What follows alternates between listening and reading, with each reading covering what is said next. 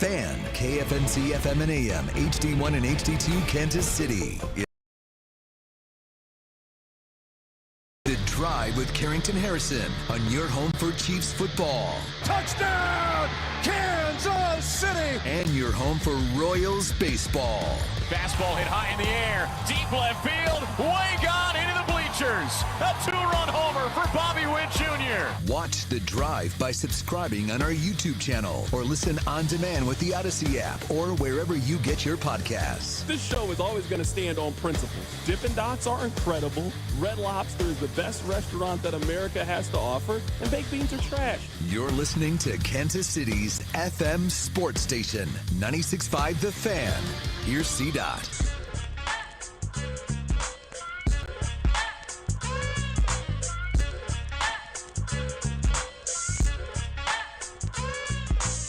Let's do this. Another day, another dollar, another edition of The Drive. You are listening to The Drive on 96.5 The Fan, 96.5thefan.com, and also the Odyssey app. My name is Carrington Harrison. Excited to be here with you on this wonderful, wonderful Thursday as we continue to get you ready for this weekend in college football and also the NFL. Now, I know you're a little bit down because the Chiefs have been eliminated, and they have the most preseason of preseason games coming up this weekend against the Tennessee Titans. But it is an incredible slate of football. We have 4 college football playoff games. We have 2 NFL games on Saturday and a normal slate of football on Sunday, and then sprinkle in some college basketball. This is a really exciting time in the sports calendar. So very happy to be here with you on the show. We definitely have a lot to get into in today's show. Again, my name is Carrington Harrison. Rob Britton is here taking you up until 6 o'clock. We'll get to the Chiefs here coming up momentarily. But before we do that, I need to remind you guys of a couple of things. Number one, I need you listening to The Drive each day at 2 o'clock right here on 96.5 The Fan.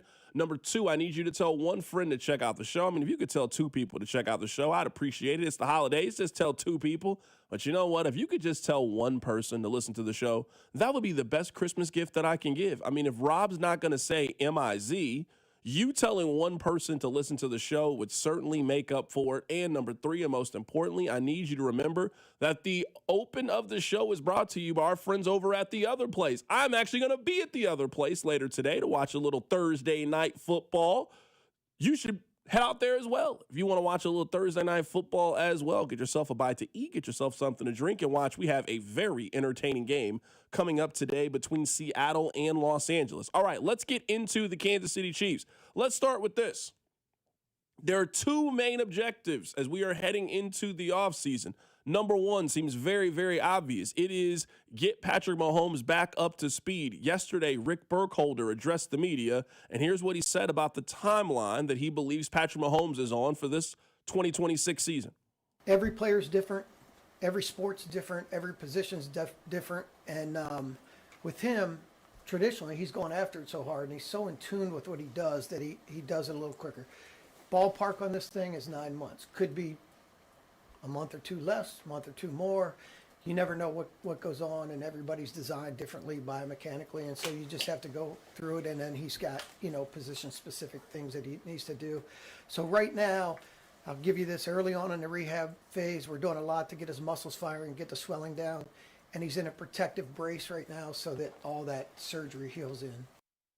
So that was Rick Burkholder yesterday addressing the media when it comes to Patrick Mahomes. We certainly have a lot of time to talk about that, but I think everyone would agree that priority number 1 this offseason is getting Patrick Mahomes back healthy and getting him back out on the field. So I don't know if that's going to be week 1, week 4, week 7. I have no clue when it's going to be, but I think most people would agree that that is priority number 1 for the Kansas City Chiefs. So I would say number 2 comes down to this. Now, I remember it wasn't that long ago that when Brett Veach would make a decision that some of us would think were questionable, and some of us would point out, hey, I don't know if this is a good decision. There was a mantra that the Chiefs kingdom would ring out, and the mantra was, in Veach we trust. When Rob and I pointed out, hey, I don't know if I would give your right guard that much money, or I don't know if I would spend those amount of resources on your middle linebacker. The thinking is he's the best general manager in the National Football League, and Veach we trust. Okay, perfectly fine. You might be right. But I think you would have to agree, if Brett Veach is the best general manager in the National Football League, this is the offseason to show it, right? I went back just because I was curious. I typed in Kansas City Chiefs free agency tracker 2025. I wanted to see where we were in free agency and how those moves ended up working out. Now, this story was written by Adam Teicher, and I hope that he is enjoying his retirement. Rob, I want to read to you the free agents that the Chiefs signed. Jerry Tillery, Gardner Minshew, Christian Fulton, Elijah Mitchell, and Jalen Moore. Now, I'm sure there's probably a couple other names, but that was their free agent class. Jerry Tillery, who I can't really remember much of an impact that he has made so far this season, certainly no problem with you signing Gardner Minshew. Your team needs a backup quarterback, and he is one of the better backup quarterbacks in the league. Christian Fulton was your big offseason addition when it comes to the defensive side of the ball. He basically didn't play for the Chiefs this year. Elijah Mitchell, I'm not even sure if he was a real person. And Jalen Moore, who ended up being a backup swing tackle for you. The Chiefs get an F last year in free agency. And if you want to be generous because of Jalen Moore, I'll give you a D when it comes to free agency. If you believe that the Chiefs have the best general manager, or maybe you think it's a 1-2 between him and Howie Roseman, who's the general manager for the Philadelphia Eagles, you cannot get a 0 in free agency this offseason. I maybe see this thing a little bit different than the masses. Now, the Chiefs have a flawed roster, no question. A lot of teams in the NFL have a flawed roster. I don't think that this is some 2-3 years, you got to stockpile draft picks to be able to turn this thing over. No. The Chiefs can turn this thing over in basically 60 days. In 60 days, making the right moves when it comes to building cap space and freeing up cap space to go maneuver, wheel and deal, and pick up the right players in free agency, being aggressive, targeting who you want, getting those guys, and getting impact starters. When I go back to this list from last year, Jerry Tillery, Gardner Minshew, Christian Fulton, Elijah Mitchell, and Jalen Moore, they had an entire free agency period. They didn't get one starter in free agency. Not a single one. It's cool to get depth pieces. You need depth pieces. Sometimes you need guys who can be more than that. You need starters. You need Pro Bowlers. You need guys who impact the game. Singles are great, but you need guys that can hit extra bases too. You need guys that can hit for pop. You need guys that can hit for power. The Chiefs, they didn't get any of that last year. I think we would all agree that cannot be the plan this offseason. They need starters. They need dogs. They need a guy that from day one, you know, this is going to be our starting defensive end day one of the season. This guy is going to be our tight end day one of the season. This guy is going to be a starting wide receiver for us. They didn't acquire any of those players last year. So that's what I'm saying is a lot of the issues that the Chiefs have can be solved over a 60-day span. A lot of times you will hear us say some things are March and April problems. Man, they aren't that far away from March and April, and that's when you go hunting for the food that you need that is going to get you through the winter. And when they went hunting in the spring to go get their food for the winter, they came back with Christian Fulton and Elijah Mitchell.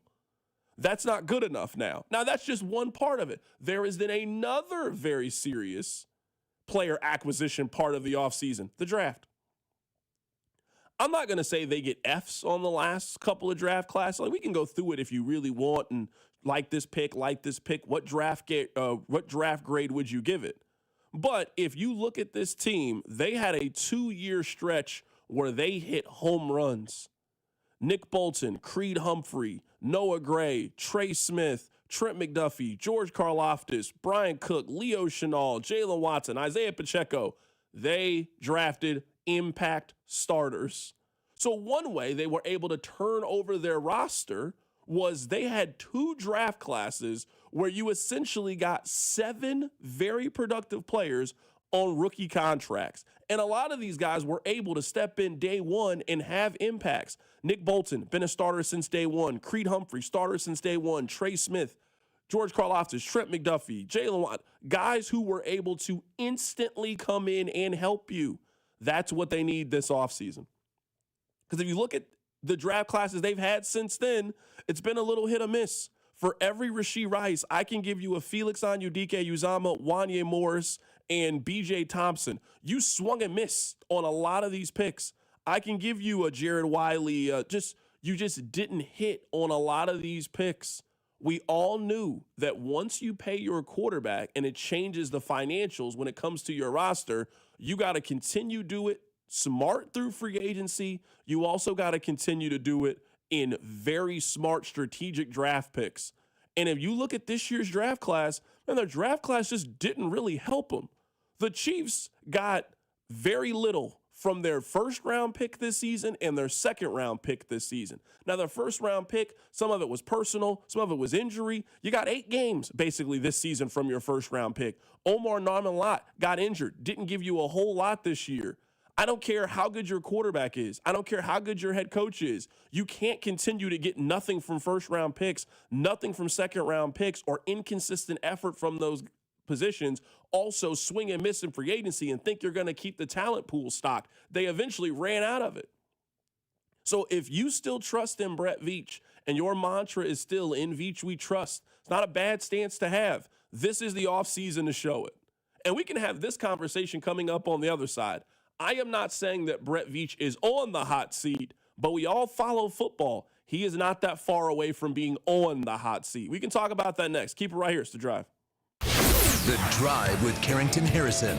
Watch the show on YouTube by subscribing to the 965 YouTube channel. The Drive, brought to you by DM Injury Law. Have you or a loved one been in a car wreck? Contact DM Injury Law today and get the money you deserve. Car wreck? Remember, Mike's got this. 96.5, The Fan. Hey, Missouri, if you haven't heard by now, good news. FanDuel Sportsbook is live in the Show Me State, and they're kicking things off with an offer that's tough to beat. Right now, new customers in Missouri can bet $5 and get $300 in bonus bets, win or lose. So whether it's football, basketball, hockey, or more, you can bet it all on an app that's safe, secure, and super easy to use. So download FanDuel today and head to FanDuel.com/Missouri and join the excitement. Remember, new Missouri customers can bet $5 and get $300 in bonus bets, win or lose. Because Missouri, it's time to play your game of FanDuel. FanDuel is the official sportsbook partner of 96.5 The Fan. 21 and present in Missouri. Gambling problem? Call 1-800-GAMBLER. First online real money wager only. $5 first deposit required. Bonus issued as non-withdrawable bonus bets that expire 7 days after receipt. Restrictions apply. See terms at sportsbook.fanduel.com. The holidays are here, and so's the newest Academy Sports and Outdoors, right in your neighborhood. Score Kids ride-ons that say, my 8-year-old's truck is nicer than mine. Grills and smokers that say, there is no wrong way to cook a turkey. And new Nike fleece hoodies that say, I keep it chill no matter the temp. Academy has all the legendary Christmas gifts your family wants at undefeatable prices, because here, fun can't lose. Win Christmas at your new Academy Sports and Outdoors. Must qualify for enrollment. Results may vary. We all hear the radio ads about the IRS. They tell you to be afraid, to be scared, and they try to frighten you into calling. I'm not here to do that. Tax Relief Advocates is different. TRA is here to tell you that if you owe money to the IRS, whether it's $5,000, $50,000, or $500,000, we have a solution. It doesn't matter if you're sitting in your car, at work, or with your kids. No matter where you are, call now. 800-583-5795. Don't lose hope. TRA can eliminate or reduce what you owe to the IRS. Generous programs are now available that can give you a fresh start. Our passion is taxes and helping individuals fix their IRS problems. We have over 1,000 5-star reviews on Google and an A+ with the Better Business Bureau. You don't need to be afraid of the IRS any longer. End your tax nightmare today by visiting us online at TRA.com or call 800-583-5795. That's 800-583-5795. Tax Relief Advocates. Real solutions for real people. Never have I ever called my sister from the finish line of my first marathon. Hello? You won't believe where I am. Are you running? Mile 26.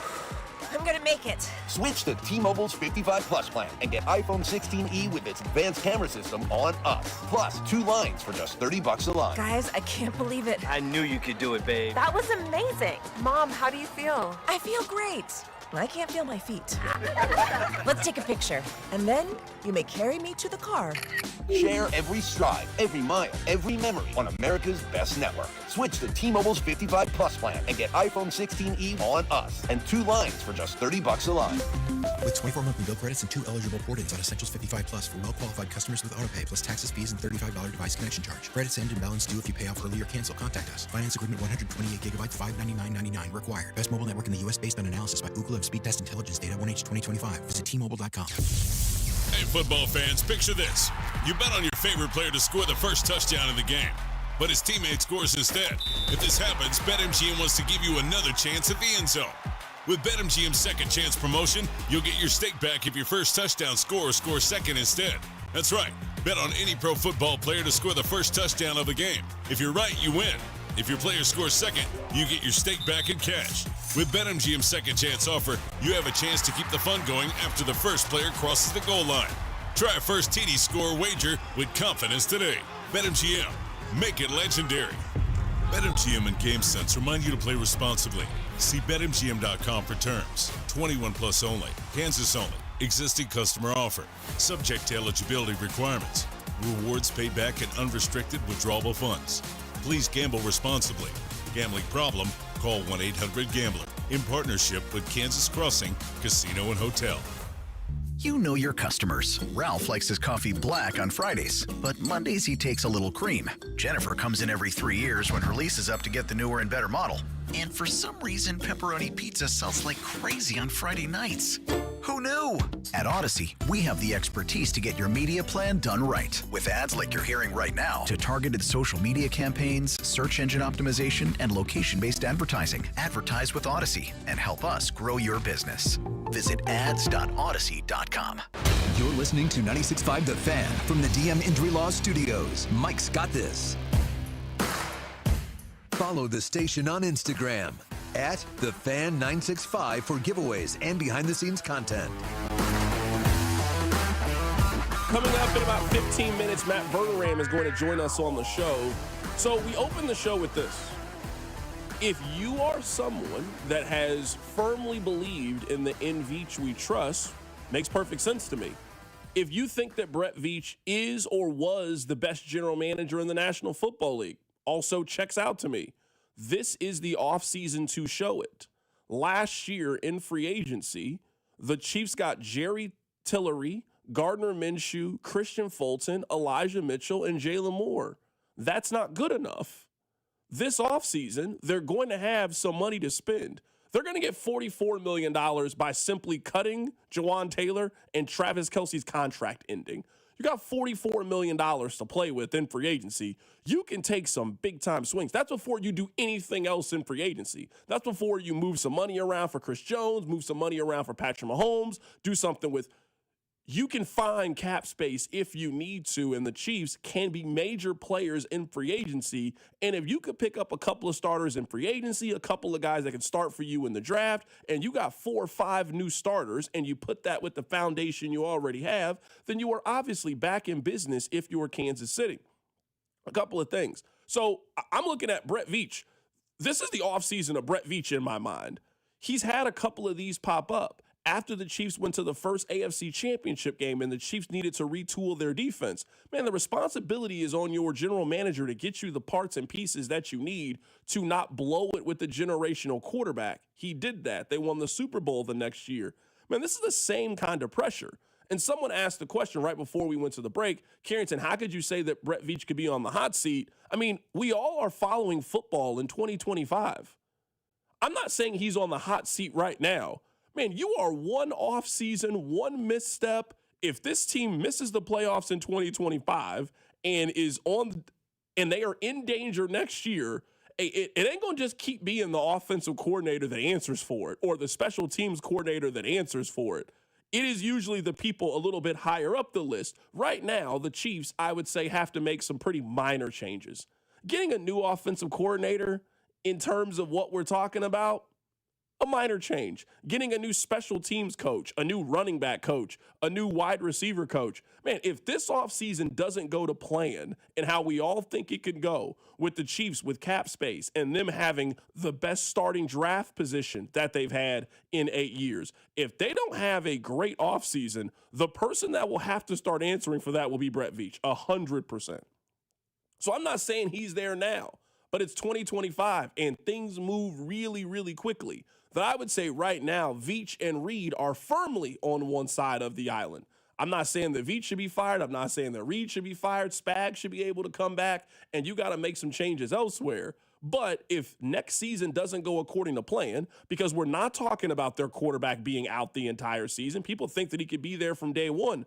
They got to make some foundational changes to not find themselves in the exact same place as they did this past season, and that just includes getting it right in the offseason. Someone sent this text message in as well. CDOT, you're absolving the coaches. They just simply refuse to play guys. What about Joshua Uche? How do we know that Mitchell and Wiley aren't good? I don't know if I trust these guys to develop the players.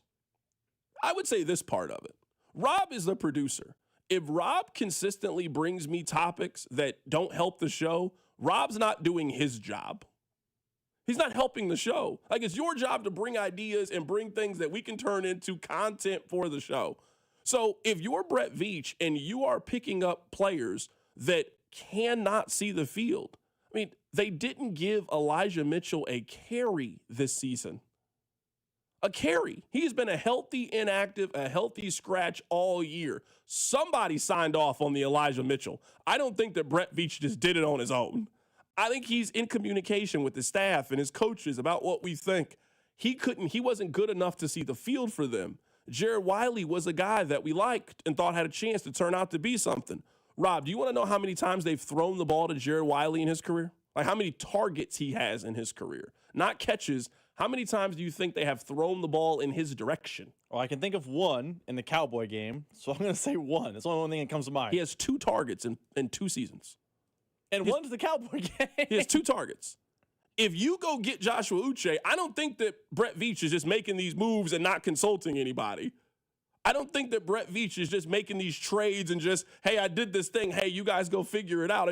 They made a trade for Joshua Uche in which they gave up a draft pick and then instantly just determined this guy cannot play on our team. When you go out in free agency and you spend the amount of money that you spent for Christian Fulton, and before we get done with training camp, you realize that he is on the outside looking in, you and your staff have failed in terms of player evaluation. So yes, it is certainly some on the coaches, and I'm not here to absolve them in this conversation. But if you are the general manager, man, it is your job to bring in the parts and pieces that your coaching staff can use and turn those into guys that can help you win games on Sunday.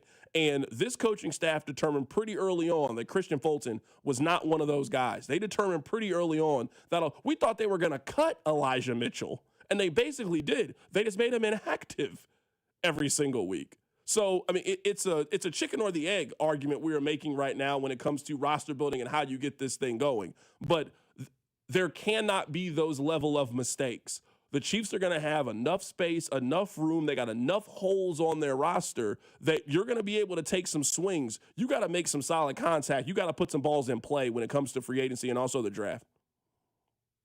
I agree. I agree with your point about, it's a symbiotic relationship between the coaching staff and Veach. I don't think Veach makes these moves and then the player gets down to the coaching staff and the coaching staff goes, whoa, Joshua Uche doesn't fit what we do, da-da-da. I also think it's a little bit of what Therese used to say with gunfighters sometimes get hit.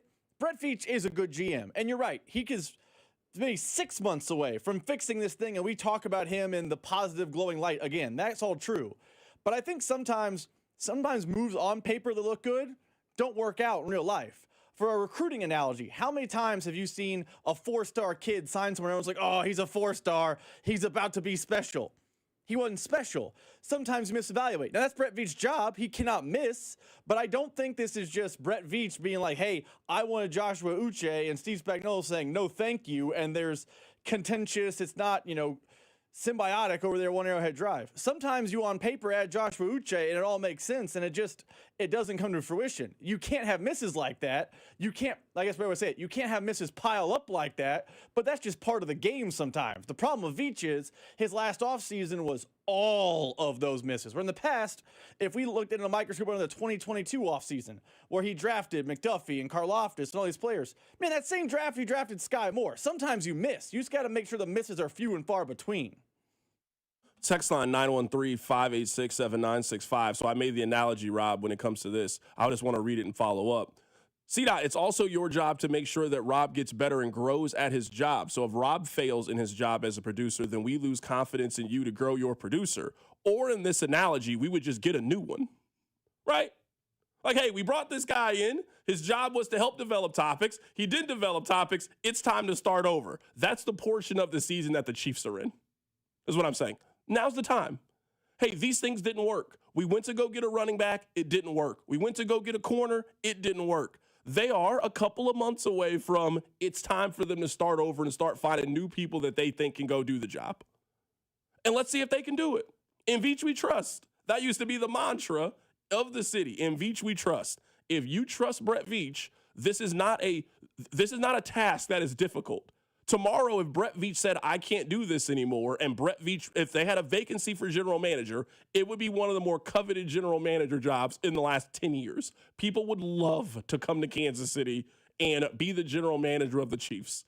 You're going to have a decent draft pick. You're going to have a quarterback that's going to play, let's say, at least 12 games next year, and you got a top 3 quarterback in the league, top 2 quarterback in the league. They are not that far off from being able to fix this thing and make a couple of moves and maneuver themselves back to being in contention to win their division and make a playoff push. They just got to draft better, and they just got to be a better team in free agency. Rob, I'll say this, and I know that we actually got to take a break here. No, you're right. We're doing this hour a little bit differently today. Yeah, my bad. I messed up. That's my fault there. That's your fault as producer. You didn't get me ready. I'm blaming that one on you. We got Matt Verderame coming up next. Keep it right here. It's The Drive. This is Wyatt Thompson from K-State, and you're listening to The Drive with C-Dot right here on 96.5 The Fan and the Odyssey app. Brought to you by DM Injury Law. Have you or a loved one been in a car wreck? Contact DM Injury Law today and get the money you deserve. Car wreck? Remember, Mike's got this. It's Alex Gold reminding you that the year-end sales event is still going on at Shawnee Mission Ford. I've been driving the Ford F-150, and with the colder weather around, I absolutely love the remote start. I get in the vehicle. By the time I'm walking out of the office and the show, the seats are already warm. The steering wheel is already warm. The vehicle is warm. Absolutely love it, and you can take advantage of the year-end sales event that allows you to get 0% for 60 months, 90 days to your first payment, 90 days of Blue Cruise Plus, $1,000 rebate till the end of the year with approved credit through Ford Motor Credit. Shawnee Mission Ford is on a mission to do more. I'm worth more. I'm worth more. I'm worth a lot more. And I completely agree. That's why I'll pay more for your car at GiveMeTheVin.com. That's the name of our new campaign. I'm worth more. You are worth more, and your car's worth more. And that's why I will pay more. And remember, if I don't beat the price on a CarMax or a Carvana deal, I'll pay you $100 at GiveMeTheVin.com. Sell us your car. GiveMeTheVin.com. So easy you can do it in your underwear. Call Hamilton today for our $79 mainline drain cleaning special. The pros at Hamilton will inspect your drains with video camera technology to pinpoint exactly what is needed to clear those clogs and help prevent expensive drain repairs. The expert technicians at Hamilton are ready 7 days a week to solve your problem the right way, the first time. Over 40 years experience and more than 8,000 5-star reviews are great reasons to trust Hamilton. Visit callhamilton.com/radio for details, terms, and conditions. License number 2025-11121. Hey, Chiefs fans, Crown Royal is the official whiskey of the Kansas City Chiefs. And this season, it's not game day without the generous spirit of Crown Royal. Whether you're at the tailgate, in the stands, or watching from home, Crown Royal is the reason and the reward for coming together. Grab a glass with the Crown Royal rig at a stadium near you, because we'll be sharing the generous spirit with fans across the country. Crown Royal, fueling game day with a generous spirit. Visit www.crownroyal.com/Royal Rig for more on the Crown Royal Rig Tour. Please drink responsibly. My name is Whitney Allen. I am a widow. My husband, Ryan, died. We never thought in a million years we'd have to use life insurance. The unexpected happened. With Ethos, it is so fast and easy. It's 100% online. You can get a quote in seconds, apply in minutes, and get same-day coverage. No medical exams, and you can get up to $3 million worth of coverage through Ethos. Get your free quote at ethos.com/radio. That's ethos.com/radio. Time spent on application may vary. Online health questions required. Honey, that flu keeping you up? Did you take NyQuil Intense Flu? Nah, I got this. Okay, I don't got this. Yeah, you need NyQuil Intense Flu. Undo your flu with NyQuil Intense Flu. NyQuil Intense Flu provides powerful relief of your flu symptoms so you can sleep. You do got this.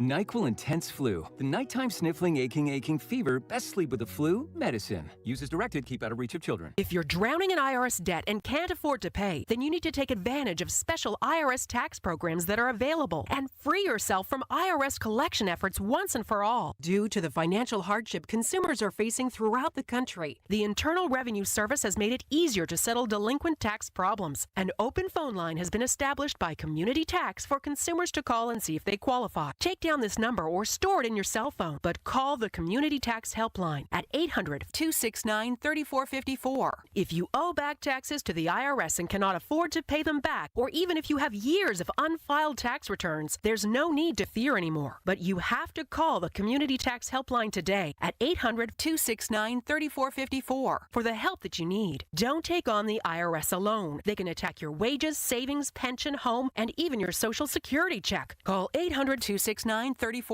for your free consultation and to see if you qualify. That's 800-269-3454. This afternoon, anticipate mostly sunny conditions with a high of 50. Weather brought to you by Staples. Have an easy holiday at Staples. Save on top tech and gaming gifts, shipping supplies and services to get your packages there safely, even custom cards and wrapping paper. Staples. That was easy. The Sheet Metal Workers Local Number 2 Enrichment Grant is providing one local high school $20,000 to use on upgrades and equipment, open to all area schools and no strings attached. Take a minute to tell us what your high school needs at helpmymocanschool.com, and we'll announce the winner January 4th on the Chiefs Radio Network.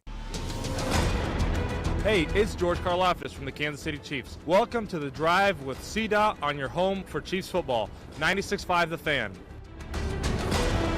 Let's head to the phone lines right now to be joined by Matt Verderam of Sports Illustrated. We've been going around and getting national voices to tell us what they think went wrong with the Kansas City Chiefs this year, and also take a closer look at the AFC playoff picture. Matt, how you doing today, my man?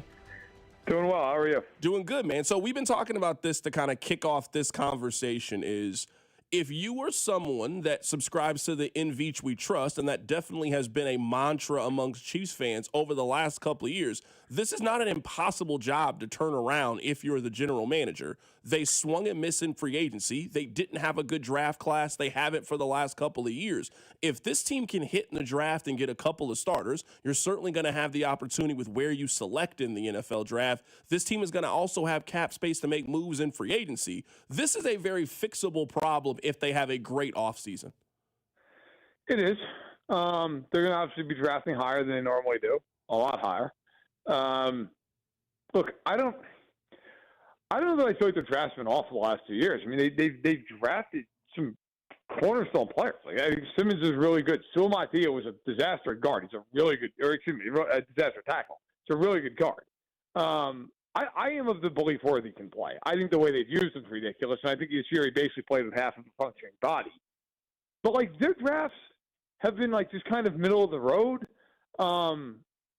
I think, we got spoiled when in 2022 they basically drafted like 8 guys who could start for the team. But listen, they need to, in my opinion, they have to fix the running back room, and they have to fix the D-line room. Those two things are non-negotiables. To me, we could talk about a lot of what went wrong with this team this year. Those two rooms sank the team. Like, if those rooms are even middle of the road, I think they're probably a playoff team. But those rooms were so bad. Like, maybe the worst in the NFL at running back and probably bottom quarter of the league in D-line. That you just can't function when you're that bad at certain spots, and they were this year. That's where I am as well. We've been asking people the question, if you were in the grocery store and someone said, hey, what happened to the Chiefs this year? What would be your why? What went wrong this year? I'm 100% with you. I don't know if you can build your offense in 2025 around a team that can't run the football really in any capacity and has no explosiveness in the run game. You don't got to be the best in the league at it, but you got to be able to do it when necessary. And I'm with you when it came to the defense. This team's inability to get pressure and inability to get off the field in big spots, you can directly point to the amount of pressure or lack of pressure they got up front with the D-line. Yes, and I would point to the fact as well, listen, when your D-line is good, or obviously even better than good, you create negative plays, right? You create a 2-yard loss on 1st and 10. You create a sack.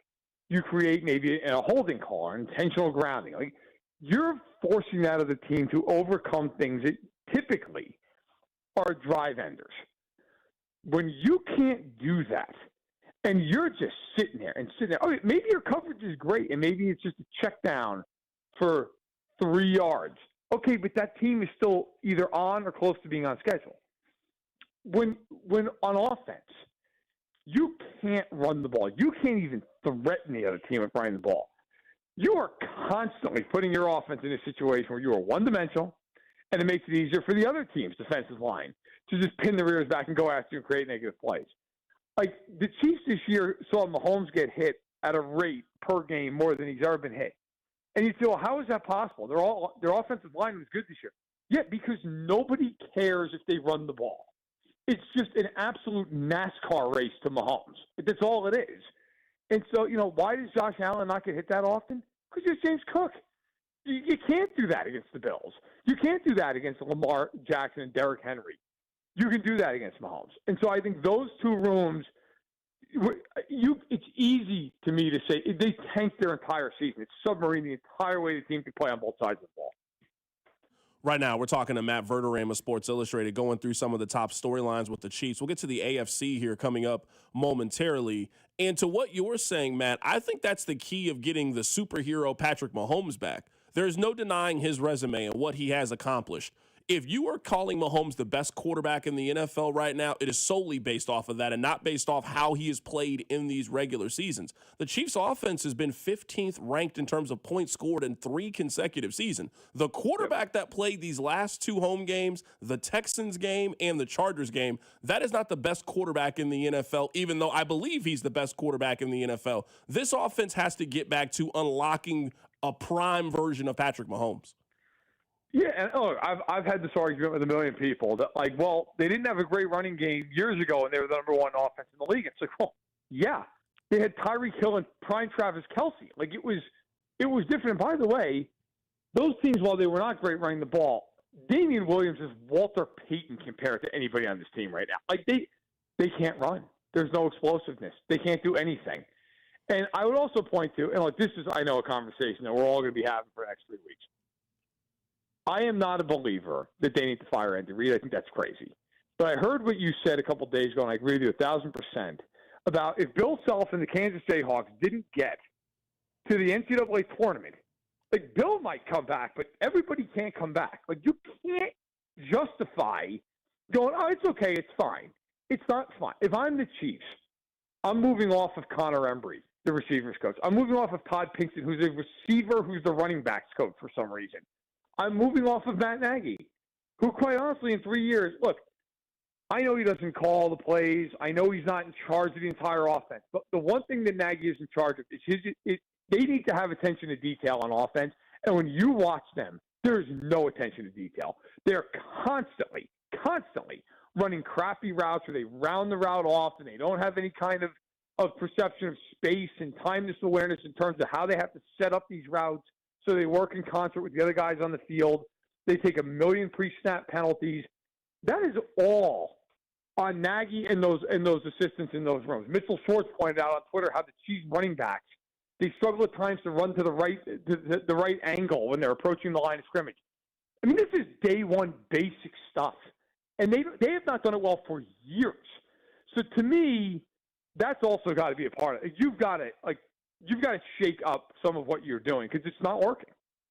Yeah, I also think, too, I guess to me with Matt Nagy, I don't know if you can really go much further than the fact that he has been the offensive coordinator for the Chiefs for 3 consecutive seasons and has never been a hot coaching candidate should tell you everything about the job that he's done as the offensive coordinator. Like, back when the Patriots were running, their offensive coordinator always was there for 1 or 2 years and then had a chance to be a head coach. The fact that Nagy at no point in being the OC has been anybody's number one or been the guy in the coaching hires tells you the job that he's done.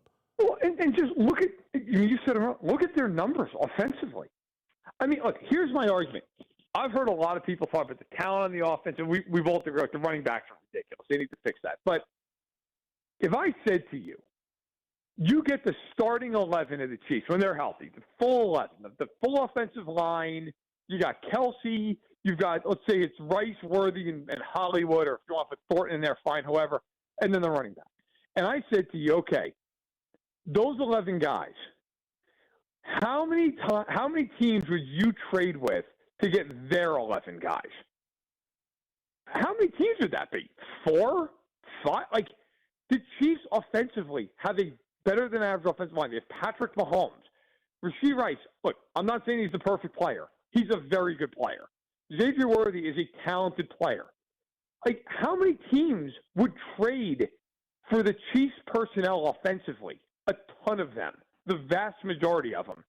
Matt Nagy and Andy Reid can't figure out how to score a point.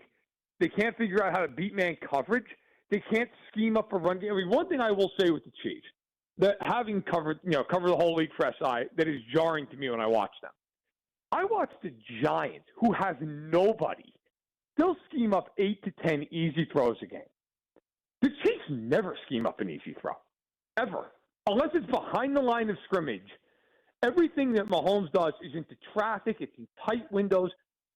The schemes that the Chiefs used to just live by. Hey, man, get a guy open 8 yards, and not just Tyreek Hill, like Byron Pringle, DeMarcus Robinson. Those places don't exist for the Chiefs. Everything's difficult. Everything, and God forbid somebody plays man coverage. Forget it. You can't get a foot. To me, that is coaching. That is not about Rashee Rice and Xavier Worthy. That is, we do not have any creativity at all. We don't have any new answers. And I don't know how you look at that and go, yeah, we're good with that. We're just going to run this back. Like, bringing in Wan'Dale Robinson is not going to fix that. You need to fix that from a coaching standpoint. Right now, we're talking to Matt Verderame of Sports Illustrated, going through what went wrong with the Chiefs this season. Matt, are you on Team Tank for the Chiefs in their final 3 games? I mean, look, I understand why people are. They're going to play hard. They're going to try to win the games. And like, I would say this, I'm on team they should be playing everybody who's young. I'm on that team. Like, playing Charles Omenihu the last 3 weeks is hilarious. Like, what benefit are you getting from that? Who cares? I'd be playing guys off the practice squad. I'd be playing Bossa. I'd be playing Royals to play 95% of snaps the last 3 games of the year. What do you have in him? What do you see out of him? You know, it's 3 games. You're not going to get a complete picture, but you might as well get a look at him. I would play all those young guys. Brashard Smith, I would not give Isaiah Pacheco a single carry. His last carry for me as a Chief would have already happened. Why? What point is there? Like, I'm playing Brashard Smith. I'm playing somebody off the practice squad as his backup. Like, so if that's Team Tank, then yeah, I'm all for it. But I just think these next 3 games, like, they can be valuable.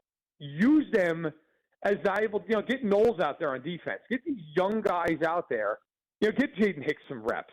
Because who cares if they make a mistake? What difference does it make? I would definitely play all these young guys. Anybody who's older. The only guys, like, if Kelsey and Chris Jones want to play, they've earned the right, especially Kelsey if he retires. But, like, the rest of these guys, have a seat. Sit down. Right now, we're talking to Matt Verderame of Sports Illustrated for a couple more minutes here. Matt, let's transition to the rest of the AFC. I'm curious to get your thoughts. I don't know if this analogy might apply to you, but, you know, there was always a time in which you wanted your parents to give you more responsibility, and they were kind of hesitant to give you the responsibility. And then they were like, you know what? I'm going to extend your curfew. And then you blew it, and they were like, see, this is why we were hesitant to give you all this responsibility. I feel that way about the New England Patriots. The Patriots wanted us to take them seriously. Like, wait, I don't know, you guys got this young quarterback, your schedule, all of these things. No, we're really good. You're at home. You got a 21-0 lead against the Buffalo Bills. They're pounding the Bills. I'm thinking, man, the Patriots might be the best team in the league. You cannot lose that game if you're New England. No, you can't.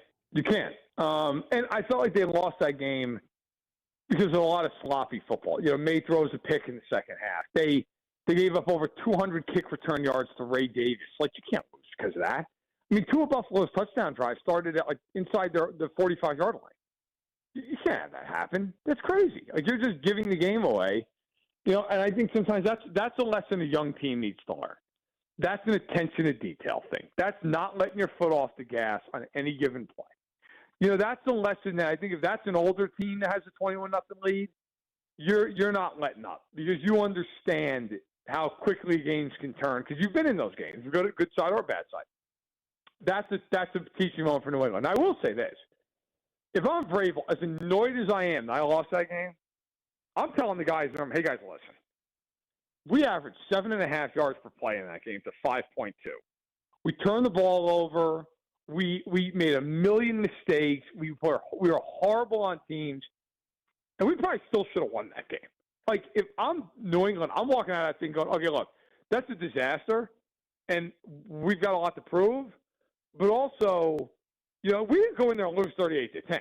Like, we should have won that game, which, if I'm the Pats, I'm saying, look, as long as we handle business here and win the division, yeah, you know what? If we see them again, it's going to be in our building. And if we see them again, we're not going to make those same mistakes. Matt, I am curious because you and I have talked a lot about the Broncos over the last couple of weeks, and you have been pretty hands-off when it comes to the Broncos, and I get it. There's a handful of teams that nobody really believes in the AFC, and we're all determining who kind of fits in that model. Yep. The Broncos were one of those teams for you. They got one of the biggest wins, I would say, so far this season a couple of days ago. Where are you at right now at the Broncos? Are you a believer that they're a true Super Bowl contending team, or do you think this thing's going to fade out once they get to the postseason? Listen, I got to give them all the credit in the world. They went in. Nick played really well for 300 yards, 4 touchdowns. I mean, heck, he had a better game than anything offensively out of the Chiefs in about half a decade. So I give him credit. He played great football, and they won the game. There was a time they were down 9 in the third quarter, and I kind of thought, okay, this thing's about to go sideways, and it didn't. They came back. It's hard for me with Denver from the standpoint that I fully believe in the defense. You have to. I know how hard it is to play up there if you're a road team. The offensive line's terrific. Like that's a formula for being really tough, especially if you've got a really good head coach. I'd be lying if I said I didn't think they could get out of the AFC. Like they can. They're probably going to be the number 1 seed, so they have a huge advantage. The other side of the coin is you just wonder in one of these games with Knicks. Like, he was great against Green Bay. Not taking anything away from him. There are also games with him where he looks like he doesn't belong in the NFL. And you just, like, can he have 3 games in a row where he plays like he did against the Packers? If he does, that team can win the Super Bowl, 1,000%. But, it's just, like, they're probably going to eventually come up here against the Drake May, against Josh Allen. Lawrence is playing better. I don't think Lawrence is the end-all, be-all. But, like, you're going to have to win those games. Maybe Herbert, granted that line is a mess. They definitely can get out of the AFC. Do I think they're, in the normal year, a team that I'd say, they can win the Super Bowl? No. This year, you can't rule it out. To be fair, they're probably going to be sitting there in the divisional round waiting for somebody to come there. Right now, if I give you Buffalo or the field when it comes to the AFC, which side would you be on, the Bills or the field to go to the Super Bowl? Oh, the field. The field. I don't – look, Allen, for as great as he is, he's not been great after the wild card round of the playoffs. In fact, other than the 13 seconds game, he's been downright awful. So, look, I think the Bills, you'd have to say, even as a wild card team, are probably the favorite to get out of the conference. At the same point, we just talked about Denver. Man, I could see Denver running for 250 yards on Buffalo. Like, teams have done it to them. New England just did it to them. They ran all over them. I could see Houston going up to Buffalo, even if they got to play them in Buffalo, and just shutting them down. The one thing that scares me with the Bills this year, well, 2 things. They're awful up front defensively. Awful. Like, if you can just manhandle that team, there's nothing they're doing about it. And the other side of the coin, that offense is so reliant on Allen and Cook running the football. If there's a day where, like, you have a good game plan, you kind of bottle them up. Like, I actually think Denver's a nightmare for them. Because Denver will just single up all those corners and say, go ahead, throw it. I don't care. Throw to Keon Coleman. Throw to Khalil Shakir. We don't care. There's nothing you're doing. And I don't know what Buffalo does if they can't run the ball in that game. So, look, are the Bills the favorite in the AFC because of the quarterback? Yes. I wouldn't be shocked. Other than to Pittsburgh, I wouldn't be shocked if the Bills lost to anybody. I think they could lose to anybody else. It wouldn't surprise me in the slightest if they lost. Matt, can you remember a team that was 10-4 that is as forgotten as this Jacksonville Jaguars team? Like right now, if I told you to name teams that you think could win the Super Bowl, you would probably name 6 or 7 teams before you would name Jacksonville. Yes, that's true. And it's funny because Jacksonville, the last thing, I just wrote this actually in a column that's going on tomorrow. In the last 7 weeks, they've averaged like 32.5 points per game. But I think it's a couple of things. Right? Number one, let's be honest, they're in Jacksonville. If they're the New York Jets, everybody's talking about it. If they're out in L.A., everybody's talking about them. They're not. They're in Jacksonville. Secondly, up until very, very recently, even when they've been scoring points, Lawrence has played awful. Like, up until the last month or so, Lawrence was as bad as you could be. Like, I've talked to some people even inside the Jags building who, as recently as a month ago, were like, look, we've got to get more out of it. You've got to play better. So I think they've done an excellent job coaching that team. I will say this, defensively, they're a lot better than the sum of their parts. That is something to watch. And they're probably going to be a 3 seed. They're probably going to be the 3. There's a very real chance they draw some team like the Chargers in the first round. Like, I think Jacksonville actually is a fairly live team in the AFC, but that's so dependent on Lawrence. If Lawrence plays really well, they can win. And he has games where you just watch him go, oh, he is killing them. And you have one, and we all know, hey, it's not best of 7 in the NFL. You have one game like that, you're going home. That's it. That's the fear. Matt, last thing here before we get you out of here. On a scale from 1 to 10, how much do you like eggnog? 0. Can't stand it. That is Matt Verderame of Sports Illustrated joining us on the show. Matt, man, we'll catch up with you after the first of the year, man. Happy holidays. Yeah, you too, man. Take care. Absolutely. That is Matt Verderame joining us on the show. 0, hate it, can't stand it. Where are you at, Rob? On a scale from 1 to 10, how much do you like eggnog? 6.5, 7. That's about where I am. I like eggnog. I mean, I'm not like, oh, man, you got eggnog at a party? I'm fired up. Oh, I'm definitely getting a glass of eggnog if you have it. 100%. The only reason I can't give it a much higher score than that is I don't need multiple glasses of eggnog. Took the words right out of my mouth. It is I'm going to a Christmas event this weekend with some friends.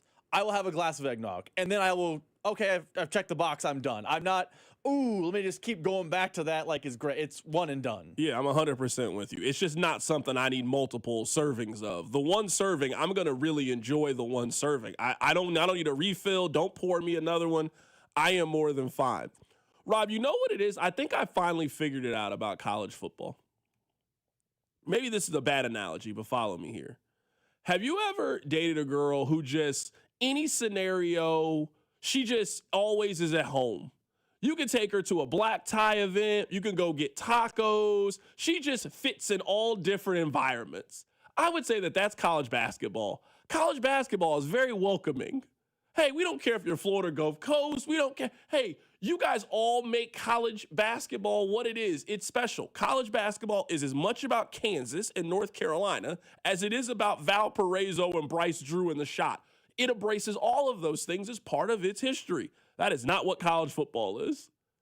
College football is only in the name brands. I'm not going to a dive bar. These people are beneath me. Real high maintenance. Real, I think I'm better than this. I'm above this. That's what I've learned over the course of the last week. In hearing the way that they have talked about James Madison and the way that they talk about Tulane, they do not talk about them as equals. In college basketball, they are all viewed as equal. Sure, no one's saying that Kentucky is the same as the 12 seed, but once you get to the tournament, we celebrate the 12 seed. You want to see the 12 seed advance and do well.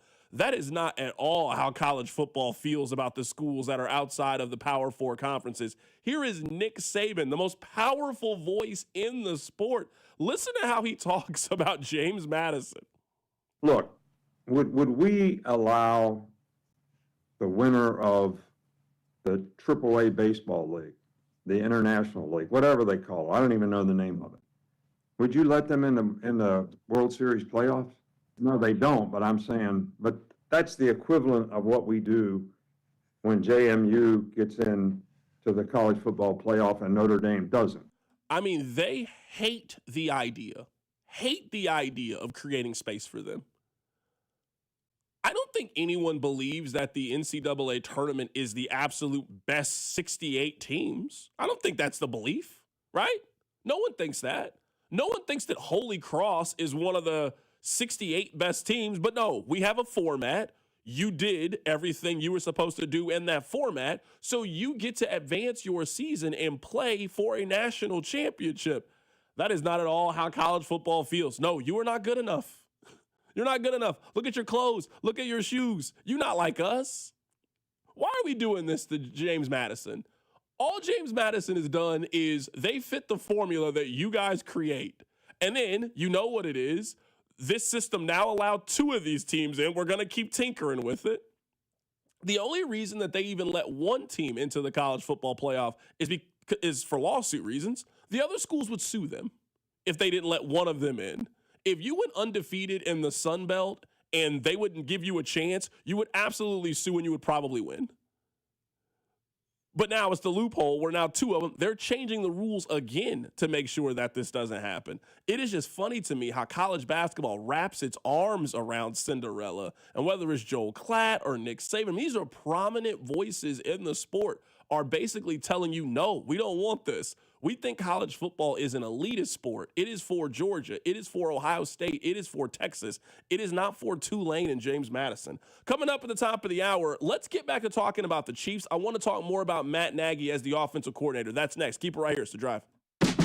The Drive with Carrington Harrison, a show that prides itself on getting it right. I don't know what I'm talking about. Brought to you by DM Injury Law. Have you or a loved one been in a car wreck? Contact DM Injury Law today and get the money you deserve. Car wreck?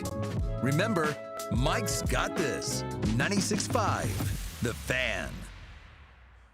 Well, guys, I'm a little bit confused on what to get Rob now for a gift. I mean, I tried to get Rob a very thoughtful gift, something that he told me he wanted, but Rob doesn't want to accept the gift. So now I got to pivot, and I'm sitting there thinking, man, what does Rob love?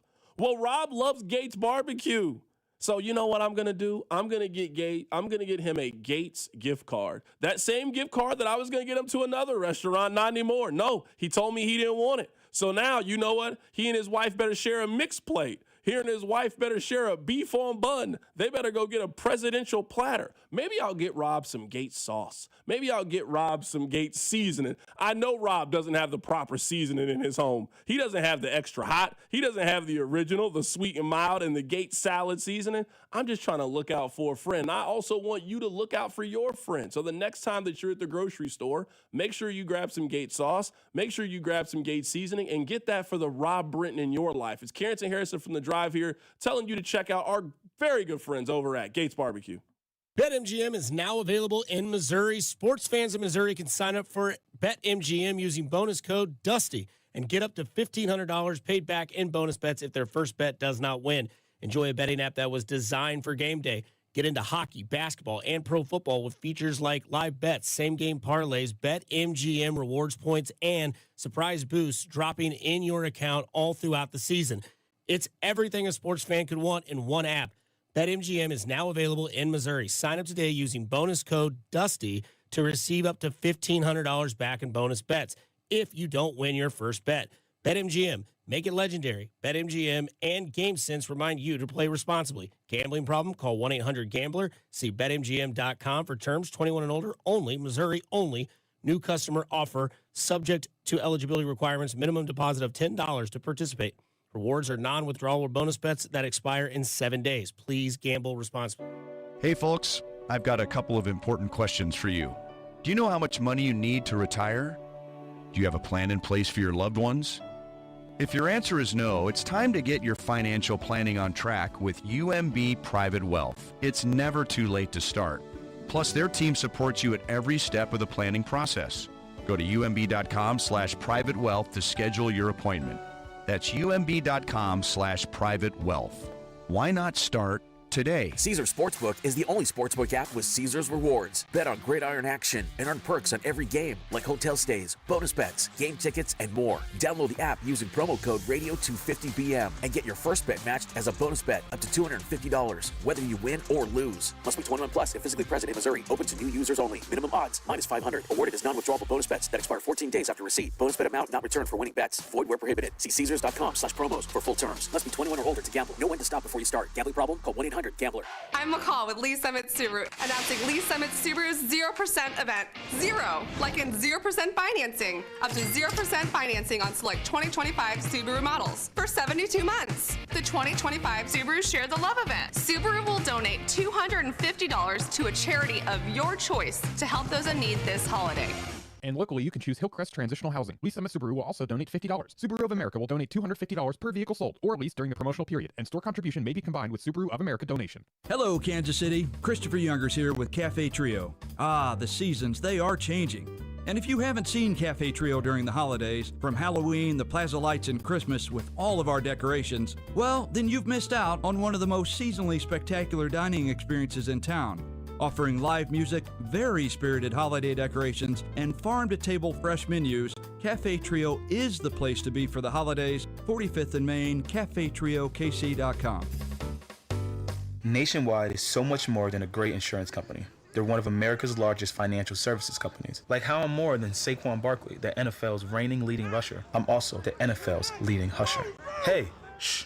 Nationwide Investment Services Corporation, member FINRA, Columbus, Ohio. The world's largest sports book at your fingertips has arrived in Missouri. Circus Sports is sports betting the way it should be. With high app limits, player-friendly pricing, and exceptional customer service, Circus Sports is better for the better. From football to basketball, college sports to pro, start betting like the pros in Missouri. Built for sports bettors by sports bettors. Download your new bookie today at circusports.com. Must be 21 or older. For problem gambling, call the Problem Gamblers Helpline at 1-800-522-4700. J. Rieger & Co. Oh, so good. Quality crafted in Kansas City. J. Rieger & Co. Straight Bourbon Whiskey. Winner of Best Craft Bourbon at the 2025 Ascot Awards. At 90 proof, it's rich, well-balanced, and oh, so good.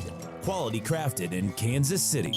What's up, Kansas City? It's Nick Bolton. Tune in on game days to hear the play-by-play with Mitch, Danon, and Clean on your home for Chiefs football, 96.5 The Fan. KFNC FM and AM, HD1 and HD2 Kansas City, an Odyssey sports station. All right, let's talk about this. This is where I think if you are Matt Nagy, and let's say that, I'm sure this happened, right? Like, I have year-end review. I actually had mine earlier today. Rob, you have a year-end review. Everybody has a year-end review. And let's say that Matt Nagy has one once the season is over. And it's not with Brett Veach, it's with the big boss. You know, he goes in to talk to Clark Hunt. And Clark Hunt is going through all of his things and, you know, determining what changes you're going to make. I mean, you're the person paying for all of this stuff. You get to make the final decision. You're the boss man. And Clark Hunt goes to Matt Nagy and he says, you know what? Hey, we've had great success. You're right.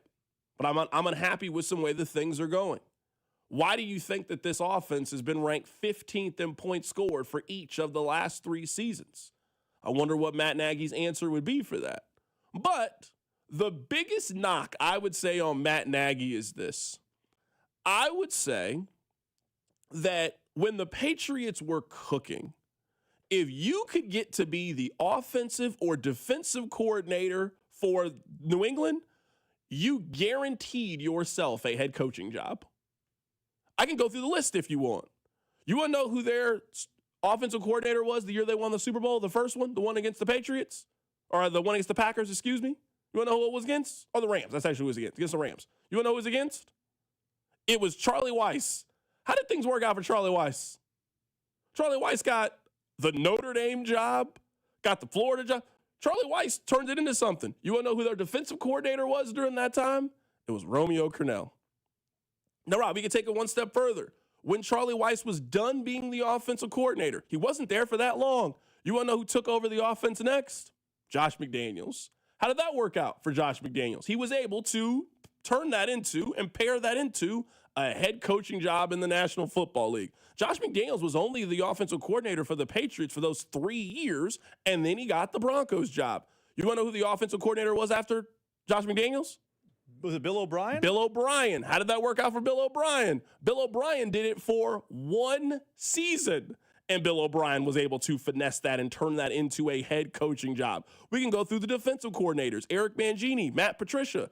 If you could get to the point where you could be the offensive or defensive coordinator for the New England Patriots, it guaranteed that you were next up. You were one of the next people to get a head coaching job. The fact that Matt Nagy has been the offensive coordinator for the Chiefs for 3 years and seems to have very minimal buzz as a head coaching candidate tells me everything I need to know about the job that he's doing when you have Andy Reid and Patrick Mahomes to stand next to. This should be a job that you do for 2-3 years.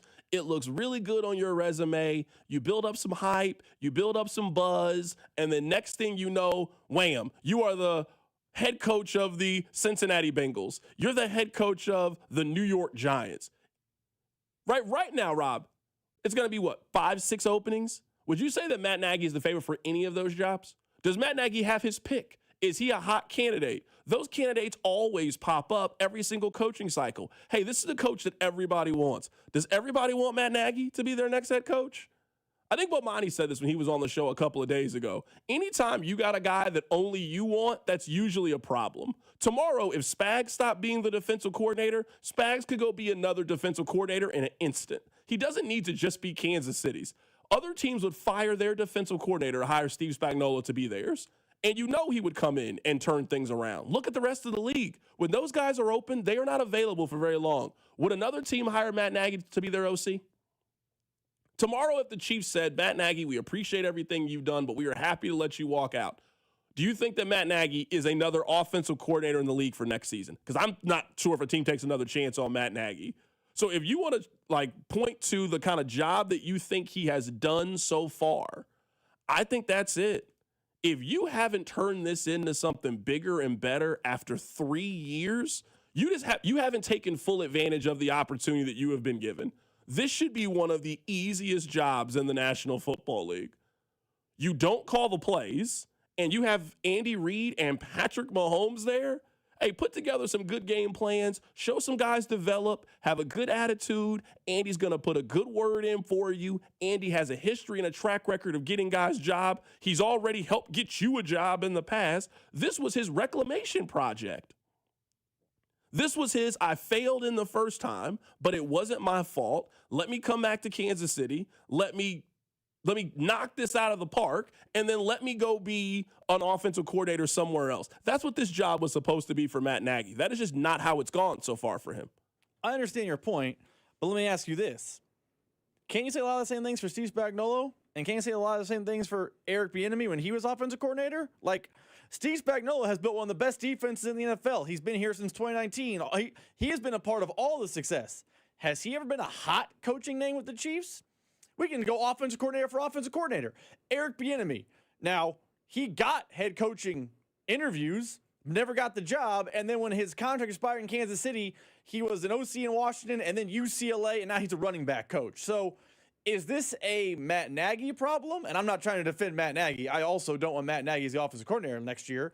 But can't your point about Matt Nagy be also said about other coordinators in the Andy coaching sphere? Is it possible that maybe Andy isn't giving a glowing recommendation, or there's a thought that the way Andy does it is not correct because Spags and Bieniemy were not the sexy names on the street, the same way Matt Nagy has never been the sexy name in the streets? I guess to answer the question, at least when it comes to Steve Spagnuolo, the only reason why I think Spags is still the defensive coordinator is an age thing.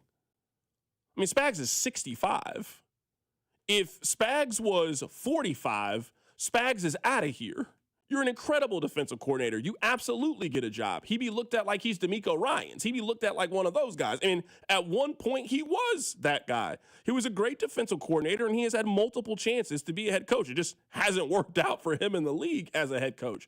But let's say that Spags was 51 years old. Spags would absolutely have a chance. Matt Nagy is still relatively young in a coaching sense. He's 47 years old. Now, he's not some spring chicken, but it's not like you can't hire Matt Nagy and think that he can't be your next head coach for the next 10 years or so. He absolutely could be those things. But when you've been the offensive coordinator of the Chiefs and you've had Travis Kelce, Andy Reid, Patrick Mahomes, when you had all of those things and you've been ranked 15th in offense year after year after year, wait, you're telling me you couldn't build up Kansas City's offense? How can I expect you to come here and build up Miami's offense? How can I expect you to come here and turn Kyler Murray's career around? That's where I think Nagy is really running into the problem. I don't know any place that you would consider Matt Nagy to be a fit, maybe outside of Tennessee. Like, somebody's going to have to take that job, and I don't think it's a super desirable job. But right now, if you're the Giants, for example, are you hiring Matt Nagy? Like, do you trust Jackson Dart, Cam Scatterboo, and Malik Neighbors with Matt Nagy for the next 3 seasons? Because the answer for me would be a firm no. I'm not even sure he's a candidate. I know Dan Aracini has reported he's a candidate for the Titans job. If I'm the Titans, are you giving Matt Nagy to Cam Ward? Are you saying, here are the keys, go make Cam Ward a thing? You couldn't make Patrick Mahomes the best of his ability, but now go get him with Cam Ward? Like, I know he is a candidate there, but it would surprise me if he got the Titans job. I don't think he's a real viable candidate anywhere. I think I think your point is valid about Spags' age, but it is weird. You don't see a lot of defensive coordinators or coordinators in general stick somewhere 7, 8, 9 years. No, for sure. And I mean, I think when it comes to Eric Bieniemy, and I certainly wanted Eric Bieniemy to get his chance as a head coach in the league. I mean, I do think it's kind of telling, the fact that it's not like since he's left Kansas City, he's really stuck somewhere. He's coached at 3 different jobs the last 3 years. He was for the Commanders for the 1 season. He then got let go. He then went to UCLA. He then got let go. He now is in Chicago.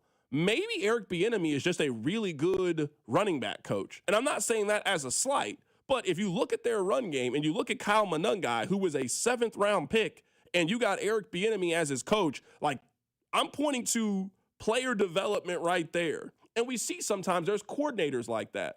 There's guys who are just great defensive line guys, and you look at him and you can point to the 5, 6 defensive linemen. They got better under his care. They got better under his tutelage. Maybe the fact about Eric Bieniemy is he's just a really good positional coach. He's just a really good offensive mind voice to be a part of something, but he's just not ready to be your team CEO. He's just not ready to be in charge.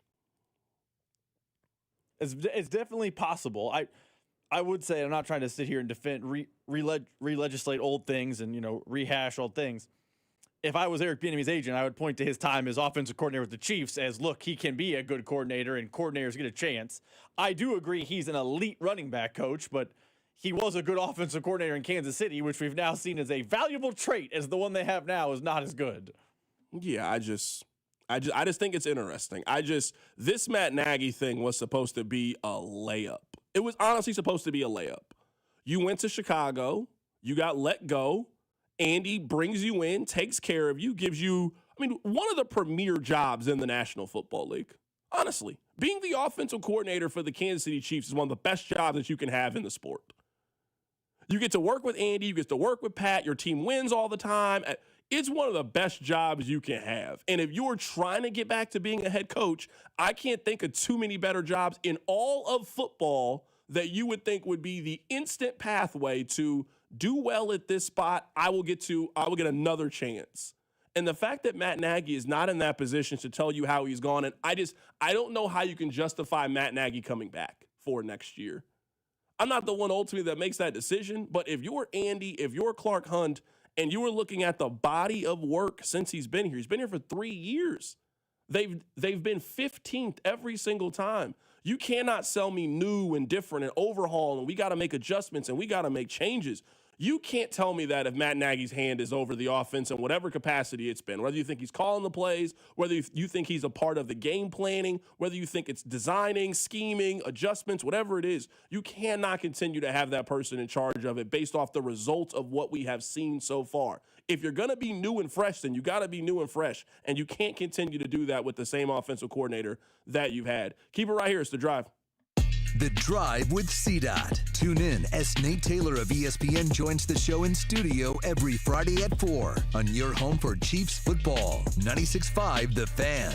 The Drive, brought to you by DM Injury Law. Have you or a loved one been in a car wreck? Contact DM Injury Law today and get the money you deserve.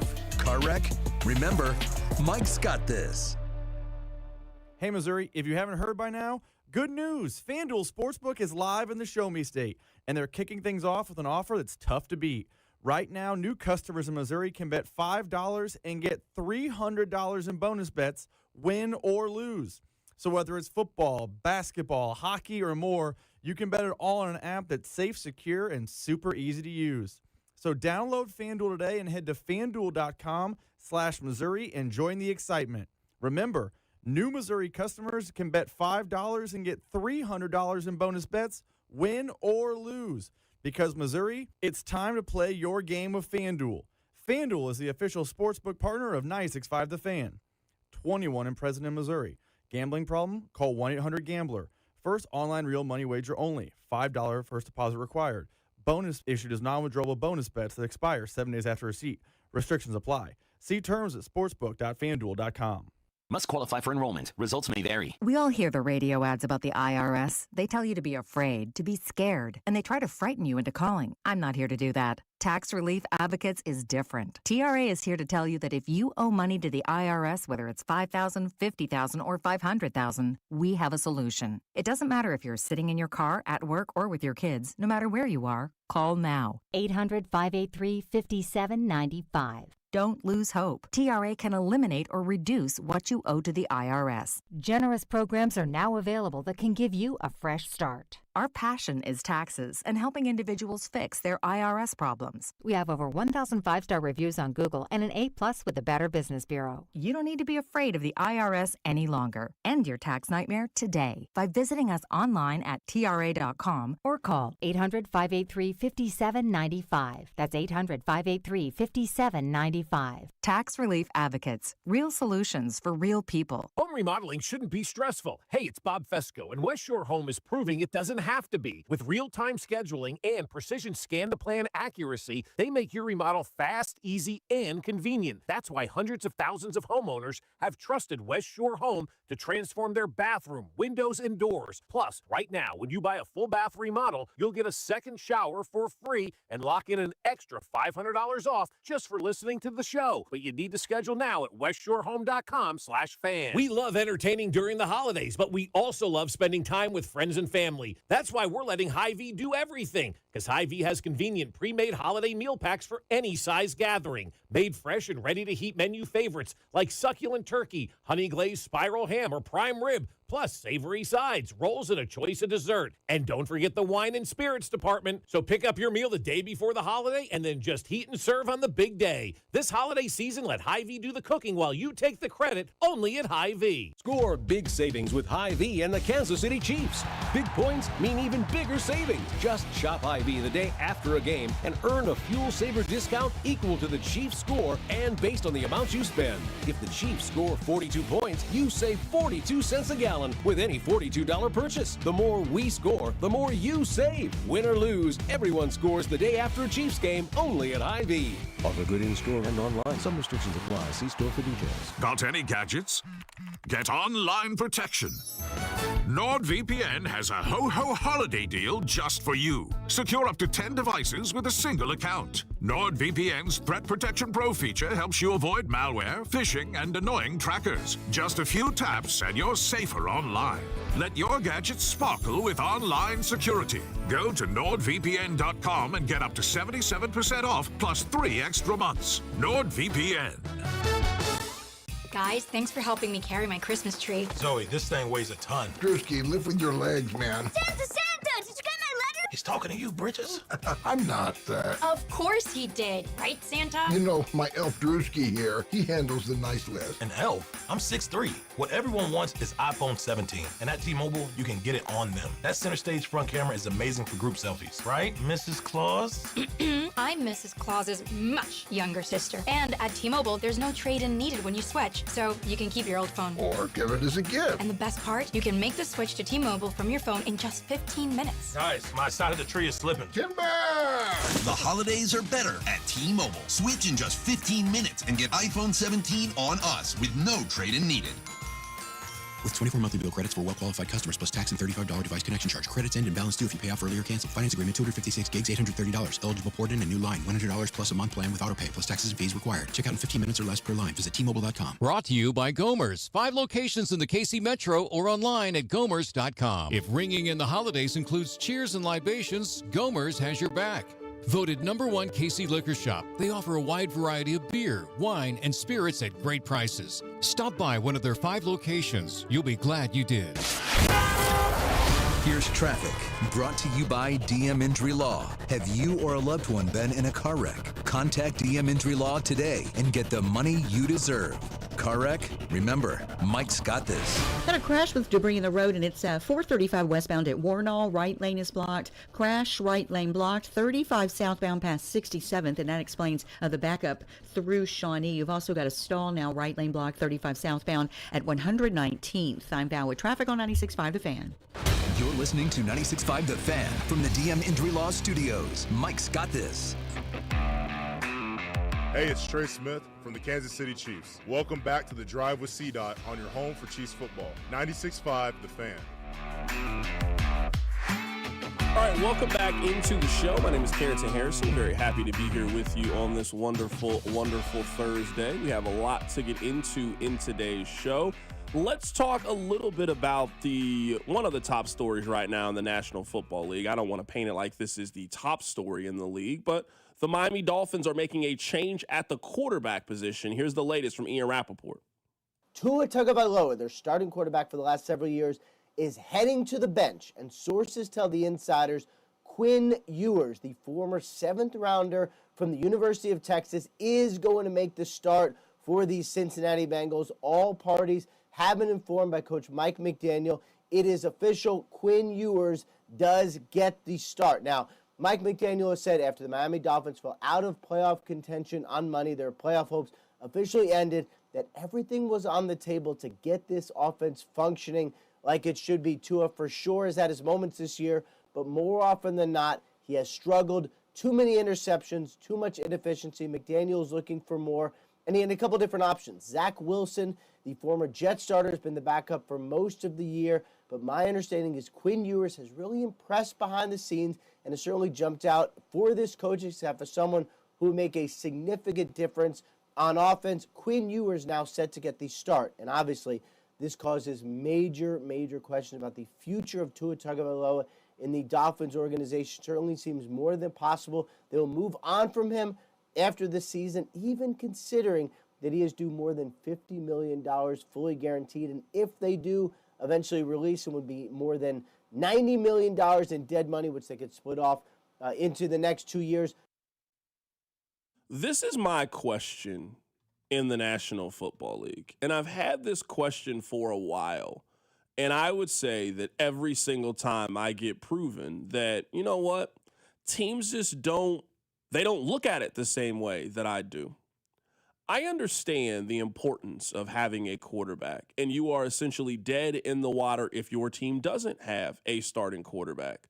But what we see happen every single time that one of these guys come up and need a new deal is teams just bend the knee and they just give them what the market says that they're worth. That I would say right now, there really doesn't appear to be that kind of solid middle tier for a guy like Tua. You either get paid like you were one of the 10 best players in the National Football League, or you're Justin Fields, who was a failed first-round pick somewhere else, and now a team gets you on the cheap on a 2-year, $20 million deal. Man, every one of these quarterbacks that come up, they don't need to get $180, $200 million. Why would Atlanta give Kirk Cousins 4 years, $180 million? Why did Arizona give Kyler Murray 5 for $230? Why did Jacksonville give Trevor Lawrence 5 for $275, the Tua contract? I want to see one of these teams just say no when one of these deals comes up. I mean, the next one's probably going to be Bo Nix's contract. Maybe you would argue C.J. Stroud's contract. Like, we're going to start to have these conversations again. how do you pay Bo Nix? Because it's one thing to deal with his deficiencies when he's a first-round pick, but you're getting him on that rookie deal. It's another thing to live with those deficiencies if you got to pay him like he's one of the top 10 players in the league, even though we know he's not one of those guys. This was so avoidable if you were Miami. It's not like people were applauding you like, man, it's a smart contract you gave Tua. We all kind of looked at you with question. 4 years, $212 million. Well, the deal is gone exactly how the rest of us thought the deal was going to go. And now you're sitting here and you got to deal with $99 million in dead cap last year because you just simply couldn't walk away from having an average quarterback. This is why, and maybe, this is why, this is semantics, but this is why I say I think quarterback contracts are out of control. I think quarterbacks and their agents know the following. We kind of have the NFL where we want them. Because players like Tua and Trevor Lawrence and Kyler Murray and all those guys you mentioned are basically, you let me walk and I'll go make this money somewhere else, or I'll stay here and make this money because of scarcity at the position.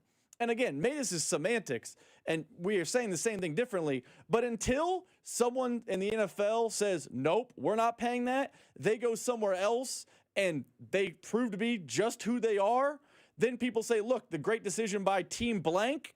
Until that day comes, this is going to continue to happen because right now, quarterbacks just have all the leverage. There's only 32 starters in the league. And of the 32, there's what? 12 that are great, and there's 20 that are playable.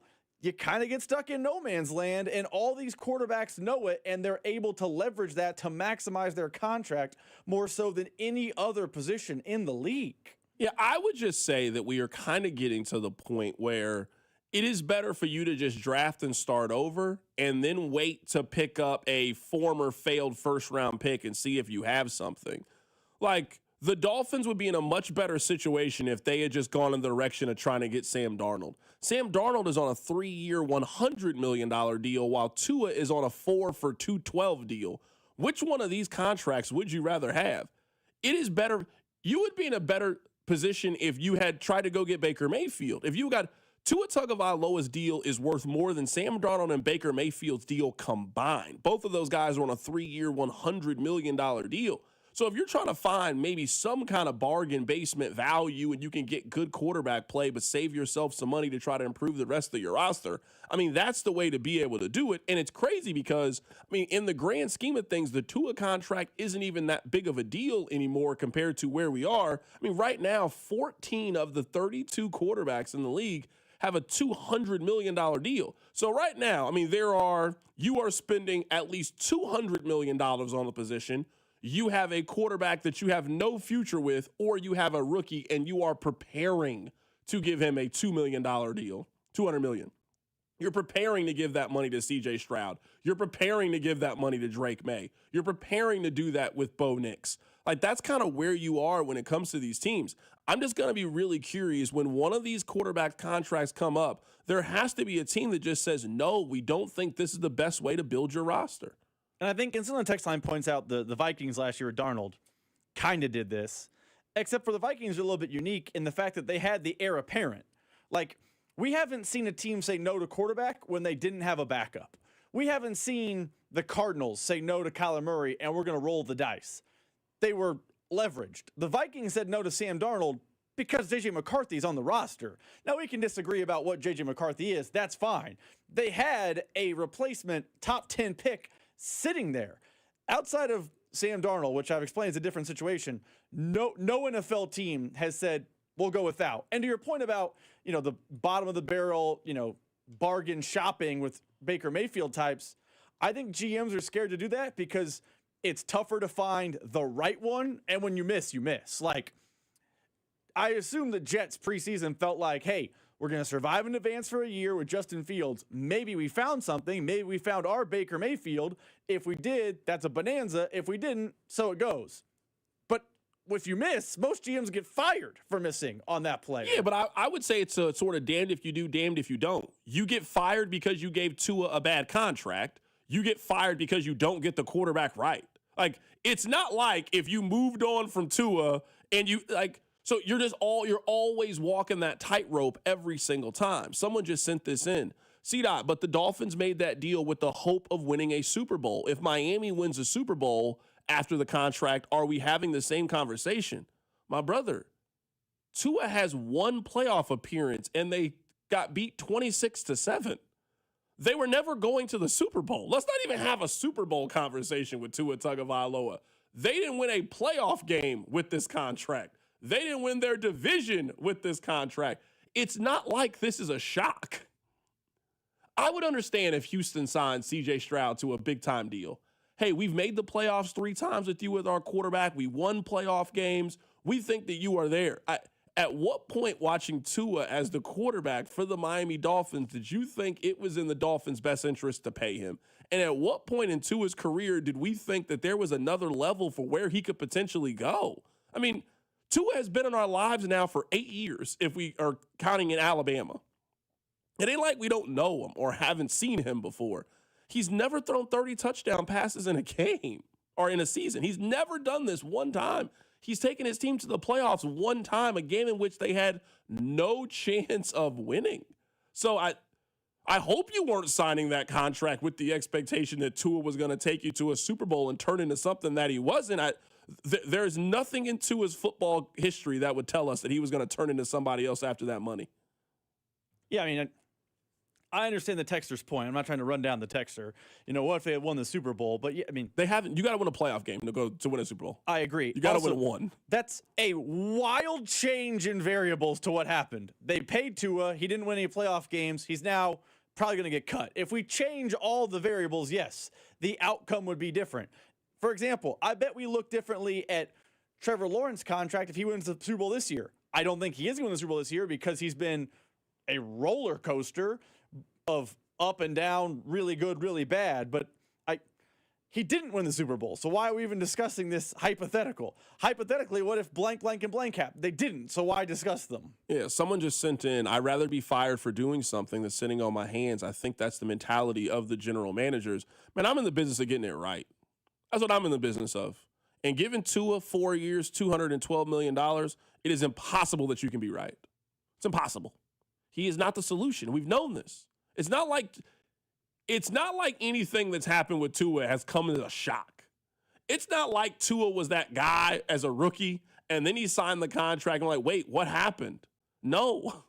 He was mid when you signed him to the deal. He's continued to be mid. He's just been fine. That's what he's been for this entire time. He just is fine now with generational wealth is what he is. Tua's not going to be a starter in the league next year. Next year, when they turn this thing over and teams are trying to figure out where they're going to do, Tua is not going to be a starter in the league next year. You gave a guy $212 million that another team doesn't deem worthy to start on their team. Tell me where you think Tua can start next year. I think Tua starts next year. Where? I don't think it's a team that you think is good. Where? If you had to guess, what team do you think he's a starter? Because I'm just saying is you already know he can't go somewhere cold. Correct. So just that limits where you could potentially go. The only team that makes sense to me is Arizona. And I don't know why you would get rid of Kyler Murray to then go get Tua. Why would you get worse at the position or a guy who has a lot of those same traits, again, but lesser versions of those traits? I don't think there's anywhere that makes sense for Tua next year. I think the Rams. The Rams make sense to me. You have an elite offensive mind. You play in a dome. You play in L.A. I'm not saying it will work, but the Rams are not going to be bad enough to draft their quarterback, and Matt Stafford is 500 years old. He's playing great football, but, I mean, he played against Colt Brennan in college. Like, he's been in the NFL for a long time. Like, that's the kind of team that I think will target Tua in the offseason. And next year the Rams will go 10-7, and they'll be faced with a Tua decision, and they'll have to do the exact, be in the same dance. Do we give him the money or do we move on? That man, Sean McVay, got tired of Jared Goff. He got tired of Jared Goff. Tua does not fit what I think a Sean McVay quarterback is like in really any capacity. I would be stunned if you go from big arm, can make every single throw, Matthew Stafford, who might be the NFL MVP this year, to then taking Tua Tagovailoa next year. I would be stunned if that is the way that this story ends up finishing out. I do want to play this for you, Rob. You remember Joel Klatt? You were very angry at Joel Klatt a couple of days ago. He made you very mad, very frustrated. You know what? Joel Klatt he admits that he was wrong in his opinion. What I said on their show on Monday morning early was sloppy and worded wrong. And so it was kind of like I landed the plane, but it was in a cornfield. And so like we had to hit the eject, and it was like we kind of like the plane didn't crash necessarily. Here's the deal. I did not articulate what I wanted to articulate. Here's the take, okay? And rightly so, I've been jumped on online. And good. Like that's great. I love it. But here's the take. The NCAA basketball tournament, if the objective was to crown the best basketball team of the college basketball season, then it's a bad format. And because of that, then it's not fair, is what I said. And I said, it's a joke. It's the dumbest. And that's obviously going to grab headlines. And again, that's stupid of me to use those terms. But the structure of the NCAA basketball tournament, its objective is entertainment. It's meant to be a gauntlet. So the point is the best college basketball team for the year doesn't always win the NCAA basketball tournament. That tournament is set up to just crown its own champion. It's a made-for-TV entertainment event.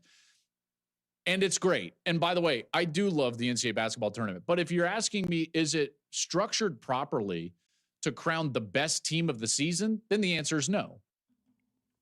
You were very upset at Joel Klatt a couple of days ago. You yelled at him and thought his take was really bad. He now tries to clear it up a little bit. How do you feel about the apology from Joel Klatt? I actually like the apology, not only because Joel Klatt admits he's wrong, which I feel like societally, to get on my soapbox for 2 seconds here, societally, people don't do that enough. Hey, my bad, I was wrong. Needs to be something we say more often. I think we'll be a happier world if people just take onus when they are wrong. I digress. I like it for that reason. And two, now that he has framed it properly, I do agree with him. I don't think March Madness is the best way to determine a champion, but it is the best entertainment value that gives everyone a fair shot, and we all love it for that reason. College football seems to be stuck in no man's land right now. They seem to be, trying to be the diet version of the NFL, which most college football fans don't actually want that. They don't want a minor league NFL. They want college football. But college football is simultaneously trying to do the things that make it great and make college sports great, but they're not doing those things well enough, and all the power brokers are saying that's a bad format too.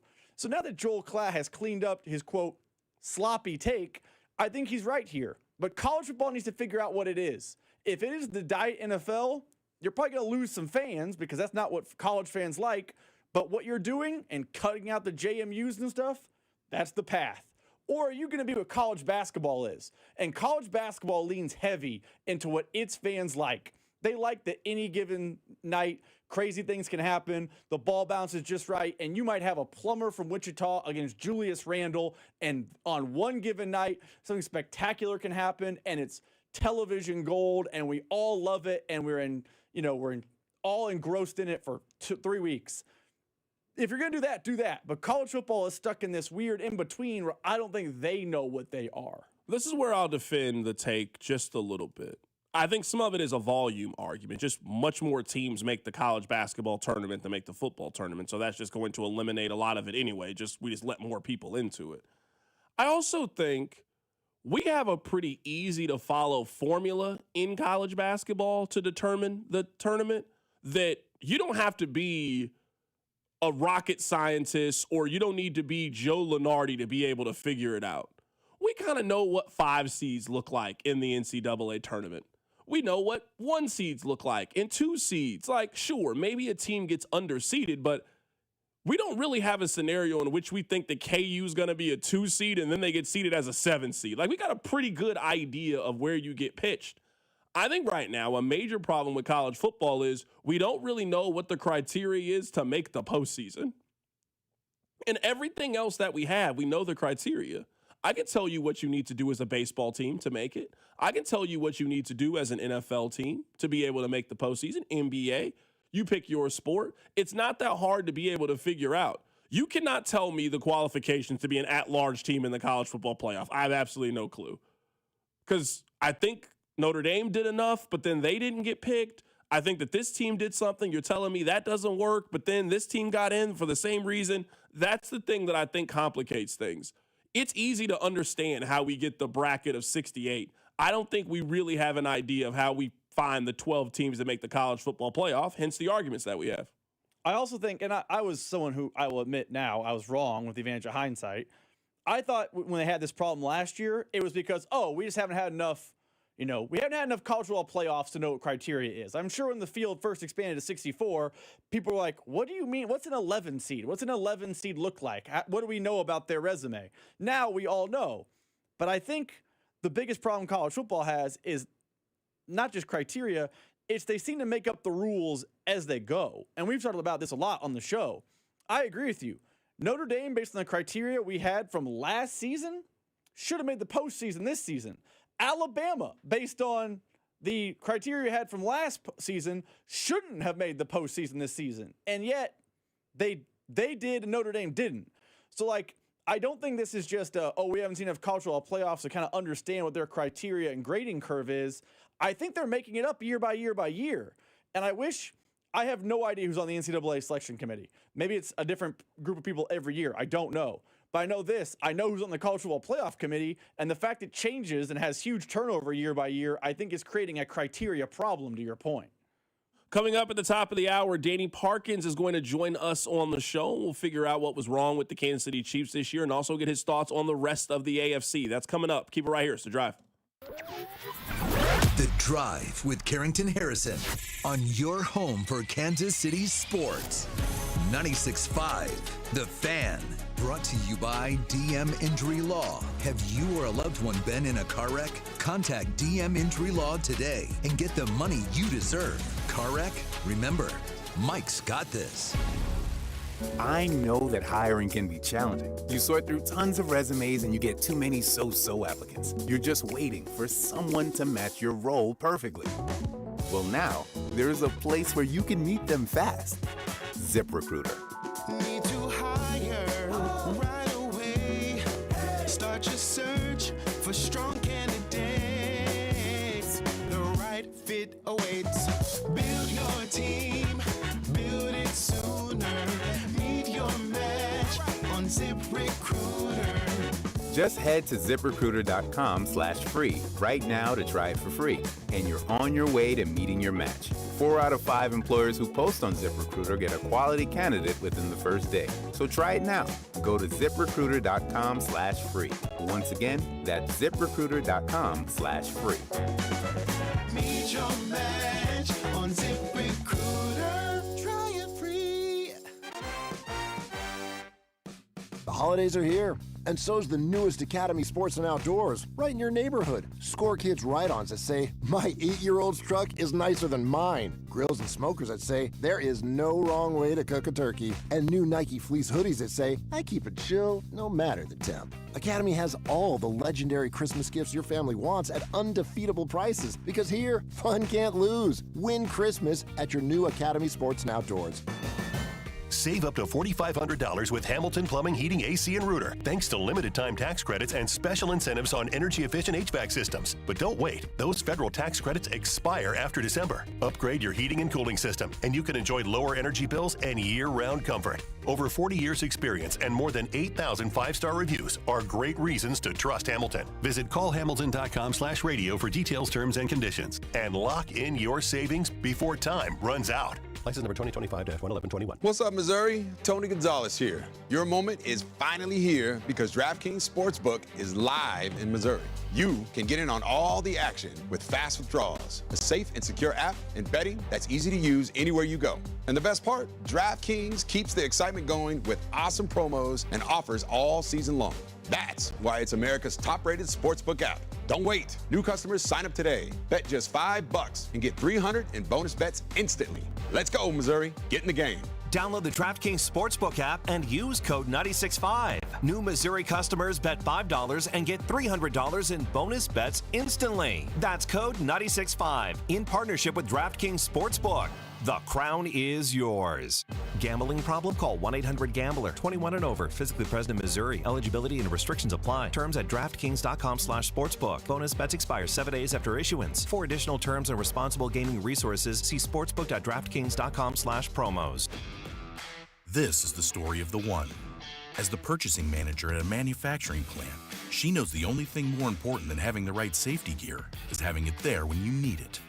That's why she partners with Grainger for auto reordering, so her team members can count on her to have cut-resistant gloves on hand, and each shift can run safely and efficiently. Call 1-800-GRAINGER, click Grainger.com, or just stop by. Grainger, for the ones who get it done. Target's last-minute deals are here, right on time to get you holiday ready in no time. Snap beauty gift sets for every style, the hottest toys, can't miss entertainment, crowd-pleasing candy, and much more. All under $20. Whether you're hosting or welcoming surprise guests, you'll be ready for all of it for less. Grab them now before they're gone. Last-minute deals under $20. Happening now, only at Target. Restrictions apply. I know that hiring can be challenging. You sort through tons of resumes and you get too many so-so applicants. You're just waiting for someone to match your role perfectly. Well, now, there's a place where you can meet them fast. ZipRecruiter. Need to hire right away. Start your search for strong candidates. The right fit awaits. Build your team. Build it sooner. Meet your match on ZipRecruiter. Just head to ZipRecruiter.com/free right now to try it for free, and you're on your way to meeting your match. 4 out of 5 employers who post on ZipRecruiter get a quality candidate within the first day. So try it now. Go to ZipRecruiter.com/free. Once again, that's ZipRecruiter.com/free. Meet your match on ZipRecruiter. Try it free. The technicians you can trust with your house keys. Anthony Plumbing, Heating, Cooling, and Electric. This season, enjoy stress-free comfort with easy booking and trusted service from Anthony. Save up to $4,500 on a new high-efficiency HVAC system. Schedule today at anthonyphce.com. Here's traffic, brought to you by DM Injury Law. Have you or a loved one been in a car wreck? Contact DM Injury Law today and get the money you deserve. Car wreck? Remember, Mike's got this. Still working the crash, right lane blocked, 35 southbound just past 67th, and you're heavy all the way up into Shawnee. You've got a crash, 70 eastbound past Fairfax. It's the center lane blocked there as you're heading into downtown. I'm Val with traffic on 96.5 The Fan. This is 96.5 The Fan, your home for Chiefs football. All right, welcome back into the show. My name is Carrington Harrison. Very happy to be here. Coming up at the top of the hour, we are going to be joined by Danny Parkins of FS1. So I want to play this for you. This is RG3. You guys remember him, former Heisman Trophy winner, was a top 3 pick in the draft. I think he was number 2. Got drafted by Washington. He is a quarterback who tore his ACL. Now, I know that RG3 has become polarizing in some sense, but I'm inclined to listen to a former quarterback that tore his ACL when he offers up an opinion on it. Here is what RG3 had to say about Patrick Mahomes and also Micah Parsons. Yeah, I mean, the number one advice I would give to Micah Parsons and Patrick Mahomes right now is to not play next year. And it's because of when they got hurt. They both got hurt in December. You know, you look at these injuries, and we've seen guys come back in 6 months, 8 months, 9 months. And it would be 9 months for both of them if they were ready to go week 1. But you don't really feel like yourself until about 15 months after the injury. And some guys will even tell you, hey, it took me 24 months to truly feel like myself again. And don't get me wrong, 80% of Micah Parsons is better than dang near almost every pass rusher in the NFL. 80% of Patrick Mahomes is better than almost every quarterback in the NFL. But I look at it from a standpoint because of my own experience. And these guys aren't me. But I tore my ACL and my LCL, the same injury that Patrick Mahomes has right now. And I wouldn't have played in 2013 if hindsight, which it is 2020, I wouldn't have played the following year because I wasn't back to myself yet. That was RG3 talking about the injury to Patrick Mahomes and also Micah Parsons. I've seen a lot of people kind of mad at this opinion from RG3. I don't really know how you can be mad at him for that opinion. I mean, he is a former NFL quarterback that went through the exact same injury. And I'm just guessing based on things I've heard RG3 say in the past, man, coming back early from that, he thinks changed the course of his career. I mean, RG3 was a dynamic player. He was never really the same after the injury. I do think there is obviously some truth to what he is saying. I don't know if you can have that substantial of a knee injury and then in less than a year, you just instantly go back to being the exact same person. I think some of it's physically. I also think some of it's mentally too. You play football for a living. It's not like you tear your ACL and now it's just, all right, well, when can I walk? When can I walk without pain? When can I walk without a brace? Like, you're not doing regular, normal, everyday stuff. We're talking about you get hit on your knee. You got to cut and run and jump and move and do all of those things on your knee. So some of it is just physically getting it back to where it needs to be. I also think there's a mental part of this that I'm not sure if we're factoring in that I think RG3 can at least speak to the understanding of. I don't think mentally he was ever the same quarterback after that injury. I think he was different, very, very different afterwards. Now, I think he makes a good point. I'm not Pat. They aren't me. I'm not Micah Parsons, so I can't speak for their situation. But I guess, Rob, I can't sit here and tell RG3 that he is wrong in this assessment because he is actually one of the few people that can speak to this, I think, from a very, very place of knowledge. And I think the point RG3 made there, and it's a point that none of us out who are listening, unless Patrick Mahomes is listening, can answer. How is his body going to feel playing high-level anything again once he does return from surgery? If it's, man, he's 100%, he passed all the tests, he's back from rehab, but he feels a little, he doesn't trust it or feels a little off or whatever it is. Because he said, yes, the rehab process, you're back in 8 to 10 months, but some guys don't feel 100% until more like 16, 18 months, 24 months. We don't know how Patrick Mahomes is going to feel post-surgery and back on a football field and all those things until it's time for him to feel that. So it's hard to disagree with Robert Griffin III because what he's saying is all about individual people's feel. So I think he's right, but he could be wrong because what Patrick Mahomes feels at 9 months after surgery could be wildly different than what RG3 felt. Like, there are outliers in both categories. Adrian Peterson came back in 4.5 months. I'm sure he felt fine in 4.5 months. I just don't know how Patrick Mahomes is going to feel. Yeah, for sure. And someone makes the point, CDOT, you have to factor in that RG3 was a running quarterback.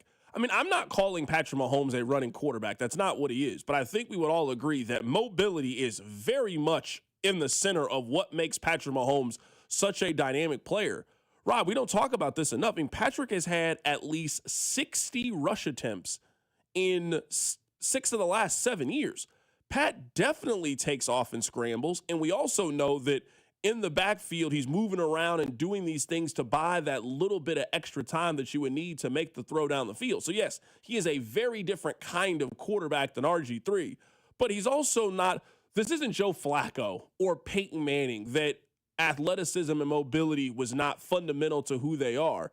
If Pat is coming back and now we're talking about he goes from a quarterback who rush attempts have always been pretty consistent, and now Pat has taken off 10 to 15 times, and I know that's an extreme example, then that's not the Patrick Mahomes that's been playing quarterback for the Kansas City Chiefs. So I also think that's something to be mindful of. I told you guys, I think that Patrick Mahomes is probably coming back in October. And I will say, I mean, if the plan is to get him back for week 1, that's a very optimistic plan, in my opinion, for a guy that tore his ACL and LCL. That's just a very, very optimistic and very, very aggressive plan, I think, to get him back, when I don't think the plan needs to be aggressive in getting him back on the field. I'm trying to think of a way to phrase this. I think it is one thing to have the belief Patrick Mahomes can be ready for week 1. Like, if you are Brett Veach, Andy Reid, whoever the offensive coordinator is going to be, whoever the quarterback coach is going to be, if you are hearing from Patrick Mahomes, hey, I'm working my tail off every day, I'm going to be ready for week 1, that's fine. That's fine for him to say that, fine for him to work to that, whatever. I don't think the Chiefs should be planning on that. Now, that means they re-sign Gardner Minshew because he plays a good last 3 games this season. Cool. But you can't go into next season with it being Patrick Mahomes and Chris Oladokun are your quarterbacks. You need to prep. You need to have conversations where Patrick Mahomes is not in the room and act as if let's let's deal with the situation as if he's not ready for week one. We want him ready for week one because Patrick Mahomes is Patrick Mahomes. But we have to prepare and plan for a situation where he's not ready. That's the job of the general manager. And if in 2 months when he's at the combine, he does his media session there, if they say, hey, what's the situation with Patrick Mahomes? And he says, our plan's going to be ready week one. We're not signing anyone. It's Patrick Mahomes. That's a bad plan. You have to have a contingency, I guess, is the best way I think the Chiefs should operate this offseason. Yeah, I think you and I maybe feel the same way about this. I think that November 1st should be their target date and not September 1st. And if he beats the November 1st, great. I would say week 6. So like you pup him and then so maybe that's November 1st. Maybe it's like October 13th. We're in the same ballpark. I'd say when everyone reports to St. Joe and you get that tweet, it's like, hey, here's how everyone deals with injury. You get an alert. Patrick Mahomes on PUP. That's how I would handle it. Yeah, for sure. And that's why I say, you and I are probably in the same ballpark. I would just set a mental date around November 1st. And if he comes back on October 2nd, great. If he comes back on November 12th, then great. That just ends up being the case. But I think we all just know, just based on, based on the timeline I think Pat is going to have for himself, I think he is going to do everything this offseason to try to make sure that he doesn't miss anything important for the team. And maybe he ends up accomplishing that goal. But I do think in listening to RG3, and we got to try to get him on the show at some point between now and kind of when things, I guess, turn over completely for the Chiefs when it gets to the offseason. I love to learn more about this. I just don't think that there's too many players in the league that can speak directly to dealing with this injury and what this injury meant for them. Now, again, very different kind of quarterbacks. Man, RG3's career was never the same after this injury. He was a shell of himself after that. Some of it was physical. Some of it, I think, was mental with RG3. But he definitely can attest to what this injury means for you mentally and what it means for your body. Coming up at the top of the hour, we're joined by Danny Parkins of FS1 and Fox. First Things First. That's coming up. Keep it right here. It's The Drive. The Drive with Carrington Harrison, brought to you by DM Injury Law. Have you or a loved one been in a car wreck? Contact DM Injury Law today and get the money you deserve. Car wreck? Remember, Mike's got this. Tune in Mondays at 4 to hear the play-by-play voice of the Chiefs, Mitch Holtis, on your home for Chiefs football. 96.5, The Fan. Here's traffic, brought to you by DM Injury Law. Have you or a loved one been in a car wreck? Contact DM Injury Law today and get the money you deserve. Car wreck? Remember, Mike's got this. Very windy today, both hands on the wheel. Heavy through Shawnee because of the crash, blocking the right lane, 35 southbound past 67th. You continue on, another problem, 35 northbound at 95th. This one has the left lane blocked. I'm Val with traffic on 96.5 The Fan. Hey, Missouri, if you haven't heard by now, good news. FanDuel Sportsbook is live in the Show Me State, and they're kicking things off with an offer that's tough to beat. Right now, new customers in Missouri can bet $5 and get $300 in bonus bets, win or lose. So whether it's football, basketball, hockey, or more, you can bet it all on an app that's safe, secure, and super easy to use. So download FanDuel today and head to FanDuel.com/Missouri and join the excitement. Remember, new Missouri customers can bet $5 and get $300 in bonus bets, win or lose. Because Missouri, it's time to play your game of FanDuel. FanDuel is the official sportsbook partner of 96.5 The Fan. 21 and present in Missouri. Gambling problem? Call 1-800-GAMBLER. First online real money wager only. $5 first deposit required. Bonus issued as non-withdrawable bonus bets that expire 7 days after receipt.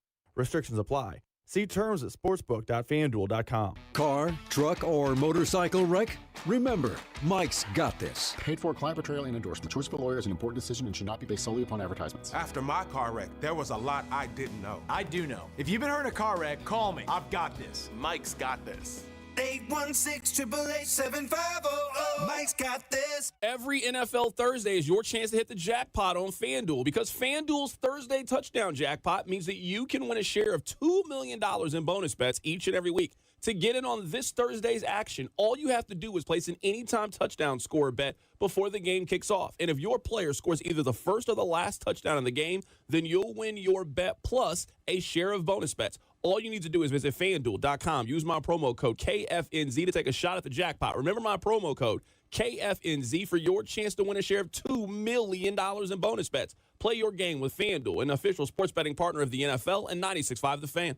21 and present in Kansas. Opt in. Must apply profit boost hosting on select market. Prize pool to be split equally among all eligible participants who made the correct first or last touchdown pick. Bonus issued is non-withdrawable bonus bets, which expire 21 days after receipt. Restrictions apply. See terms at sportsbook.fanduel.com. FanDuel is offering online sports wagering in Kansas under agreement with Kansas Star Casino, LLC. Gambling problem? Can help is your best bet. Call 1-800-522-4700. Visit ksgamblinghelp.com. Hey, Kansas City, this is Jeff Briggs with Victory Chrysler Dodge Jeep Ram. I cannot believe it. It's time to wrap up the year. And folks, I'll just say this. At Victory, we plan on finishing the year strong. To do so, I need your support. And in return, I'm going to offer you the nation's best deal on a new Dodge, Chrysler, Jeep, or Ram product. In fact, if you can find a better price on a comparable vehicle anywhere in the U.S., I'll beat it by $500. Business owners, truck drivers, family vehicle seekers, December's incentive packages include deals for everyone. There are so many offers available for December, I can't possibly promote them all. So I've made it easy. Simply visit victorymotorskc.com and click on the conveniently placed year-end specials banner right on the homepage. You'll go straight to deals like this. Ram 2500 heavy duty starting at $36,988. New 2025 Jeep Compass Limited starting at $28,830. And an unbelievable $17,000 off on new Jeep Wrangler Rubicons. Someone needs to come purchase this iconic Jeep today and have instant equity. Stop by the Legends Auto Plaza or visit us at victorymotorskc.com, where our first price is better than their last. I'm McCall with Lee Summit Subaru, announcing Lee Summit Subaru's 0% event. Zero, like in 0% financing. Up to 0% financing on select 2025 Subaru models for 72 months. The 2025 Subaru Share the Love event. Subaru will donate $250 to a charity of your choice to help those in need this holiday.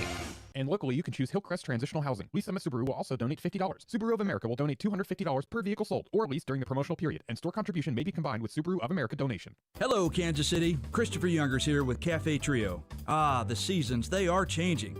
And if you haven't seen Cafe Trio during the holidays, from Halloween, the Plaza Lights, and Christmas with all of our decorations, well, then you've missed out on one of the most seasonally spectacular dining experiences in town. Offering live music, very spirited holiday decorations, and farm-to-table fresh menus, Cafe Trio is the place to be for the holidays. 45th and Main, cafetriokc.com. Hey, Kansas City, it's Brian Pringle with Victory Ford at the Legends in KCK. Looking for a better car buying experience? At Victory Ford, we do things differently. Friendly, knowledgeable people who actually listen. Clear, upfront pricing with no games or gimmicks, and financing that fits your life. Whether you're hunting a rugged truck, a family SUV, or a fuel-smart commuter, our team walks you through every option so you drive away confident. Got a trade? We pay top dollar. No haggling, just a fair, honest offer so your next ride is within reach. Need financing? Our excellent financing specialists work with multiple lenders to get you competitive terms even if your credit isn't perfect. We're easy to get to from anywhere in the city, conveniently located at the Legends in KCK, just off 435 and Parallel Parkway, down the street from the Kansas Speedway and Nebraska Furniture Mart. Stop by, take a test drive, and feel the difference of a dealership that treats you like a neighbor. Visit us today at the Legends in KCK or victoryfordkc.com. Victory Ford, where our first price is better than their last. Chiefs coverage brought to you by Andy's Frozen Custard. Visit eatandys.com to find the location nearest you. Top your day with a smile. Let me tell you about my good friend Andy from Andy's Frozen Custard. He's from Kansas City, never misses a game, and serves the world's finest frozen custard. Tailgate with a Pick 6, or grab a freshly made custom treat before or after a game. And tell him Mitch and Andy sent you. Make sure to subscribe to our YouTube channel to watch all your favorite shows, shorts, and clips. This is your home for Kansas City sports. 96.5 The Fan, KFNZ FM and AM, HD1 and HD2 Kansas City, an Odyssey sports station.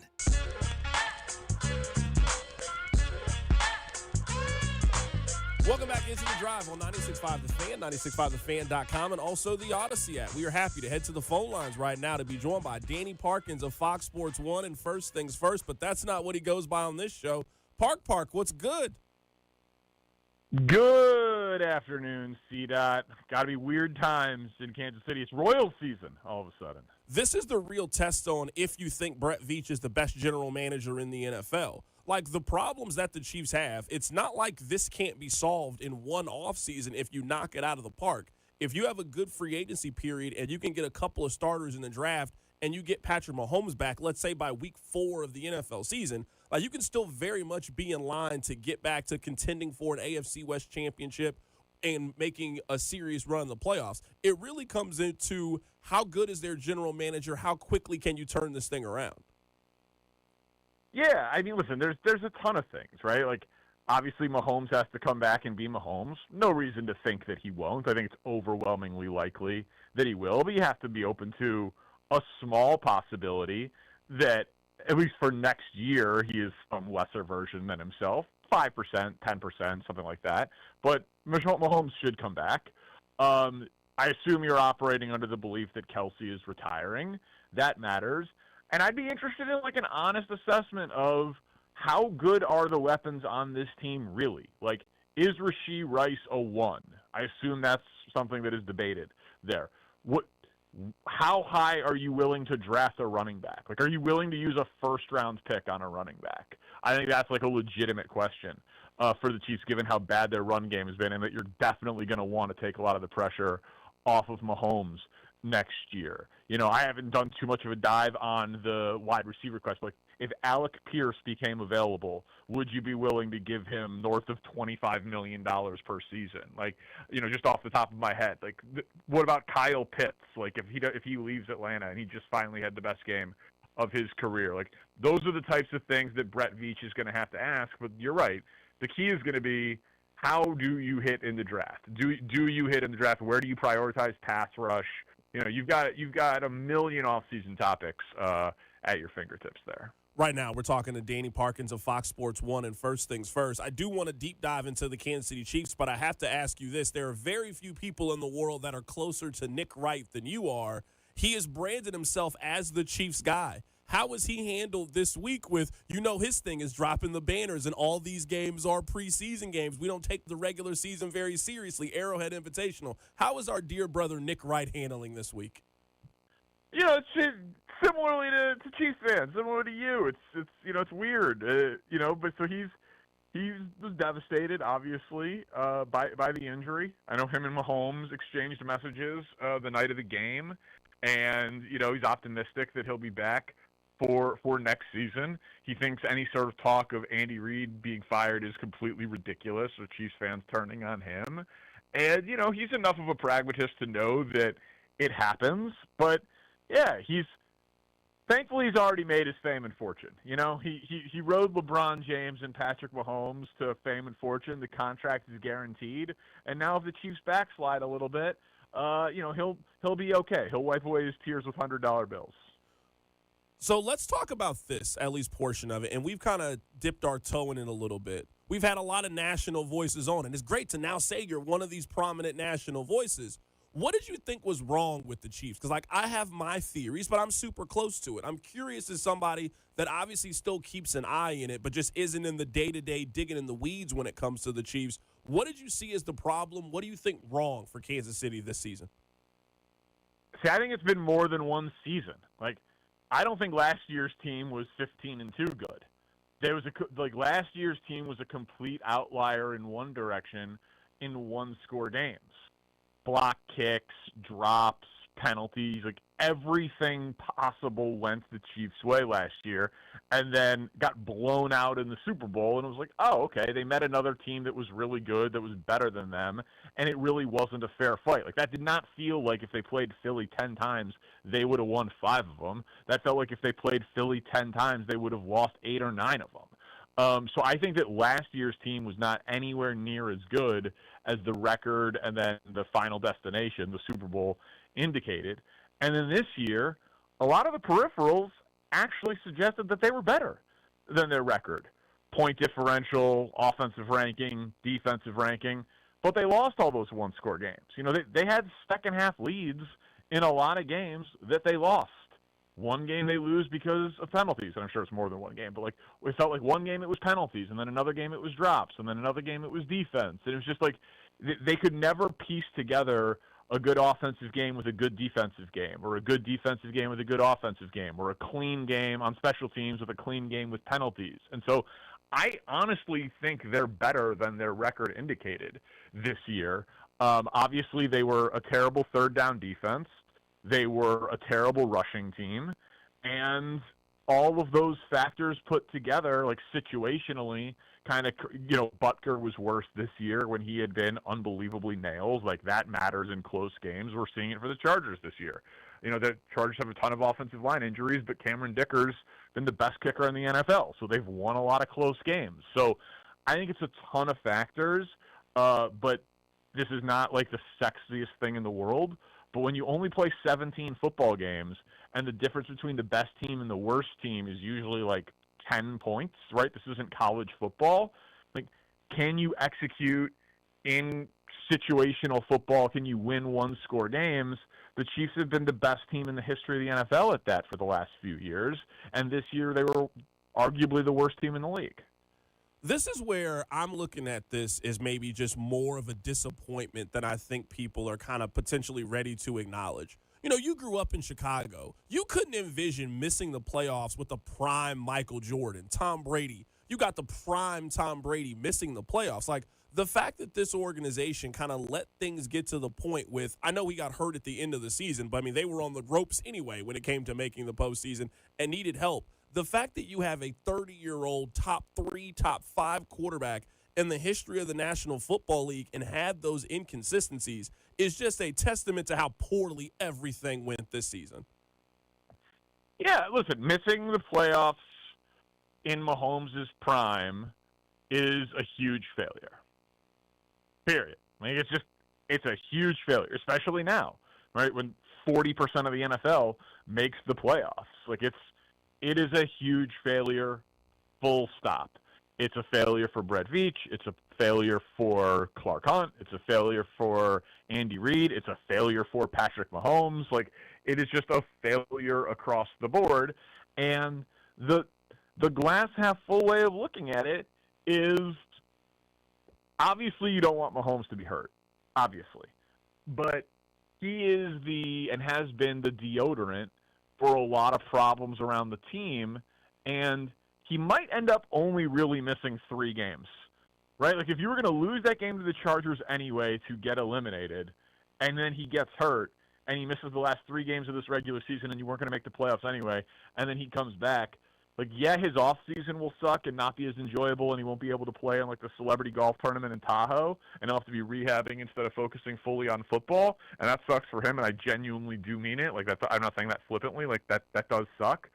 But if the Chiefs have to approach this as, we have to get better in every facet around 15 because 15 might not be able to put on the cape to save us anymore, like, it might actually be a good thing as opposed to like, well, you know, we made the playoffs, but we were a bad 7 seed and we got blown out, you know, in the 7-2 game and, you know, didn't have a shot, but, you know, whatever, we'll be back next year. Like, I think like a real reckoning and accounting of what went wrong to make sure that it never happens again maybe ends up being a good thing in the long run. Right now, we're talking to Danny Parkins of Fox Sports 1. I'm with you there, and this was the lead on Monday. The lead on Monday was there's 2 responsibilities. It's build Patrick Mahomes up physically, get him back on the field, get him feeling comfortable, get his knee, and if that's week 1, week 4, week 5, it doesn't matter. Like, that is still the long-term priority for this organization. The other thing is exactly what you're talking about. It's building Mahomes back up to be that superhero. Like, we're used to seeing Mahomes put up the 5,000 yards and 50 touchdowns and put up these massive numbers, and there be such a gap between him and the next best quarterback in the league. At least for right now, Mahomes has to hand that crown over. Now, he has all the accomplishments, and he has done more than any current quarterback in the league, but you can't make the argument today that Patrick Mahomes has played the best of any quarterback in the league. So I think it is that responsibility, whether it is getting him some better weapons when it comes to beating man coverage, running the football, taking some of the pressure off of him. This offense has been 15th in the NFL, Danny, for 3 consecutive years. How do you do that with Andy Reid and a prime Patrick Mahomes? So, I mean, one responsibility this offseason is you got to get that superhero back at quarterback, and you got to get this offense to being known as one of the best offenses in the league. Yeah, I mean, listen, I think where I am not doing the nitty-gritty day-to-day stuff is, like, in terms of, like, I'm not sure where Chiefs fans are on – I'm sure Matt Nagy's a very popular scapegoat. I'm sure there's what has happened since Eric Bieniemy left. Like if Mike McDaniel got fired, would you consider firing Matt Nagy to hire Mike McDaniel? Like, to me, like, that would be like a pretty, like, let's blend Andy Reid's concepts with someone else's and get like another truly elite play caller, offensive mind, play designer more than play caller, play designer in the building to try to modernize it. Like, Aaron Rodgers at the end of Mike McCarthy was feeling like a little stagnant.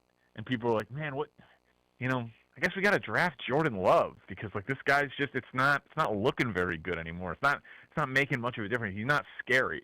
And then Matt LaFleur came in. They did more motions. They made Aaron Rodgers a little uncomfortable. They changed things, and he won 2 MVPs, and he's still in the league. Like Matt LaFleur forced the modernization of Aaron Rodgers, and it was just like new blood. And that's not to say that you got to fire Andy Reid. I think that would be literally insane. I think he's arguably the best play caller in the history of football. So I'm not at all saying fire Andy Reid, but something to freshen it up, new eyes, so to speak, I think is a totally reasonable thing, and that can just reinvigorate everybody because you're probably not going to get Tyreek Hill, and defenses have gotten good enough that like no one's going to be a 5,000-yard passer anymore, and the gap between him and Josh Allen and Matt Stafford and all those guys is not going to be what it was. But like, can you give him a running game? Can you improve your red zone efficiency?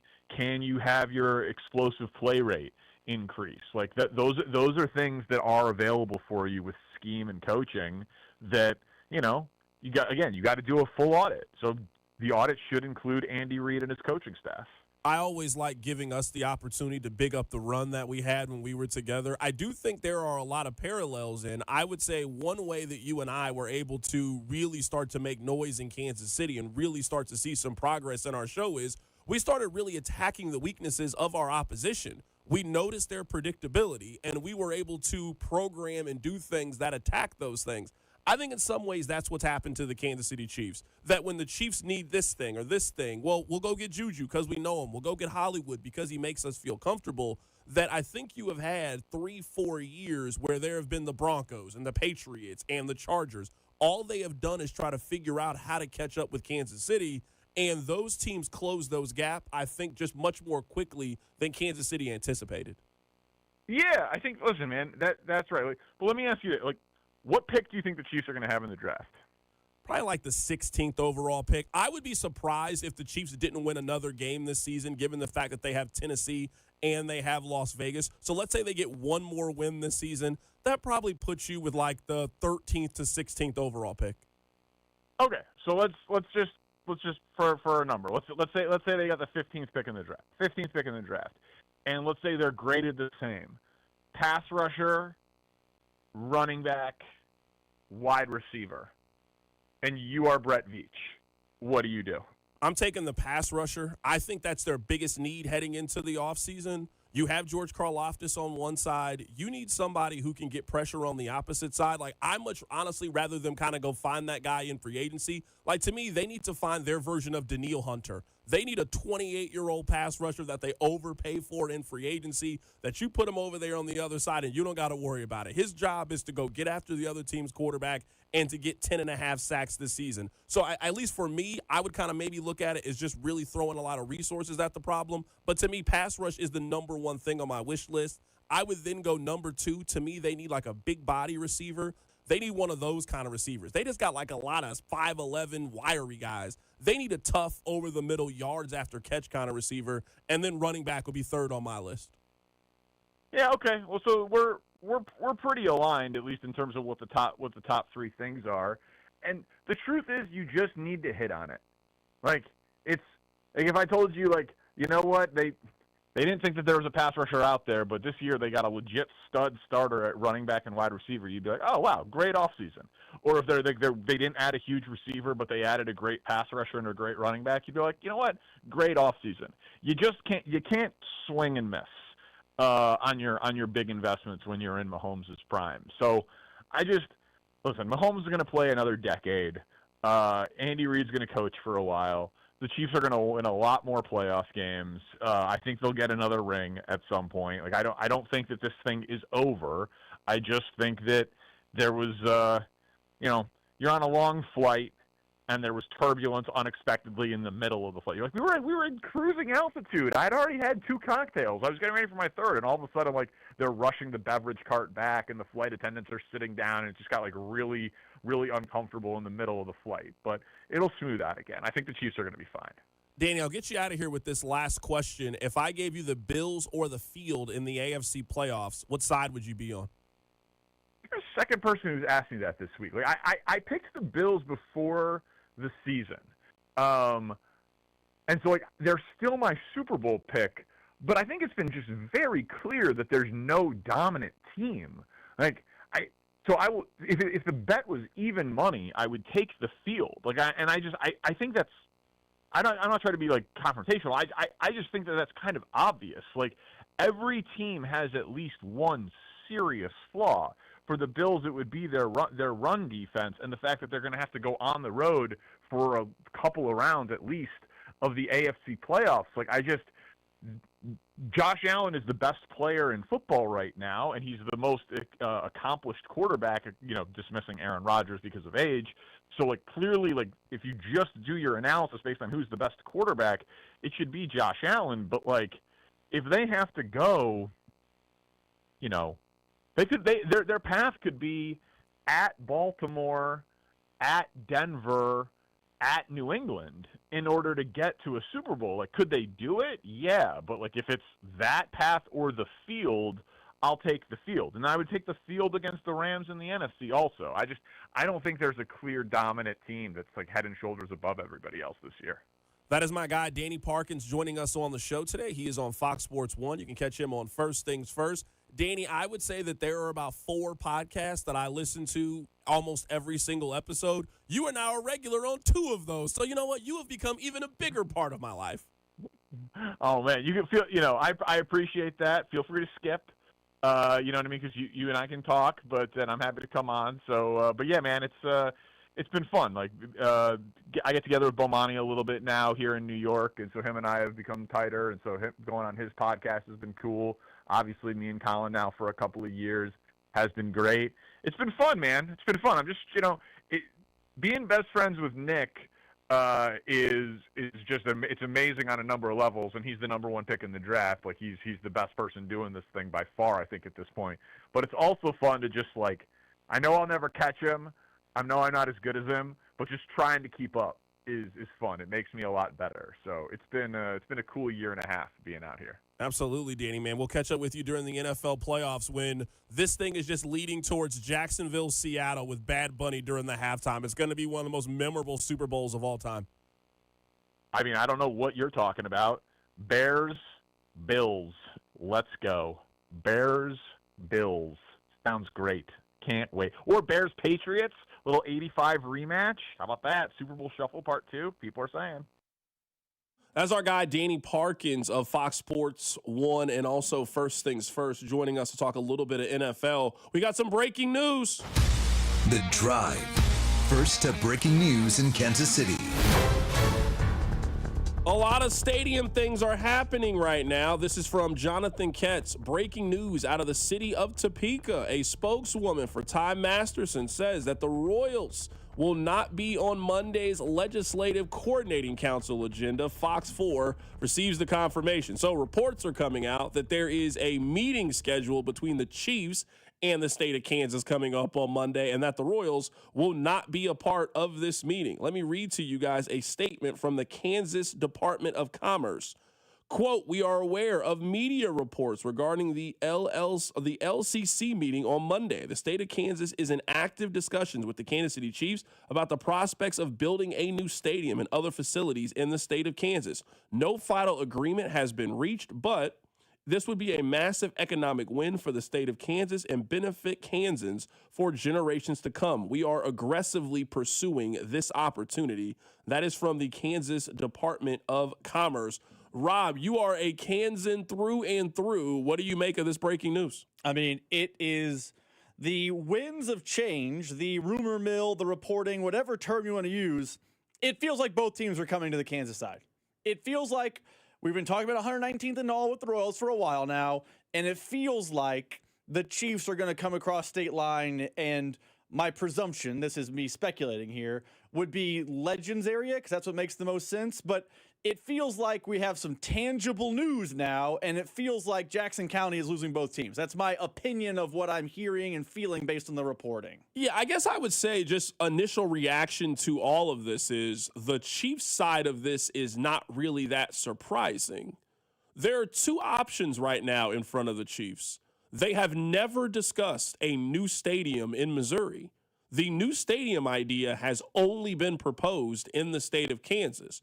Their two options are let a state build them a new stadium. And the second option is let another state renovate the stadium that they've had since 1972. So I'm not surprised in the least bit that it would appear that the Chiefs are going to take the option of we are just going to take the completely brand new stadium. I do think that Clark Hunt has some stadium envy. If you are Clark Hunt and you have been going around the world, and I would say more specifically in your division, the Raiders have a new stadium, the Chargers have a new stadium, and the Broncos just got an announcement that they are about to build a new stadium. Man, everybody around you are in some of the nicest, shiniest digs that the NFL has to offer. You are always going to want to put yourself in that conversation and get yourself one of those new stadiums. So it would appear at least that things are moving very rapidly in that direction. Fesco's going to join us here coming up in just a little bit. It is really intriguing to me, and I'll be happy to get Fesco's answer on this, is why the Royals are not part of this meeting. It is obvious why you would want the National Football League. And I think that the area that is proposed, it is just ideal for a football stadium. Not where I want the stadium to be, but it is definitely an ideal location to build a football stadium. If you're going to do this thing, why are both of the teams not participating in this? I'll be really happy to hear what Fesco thinks about this. So we'll continue to talk about this breaking news. We got Bob Fesco coming up next. Keep it right here. So Drive. The Drive with Carrington Harrison on your new home for Chiefs football. 96.5, The Fan, brought to you by DM Injury Law. Have you or a loved one been in a car wreck? Contact DM Injury Law today and get the money you deserve. Car wreck? Remember, Mike's got this. Caesars Sportsbook is the only sportsbook app with Caesars rewards. Bet on gridiron action and earn perks on every game, like hotel stays, bonus bets, game tickets, and more. Download the app using promo code Radio250BM and get your first bet matched as a bonus bet up to $250, whether you win or lose. Must be 21 plus and physically present in Missouri. Open to new users only. Minimum odds, -500. Awarded as non-withdrawable bonus bets that expire 14 days after receipt. Bonus bet amount not returned for winning bets. Void where prohibited. See Caesars.com/promos for full terms. Must be 21 or older to gamble. Know when to stop before you start. Gambling problem? Call 1-800-GAMBLER. For moments worth more, celebrate this holiday season with Stella Artois. Stella Artois is teaming up with your local Hy-Vee and Johnny's to help make your holiday gatherings a little brighter. Whether you're hosting family, catching up with friends, or raising a toast to togetherness, let Stella elevate the moment. Visit your nearby Hy-Vee or Johnny's and enter at the Stella Artois displays for a chance to win a $100 gift card. For more details, go to 965thefan.com. Stella Artois. Enjoy responsibly. It's Alex Gold reminding you that the year-end sales event is still going on at Shawnee Mission Ford. I've been driving the Ford F-150, and with the colder weather around, I absolutely love the remote start. I get in the vehicle. By the time I'm walking out of the office and the show, the seats are already warm. The steering wheel is already warm. The vehicle is warm. Absolutely love it, and you can take advantage of the year-end sales event that allows you to get 0% for 60 months, 90 days to your first payment, 90 days of Blue Cruise Plus, $1,000 rebate till the end of the year with approved credit through Ford Motor Credit. Shawnee Mission Ford is on a mission to do more. I'm Mitch Holtis, voice of the Chiefs. Everyone develops cataracts naturally as they get older. When your vision is affected by cataracts, you should see my doctor, Dr. Steven Silverstein at Silverstein Eye Centers. Dr. Silverstein is a world-renowned cataract surgeon who performs life-changing laser-assisted cataract surgery with premium lens implants to correct your vision up close and far away. Trust my eye doctor, Dr. Steven Silverstein, Silverstein Eye Centers, 816-358-3600 to schedule an appointment. This is the story of the one. As an HVAC technician, he and his digital multimeter are in high demand. So when a noisy office HVAC turns out to be a failing blower motor, he doesn't break a sweat. With Grainger's easy-to-use website and product information, he selects the product he needs to keep everything humming right along. Call 1-800-GRAINGER, click Grainger.com, or just stop by. Grainger, for the ones who get it done. Febreze. It's a classic odor tale. You fried fish for dinner, cleaned up, but the smell is still in the house. And the neighbors are coming over for game night. They're on their way. And then you spray Febreze Air Mist. Febreze Air starts working instantly to fight even your toughest odors, so you go from fish to fresh like that. Now, all you have to worry about is Pam cheating at charades. Breathe happy, Febreze. La la la la la. If you've been diagnosed with moderate to severe plaque psoriasis, this is what it sounds like to be a million miles away. Imagine being a million miles away. Tremfya guselkumab, taken by injection, is a prescription medicine for adults with moderate to severe plaque psoriasis who may benefit from taking injections or pills or phototherapy. With Tremfya, clearer skin is possible. In clinical trials, at least 70% of patients saw at least 90% clearer skin at 16 weeks. Results may vary. Tremfya is also indicated for adults with active psoriatic arthritis. Serious allergic reactions and increased risk of infections and liver problems may occur. Before treatment, your doctor should check you for infections and tuberculosis. Tell your doctor if you have an infection, flu-like symptoms, or if you need a vaccine. Ask your doctor about Tremfya. Call 1-800-526-7736 or visit tremfya.com. This is the story of the one. As the purchasing manager at a manufacturing plant, she knows the only thing more important than having the right safety gear is having it there when you need it. That's why she partners with Grainger for auto reordering, so her team members can count on her to have cut-resistant gloves on hand, and each shift can run safely and efficiently. Call 1-800-GRAINGER, click Grainger.com, or just stop by. Grainger, for the ones who get it done. 2 hours ago, Kyle arrived at the bar. Hey, what's everyone drinking? 30 minutes ago, Kyle got his friends another round of drinks. Cheers! 5 minutes ago, Kyle decided to drive home drunk. A minute ago, a law enforcement officer pulled up behind Kyle. Sir, have you been drinking tonight? A chain of events that began 2 hours ago is about to change Kyle's whole world. Drive sober or get pulled over. Paid for by NHTSA. This is the story of the one. As an HVAC technician, he and his digital multimeter are in high demand. So when a noisy office HVAC turns out to be a failing blower motor, he doesn't break a sweat. With Grainger's easy-to-use website and product information, he selects the product he needs to keep everything humming right along. Call 1-800-GRAINGER, click Grainger.com, or just stop by. Grainger, for the ones who get it done. This season, enjoy stress-free comfort with easy booking and trusted service from Anthony. Save up to $4,500 on a new high-efficiency HVAC system. Schedule today at anthonyphce.com. Here's traffic, brought to you by DM Injury Law. Have you or a loved one been in a car wreck? Contact DM Injury Law today and get the money you deserve. Car wreck? Remember, Mike's got this. Brought to you by Anthony Plumbing, technicians you can trust with your house keys. We've got a new problem now just south of Shawnee, and it's a crash, 35 northbound before 67th. Right lane is blocked. You've also got downtown. That's a new problem, 71 northbound at Truman. Right lane is blocked. I'm Val with traffic on 96.5 The Fan. You're listening to 96.5 The Fan from the DM Injury Law Studios. Mike's got this. Hey, it's Chris Jones from the Kansas City Chiefs. Welcome back to The Drive with C-Dot on your home for Chiefs football.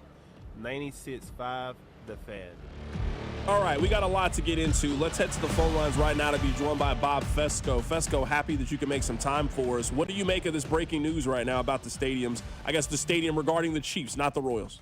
Yeah, all right. So I just actually literally got off the phone with a very, very tied-in source to what's going on right now with the state of Kansas and the Kansas City Chiefs. So this is the information that I have that is up to date as of now. And again, this all can change as the days and the time continues to tick.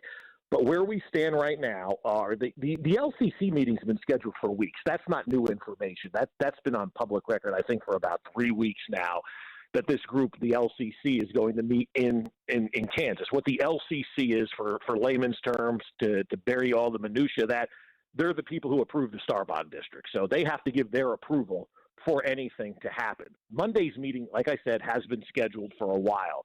The information that I just got that literally just changed within the last 5 to 7 minutes is that the Chiefs are not 100% going to Topeka on Monday. The Chiefs will be going to Topeka on Monday if they have everything figured out with the state of Kansas and with them, and the deals are agreed upon, and the LCC is going to approve a deal for the Kansas City Chiefs. The LCC could also approve a counter offer to the Kansas City Chiefs. If that's what they're going to do, then the Chiefs aren't going to Topeka on Monday. That's interesting. How likely do you think that scenario is? Is the LCC, are they preparing to put a counter offer together? I don't. Nobody seemingly knows the answer to that question at this point in time. They're still negotiating to do with the state of Kansas, and they're still negotiating with the state of Missouri right now. And like I said, this may be different than what I just said on KMBZ about 20 minutes ago. That's because of the news cycles, Carrington, that we're in right now that is constantly changing. At this point, from what I've been told by a source close to the situation, there is no deal with the state of Kansas at this time. Now, that doesn't mean 10 minutes from now, the lawyers will call everybody and say the deal is done. That doesn't mean tomorrow. That doesn't mean over the weekend something, can't get done.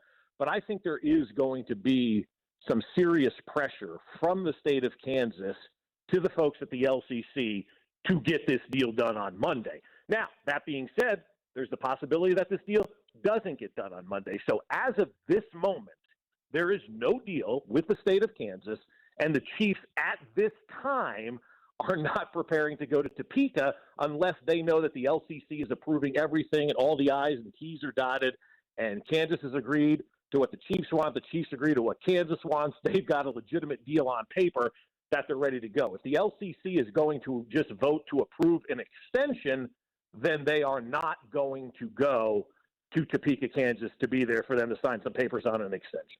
Yeah, but I guess at least when it comes to this, at least how and I don't want to put words into your mouth, but based on how it sounds to me like Kansas and the Chiefs are, this is first and goal from the 3-yard line. Sure, there's a chance you might not score a touchdown in this scenario, but the overwhelming percentage is that you're about to score. Yeah, I think that's, yes. I don't think you're wrong by saying that unless you try to throw 3 fade patterns to the corner of the end zone and don't use your running game, which we've seen before, then you're not going to score. But I think what we're looking at right now is, the final details trying to get finalized. And there are still some, and I couldn't get the information about what those hurdles were. So I know everybody wants to, what are they still trying to finalize? I don't know. I wasn't able to get that information, but the information that we do have, like I said, is that the meeting is set for Monday. They could approve a stadium or they could approve an extension. If they approve an extension, well, then we're all sitting there going, come on, what do we do? Like, everybody wants this to be over, Carrington. Yeah, I guess this is how I feel about this, and maybe this is like a controversial stance as like a proud Missourian. I will feel very different about the Royals going to Kansas than I will about the Chiefs. I don't think the Chiefs have ever really presented a plan or really made it feel like they want to stay in Missouri. They put together a half-assed renovation plan for people to vote on. People told them no. They've never discussed building a new stadium where they currently are, and they've said the area they're in is not viable. Like, I understand if I'm looking at it completely neutral, I understand why a team would want to take the money and move to the suburbs. That is not a unique thing that is happening right now in America. It'll be very different with the Royals. The Royals, I think, have told you at almost every single turn they want to be in Missouri. To lose the Royals to Kansas, to me, would be a very different thing because that would be a tremendous fumble on their part. Well, I mean, the Royals wanted to be in Missouri, and so did the Chiefs, and then the leadership took over. Mayor L., Frank White, all these people who just absolutely killed any opportunity for both of these teams to stay. And that's why I said on February 26, 2024, over almost 2 years ago now, that if Jackson County votes no, there will be other municipalities ready to pounce and to bring these two teams to their municipalities. And people didn't want to hear that. I was the town crier. I was a nut. I didn't know what I was talking about. Nobody's going to move to Kansas. Well, Lockton moved to Kansas. The Royals and Chiefs are this close to moving to the state of Kansas, and the balance of power in this town is now leaving KC Mo, and it's moving to the Kansas side of the state line. Yeah, it's interesting you feel that, Bob, because I guess I'm just looking at it differently. Like, I don't look at it like the Chiefs really wanted to stay in Missouri. You're at least when you're hearing when you're reporting, do you think that they've done everything they can to make it work in Missouri? Where I feel like the Royals have done everything they can to make it work in Missouri, and they just haven't gotten on the same page. If you're telling me that that plan that the Chiefs put together was their best plan to stay in Missouri, they were not passionate about it. Well, they were willing to accept that, though, to stay for another, 20, 25 years or whatever it would have been in the state of Missouri. And they're still working with the state of Missouri behind the scenes. I think what people and all of us fail to realize is that the Royals have been their thing has been a lot more public than the Chiefs, right? The Chiefs have done everything behind the scenes. They've done everything quiet. There haven't been a lot of leaks. There haven't been a lot of people talking about what was going on with the Chiefs. And that's the smart way, to do it. You want to keep everything kind of, quiet. And the Royals, of course, were obviously more outspoken when the vote failed in Jackson County and in Casey Moe. I mean, we talked about, Mrs. Sherman and the comments she had on Facebook, how disappointed she was, in the vote failing. John's the guy who lives in Casey Moe, clearly wanted that downtown ballpark. I've wanted that downtown ballpark for years, since 2002, when it was going to be a 20th and Grand, and Glass didn't want to pay for it back then. So, I mean, it's just one of these things that they've tried, and now they've got a municipality, the Royals do, in Overland Park, who obviously in open arms are welcoming them. I don't know why Leewood talks. They have no say in anything.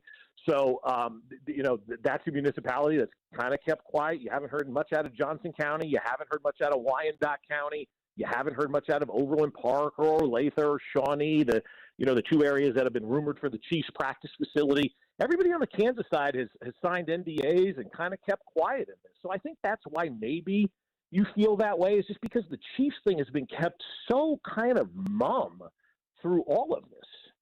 Last thing here, Bob. Let's say the first of the year. So let's give them another 2 weeks. Do you think we get an announcement that the Chiefs are moving officially to Kansas? By the first of the year, Carrington, I hope we know what both teams are doing. I don't think there's any more reason, for the most part, to continue to drag this thing out. I talked to somebody last week very close to this situation, and I just got the response back, closure soon. And I was like, okay, good. That's what everybody wants, I think, in all of this. That is Bob Fescoe joining us on the show today. Bob, man, we look forward to hearing more about this in the morning. You got it, my man. I'll talk to you soon. Absolutely. That is Bob Fescoe joining us on the show. It would appear that this is as close as we've been in quite some time to the Chiefs making the move across state line. We can open up the phone lines here, 913-586-7965. I'll give you guys more of my thoughts about it as a lifelong Missourian. Rob is a lifelong Kansan. Certainly a lot to talk about. Keep it right here. It's The Drive. The Drive with Carrington Harrison on your new home for K-State Athletics, 96.5. The Fan, brought to you by DM Injury Law. Have you or a loved one been in a car wreck? Contact DM Injury Law today and get the money you deserve. Car wreck? Remember, Mike's got this. The world's largest sportsbook at your fingertips has arrived in Missouri. Circus Sports is sports betting the way it should be. With high app limits, player-friendly pricing, and exceptional customer service, Circus Sports is better for the better. From football to basketball, college sports to pro, start betting like the pros in Missouri. Built for sports bettors by sports bettors. Download your new bookie today at circusports.com. Must be 21 or older. For problem gambling, call the Problem Gamblers Helpline at 1-800-522-4700.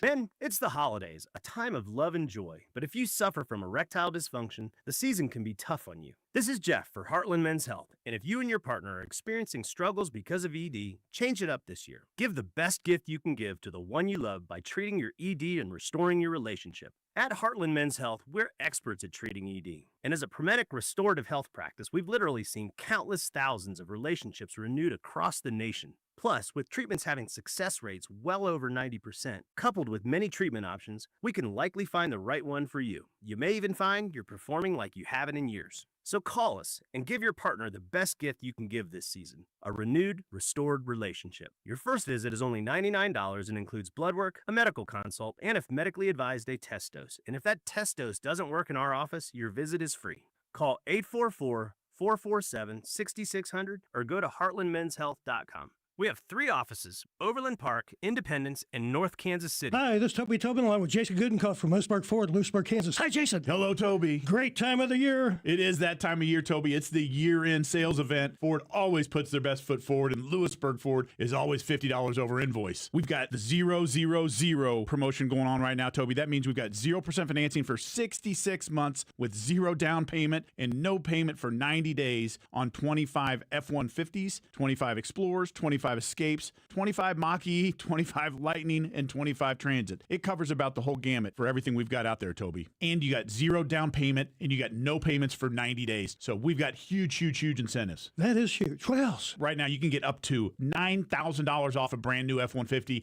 and get 0% for 66 months. Anything on SUVs? Yeah, you've got up to $10,000 off on a 25 Escape right now, Toby. Holy cow. Yeah, that's with our $50 over invoice and the 000 promotion. It's a great time. Lewisburg Ford, what is your phone number? 816-444-2300. Or lewisburgford.com. And we're out. Back in 60.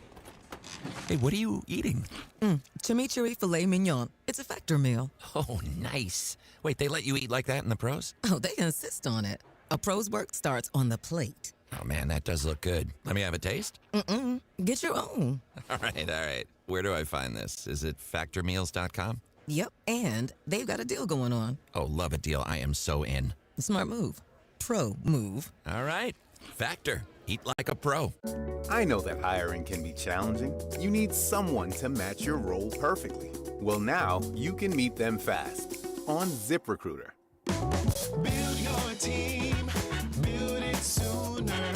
Meet your match on ZipRecruiter. Just head to ZipRecruiter.com/free right now to try it for free. That's ZipRecruiter.com/free. Meet your match on ZipRecruiter. Try it free. This is the story of the one. As the purchasing manager at a manufacturing plant, she knows the only thing more important than having the right safety gear is having it there when you need it. That's why she partners with Grainger for auto reordering, so her team members can count on her to have cut-resistant gloves on hand, and each shift can run safely and efficiently. Call 1-800-GRAINGER, click Grainger.com, or just stop by.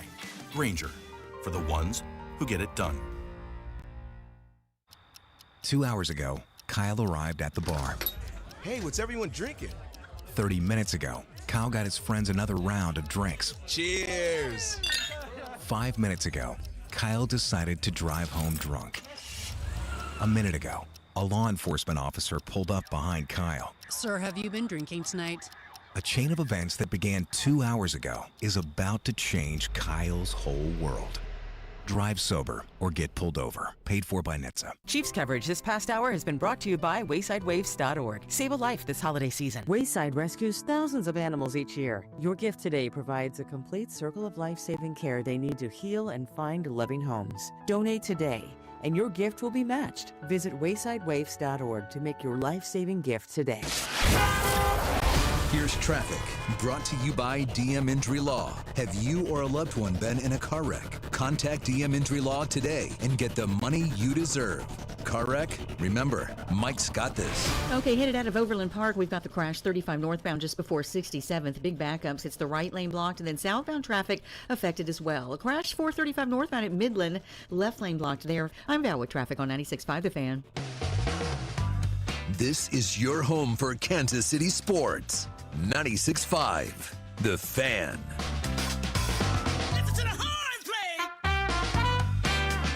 All right, Rob. So I want to give you a little bit of my thoughts. I want to hear some of your thoughts, and you can tell me if you think I'm wrong. 913-586-7965.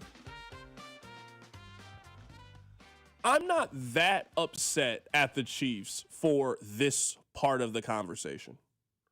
I think the Chiefs are doing what a lot of organizations are doing. The Chiefs right now are in the city, and I know they're not like in the heart of the city, but the Chiefs are now going to move out to the suburbs. They are not the first American sports team to do that.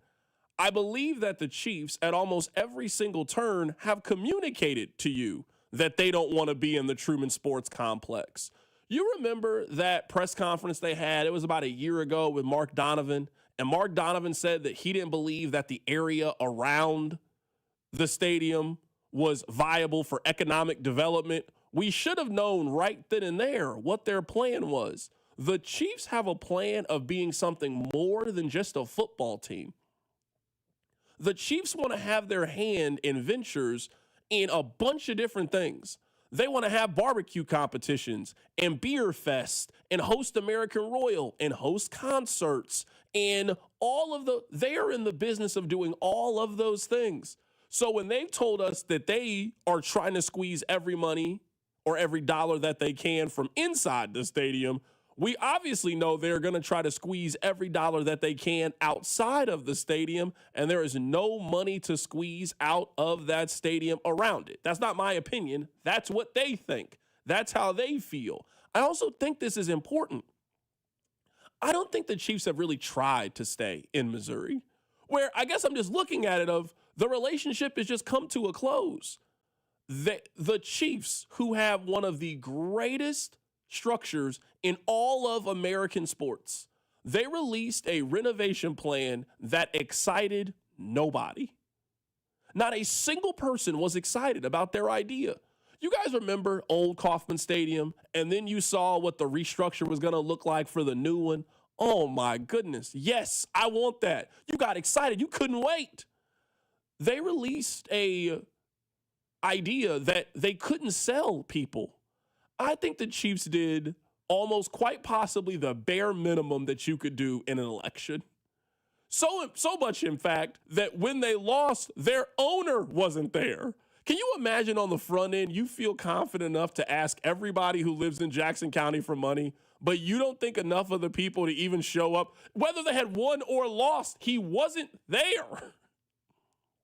I think the Chiefs at every single turn have told you, we don't want to be at the Truman Sports Complex anymore. The only thing that would keep them there is nostalgia. And nostalgia is great. We all feel nostalgic about something. Maybe it's your first car. Maybe it's the couch. We all feel super nostalgic about something. But if somebody then swoops in and says, hey, I'll buy you a new one, I don't care how nostalgic you feel about that couch that you have down at the basement. You're going to go to Nebraska Furniture Mart and pick out a new one. I don't care how nostalgic you feel about your first car. If someone takes you to the dealership and says, pick whatever you want, you are trading your car in. And I feel like that's what Kansas is offering them. Kansas is offering them an opportunity to get a completely new, shiny stadium. They're offering them what the Falcons have, offering them what the Raiders have, offering them what the Chargers and the Rams have. We all know Clark Hunt. You think he was turning that down? They're offering free money. What do you know about Clark Hunt that would make you think he's turning away that much significant free money to pay for their new stadium? And whatever the Chiefs have to pay for when it comes to their new stadium, that's no problem. They're then going to charge us for it with those personal seat licenses, and they had that long survey asking us all the ways we would accept a personal seat license. I just think they've been trending in this direction for quite some time. So maybe I'm wrong in this and I should be mad and want to fight more for Missouri. They've just been setting up, they've been setting up for 18 months that they are moving to Kansas. So if we're at the final end of this thing, that we think this is on the 3-yard line and they're about to score and make an announcement here in the next couple of weeks, that's just not an announcement that really surprises me. This is what I've expected the Chiefs to do from the very, very beginning of this thing. Maybe it's because of what I do for a living and what we do for a living, Carrington, that we've been so close to the situation. But everything you're saying is kind of how I've felt for a while. I felt it was like a matter of time, not a matter of if, the Chiefs will eventually announce they plan to go to Kansas. Now, that's not the news today, but you're right. I like your analogy. It feels like barring a goal line stand, the Chiefs are going to go to Kansas. And I've kind of felt that from the beginning. I remember this has been a long, drawn-out process. We joked about it openly at remotes with people. Oh, yeah, the Chiefs are coming across state line. Like, it's been a thing that I thought people in, conversations and circles kind of knew. Oh, the Chiefs like Arrowhead. They love a new stadium. And then Nate Taylor, this is probably September, August. Remember Nate Taylor was on Cody and Gold, and he had the report that Clark Hunt really wants a Final Four? That's when I thought we all knew, he ain't getting a Final Four at Arrowhead. So I thought that was kind of, the winds had always been going in this direction is the best way to say it. They have been dropping breadcrumbs for months now that they are ready to move. Breadcrumbs for months they have been doing this, that they are ready to leave. And I say this as I'm not here to take a shot at Arrowhead. We all love Arrowhead. The Chiefs are telling you they don't think that it's Wrigley. They don't think it's Fenway. They don't think it's Lambeau. That's what they're telling you. They don't think that about their stadium. I don't think the Chiefs have an iconic stadium. I think the Chiefs have an iconic atmosphere. And I think that atmosphere is you. I think the atmosphere is the people. Are less people now tailgating for the games? Like, that's the history that I think they are. That's what I think they are interested in preserving. I think they are interested in preserving your ability to go out there and set up a tailgate and have a good time and walk inside. And it is going to be different. It is going to be new. It is going to be a change. But after you get outside with the DJ and the drinks and the barbecue, you are going to walk inside in one of the greatest football stadiums ever built. That is going to have everything. It's going to be expensive, but you are going to walk in there. It is going to have everything that you are asking for. So I guess at least with me in this, I'm not going to say that I'm happy today about the news. Obviously, I'm not happy about the news today, and I wish they would keep the stadium where it is. I don't think the Chiefs have ever really shown that they want to keep the stadium where it is. I don't think they have fought to really keep the stadium. They definitely didn't fight when it came to the renovation plans. Like, no one can still explain to me what the Royals' plan was for when the Royals were gone. Remember, they had like a little thing. It was activation zones. The Chiefs put together, the Chiefs woke up in the middle of the night and then forgot that they had a project that was due at 8 o'clock and just typed something together like, all right, well, I just can't take an F on the assignment.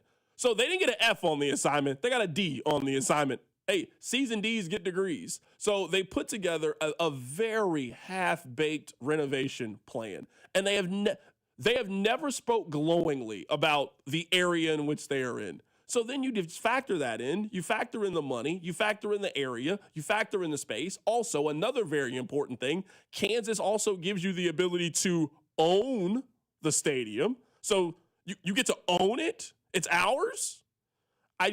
Kansas is offering them a pretty incredible deal on the stadium. And other than nostalgia and this is the stadium that my father built, I don't really know what other advantages that they have in staying in the current location. I mean, that's a great advantage, nostalgia, but I think we see that only goes so far.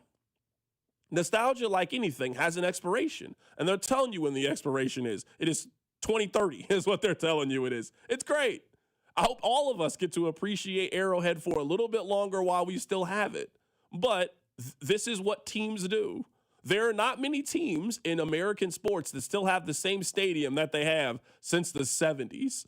The Broncos built a new stadium in the late 90s and are building a new stadium already. They didn't have that stadium for 30 years. They've already started planning to do another one. This is just what teams and American cities do. They are building a stadium in the suburbs that we are going to pay for. That's just kind of how it goes. We'll keep this conversation going up on the other side. We can take your phone calls, 913-586-7965. It would appear that the Chiefs are close to making an announcement to moving over to the Kansas side. Keep it right here. It's The Drive.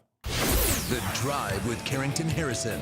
Watch the show on YouTube by subscribing to the 965 YouTube channel. The Drive, brought to you by DM Injury Law. Have you or a loved one been in a car wreck? Contact DM Injury Law today and get the money you deserve. Car wreck? Remember, Mike's got this. 96.5, The Fan. Here's traffic, brought to you by DM Injury Law. Have you or a loved one been in a car wreck? Contact DM Injury Law today and get the money you deserve. Car wreck? Remember, Mike's got this. Okay, headed out of Overland Park, we've got the crash 35 northbound just before 67th. Big backups. It's the right lane blocked, and then southbound traffic affected as well. A crash 435 northbound at Midland, left lane blocked there. I'm Val with traffic on 96.5 The Fan. What's up, everybody? Nick Costos here with the Sports Betting Minute, brought to you by BetMGM. Make it legendary. Please gamble responsibly. The college football playoff kicks off Friday night in Norman as Alabama visits Oklahoma. Oklahoma now a 1-point home favorite, total in the game 40.5, and looks like that 40.5 is going down towards the under. But my bet in the game is Oklahoma to win. Alabama can't run the ball. Alabama's going to be one-dimensional, and Oklahoma has an excellent defense, and Oklahoma has an excellent special team. teams. Now, maybe Bama's quarterback is just tremendous in the game. I will bet against that. I think Oklahoma wins a low-scoring game, so Friday night, give me Oklahoma -1 against Bama. That's it for this Sports Betting Minute, brought to you by BetMGM. Download the BetMGM app today, and please gamble responsibly. BetMGM and GameSense remind you to play responsibly. See BetMGM.com for terms. 21 plus only. Kansas only. Please gamble responsibly. Gambling problem? Call 1-800-GAMBLER in partnership with Kansas Crossing Casino and Hotel.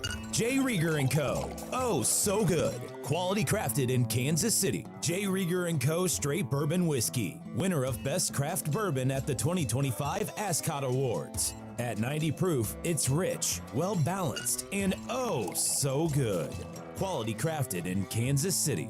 Hey, Kansas City, it's Brian Pringle with Victory Ford at the Legends in KCK. Looking for a better car buying experience? At Victory Ford, we do things differently. Friendly, knowledgeable people who actually listen. Clear, upfront pricing with no games or gimmicks, and financing that fits your life. Whether you're hunting a rugged truck, a family SUV, or a fuel-smart commuter, our team walks you through every option so you drive away confident. Got a trade? We pay top dollar. No haggling, just a fair, honest offer so your next ride is within reach. Need financing? Our excellent financing specialists work with multiple lenders to get you competitive terms, even if your credit isn't perfect. We're easy to get to from anywhere in the city, conveniently located at the Legends in KCK, just off 435 and Parallel Parkway, down the street from the Kansas Speedway and Nebraska Furniture Mart. Stop by, take a test drive, and feel the difference of a dealership that treats you like a neighbor. Visit us today at the Legends in KCK or victoryfordkc.com. Victory Ford, where our first price is better than their last. Hellsberg gifts checked off the list. Now, time for wrapping. Earrings for mom. A gold bracelet to match the rings Danielle wears every day. And for dad, a new watch, because we all know he needs one. All right, this is going to be a good one. Our favorite things for your favorite people. Shop in store at Hellsberg.com for up to 50% off. Right now, My Lowe's Pro Rewards members get 500 points for logging into their Lowe's app for the first time. Download the app and take advantage of all your pro benefits today. Valid 12/1/25 to 1/7/26. Offer valid for first login per organization only. Loyalty program subject to terms and conditions. Additional restrictions apply. Visit Lowe's.com/terms for more details. Subject to change. We love entertaining during the holidays, but we also love spending time with friends and family. That's why we're letting Hy-Vee do everything. Because Hy-Vee has convenient pre-made holiday meal packs for any size gathering. Made fresh and ready-to-heat menu favorites like succulent turkey, honey glazed spiral ham, or prime rib, plus savory sides, rolls, and a choice of dessert. And don't forget the wine and spirits department. So pick up your meal the day before the holiday and then just heat and serve on the big day. This holiday season, let Hy-Vee do the cooking while you take the credit, only at Hy-Vee. Score big savings with Hy-Vee and the Kansas City Chiefs. Big points mean even bigger savings. Just shop Hy-Vee the day after a game and earn a fuel saver discount equal to the Chiefs score and based on the amount you spend. If the Chiefs score 42 points, you save 42 cents a gallon with any $42 purchase. The more we score, the more you save. Win or lose, everyone scores the day after a Chiefs game only at Hy-Vee. Offer good in-store and online. Some restrictions apply. See store for details. Hey, football fans, picture this. You bet on your favorite player to score the first touchdown in the game, but his teammate scores instead. If this happens, BetMGM wants to give you another chance at the end zone. With BetMGM's second chance promotion, you'll get your stake back if your first touchdown scorer scores second instead. That's right. Bet on any pro football player to score the first touchdown of the game. If you're right, you win. If your player scores second, you get your stake back in cash. With BetMGM's second chance offer, you have a chance to keep the fun going after the first player crosses the goal line. Try a first TD score wager with confidence today. BetMGM. Make it legendary. BetMGM and GameSense remind you to play responsibly. See BetMGM.com for terms. 21 plus only. Kansas only. Existing customer offer. Subject to eligibility requirements. Rewards paid back in unrestricted withdrawable funds. Please gamble responsibly. Gambling problem? Call 1-800-GAMBLER. In partnership with Kansas Crossing Casino and Hotel. This report is brought to you by O'Reilly Auto Parts, your professional parts people. Pick up Chevron Techron Fuel System Cleaner on sale now. Buy one, get one free, plus receive 2 times O Rewards points at O'Reilly Auto Parts. O'Reilly Auto Parts. Be sure to follow us on Instagram at TheFan965 for behind-the-scenes videos like MVP Monday, Chiefs Take Tuesday, and Best Bets. This is your home for Kansas City sports. 96.5 The Fan, KFNZ, FM and AM, HD1 and HD2, Kansas City, an Odyssey sports station.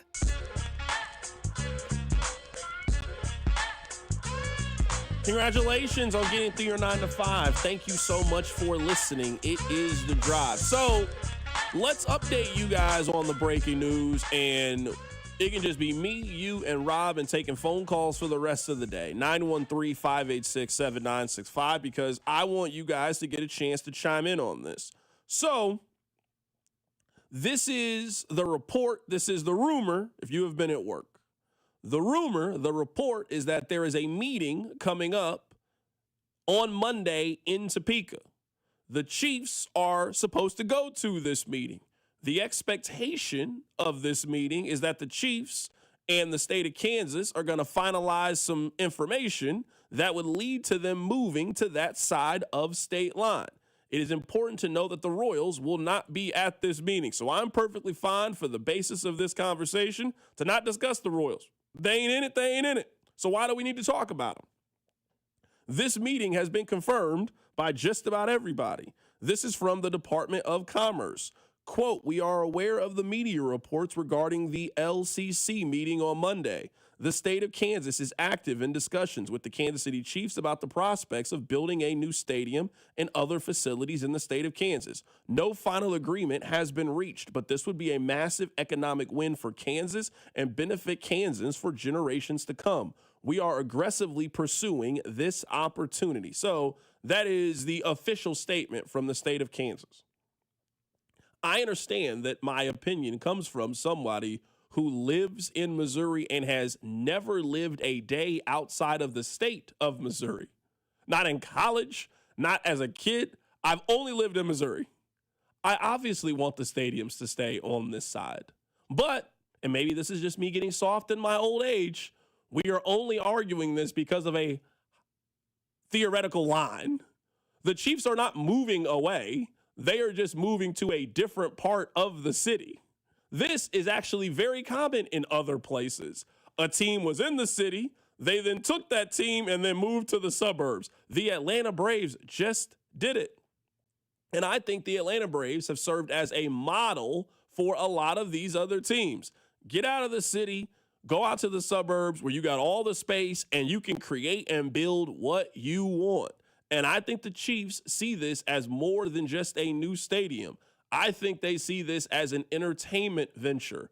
The Chiefs have been telling us for quite some time that they are not just in the football business. They are in the events business. I think they want to be in the restaurant business and the bar business and the shops and hotels. Can you imagine a Chiefs-themed hotel while you stay there and then you walk inside to see Taylor Swift? Or you stay at the Chiefs-themed hotel, and then you walk inside to see the Final Four or a Super Bowl or one of those kinds of events. I think that is the vision that they have planned in their mind. I don't believe that the Chiefs have really made that strong of an effort to stay at the Truman Sports Complex. If we are going off the vote that happened last April, they did not put together a plan that was indicative of how much they love Arrowhead Stadium. They put a couple of heaters in the 300 level. They created new suites, and they had a VIP entrance. There was nothing for the poors. There was nothing for you that is in the 300 level. They gave you new bathrooms. Of course, that's what a renovation is. They gave you a sports book is what they gave you. They didn't give you a whole lot else if you were one of the poors in the 300 and 100 level. But if you were in the 200 level or the suite level, man, they were going to look out for you on our dime. I still can't get over this. And I don't know why this was not a big deal or a bigger deal when it happened. Clark Hunt didn't even show up to the event. Can you imagine asking people for $1 billion and then you don't show up at the post-game celebration? What if they had won the vote? He wasn't there. He wasn't there. I think the Chiefs did the bare minimum during that. I think it was the Royals, and the Chiefs just thought to themselves, well, if somebody's giving out money, we might as well put our hat in the ring. Some of this money is ours too. So if we get it, cool. If we don't get it, we can then go away. We can then move on with our actual plan. Their actual plan is this. This is what they want. They want WrestleMania. They want the Final Four. They want bars. They want shops. They want restaurants, which is understandable if you were a business. They were never getting that in Missouri. They are getting it in Kansas. So maybe I should be more mad about this, that Kansas stole the business away. I mean, it's still a 25-minute drive from where I live anyway. It's just in a different direction now than it was before. They're not going away, are they?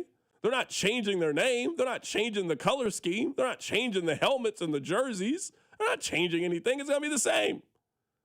So I can only be so mad that the Chiefs are now doing what I think their plan is, and a plan that, if we are really thinking about it, is a good plan for all of us.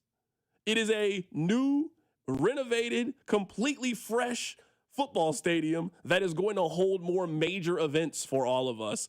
I just can't spin this like it's some negative. I don't think that it is. I have been in Kansas my whole life, and so this is going to sound like smug Kansan. I don't think this is bad at all. I understand why fans love Arrowhead, and there are definitely people listening right now that view Arrowhead the same way I view Allen Fieldhouse, a historic building that needs to be preserved at all costs. But I think the people listening view Arrowhead differently than the people who own the Kansas City Chiefs.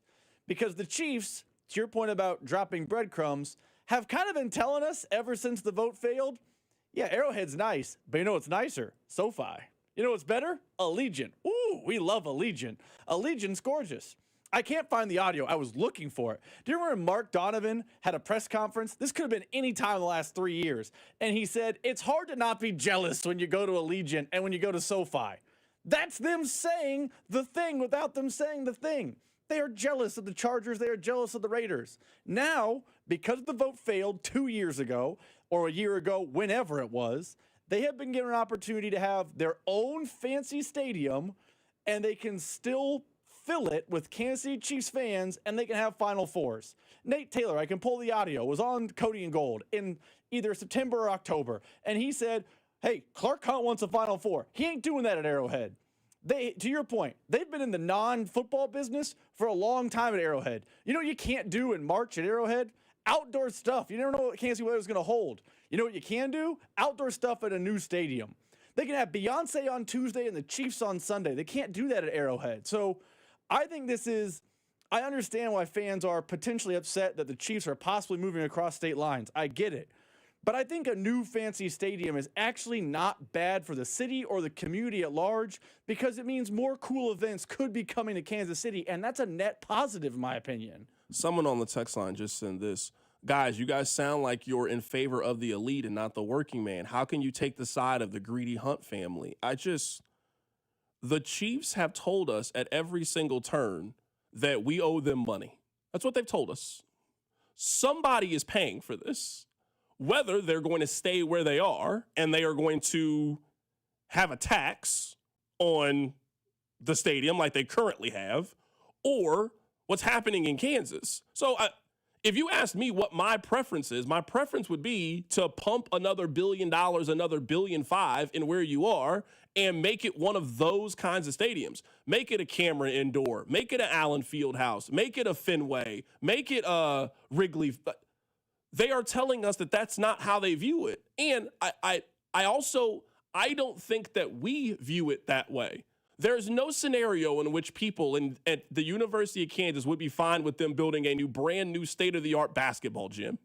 You could build a gym better than what they have at Allen Fieldhouse. We all know that. You could build a better gym. That's not what they want. No, we want to keep this. We want to preserve it. It is important. I don't think the Chiefs fans feel that way about their stadium. I think the iconic thing, I think what people are coming to see and travel is the experience around the stadium. That's the fans. That's you, the people. I don't think the people in Lot J are now not going to the games anymore. So I think just all the parties and great times and memories that you've had in the parking lot, and I think you're going to still have those. You're just going to walk into a different stadium, and you're just going to have to go in a different direction on I-70 when you do it. But I just don't get the sense that people right now, maybe I'm wrong. I'm not reading the text line and feel like people like the Chiefs are threatening to tear down Wrigley or threatening to tear down Fenway. I think there's a large portion of the city that is excited about the Chiefs getting a brand new stadium. I also just don't think there's that many of those stadiums that are left. I think what the Chiefs are doing is pretty standard now if you look at most American cities. Man, they have had that structure there since 1972. They already pumped money into it one time, and I think they're telling you we're not going to pump more money into it. We just want to build a new stadium. I mean, there's only so many times you're going to keep changing the transmission on that old car before you just go get a new car. And I think the Chiefs are just telling you we are ready to go get a new vehicle. We are ready to get a new car. And I guess my point, and I understand how people view the car analogy as, a problem for the city or whatever. I don't think moving on from the car you've had for 40 years to a new car is always bad.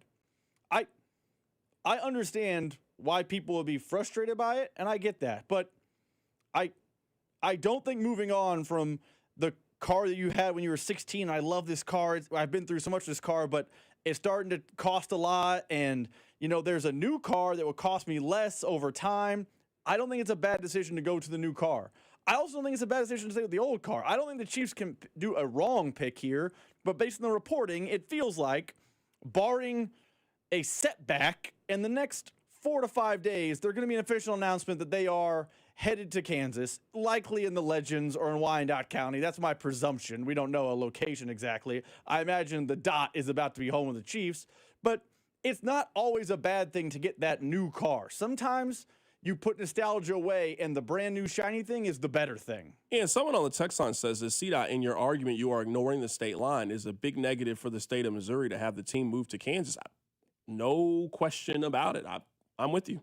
I'm talking about this from the sports sense. I don't know enough about the taxes and what this means. I will say one thing. I have seen Overland Park and Johnson County flourish a lot over the course of my lifetime, and they wasn't getting money from the sports teams being there. So I just don't know. I don't know what I don't know when it comes to this.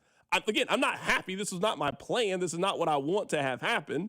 And ultimately, this is going to be more expensive for all of us. It's going to be more expensive.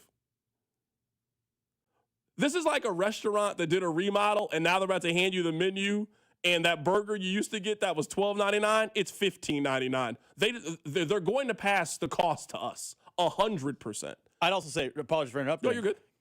If they were going to renovate Arrowhead, which I know a lot of fans wanted that cost was still being passed on to you, the consumer. If they had decided, in a hypothetical, because it feels like the opposite's happening, if they had decided, you know what, screw it, we're renovating Arrowhead, your $99 season ticket package was not staying $99 in a new stadium. Because I think a lot of people on the text line say, oh, it's going to make it more expensive.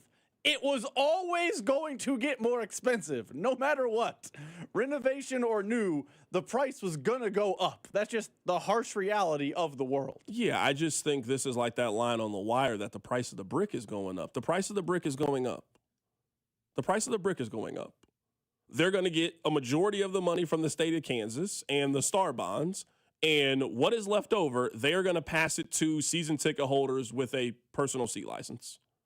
100%. I would be stunned if their new plan does not include a personal seat license. I would be stunned. That's what everybody is doing. Allegiant has this. SoFi has this. The Falcon Stadium. You are not building a new stadium in 2020. MetLife has. You are not building a new stadium if it does not include this personal seat license. So they're going to tax you twice. They're going to use tax money to pay for the stadium, and then they're going to tax you. Yeah, you know what? Hey, we're happy to sell you season tickets for $127 row 30. We need $4,000 for you to have the opportunity to buy these tickets. The price of the brick is absolutely going up with this new stadium. We can take you guys' phone calls, 913-586-7965. Sam called into the show. Hey, go ahead, Sam. Hey, what's up, man? How you guys doing? How you doing, man? Doing good. Hey, first I want to preface by saying this, is that I grew up in Jackson County. I grew up over in Blue Springs, and I currently live over in Johnson County now, just a little bit on the Kansas side. So I feel like I have perspective on, like, both sides of state line. And honestly, since the beginning of this whole stadium saga with both the Chiefs and the Royals, to me, it's never really mattered. Like, which side of state line they've ever played on. Because at the end of the day, like, they're still the Kansas City Royals. They're still the Kansas City Chiefs.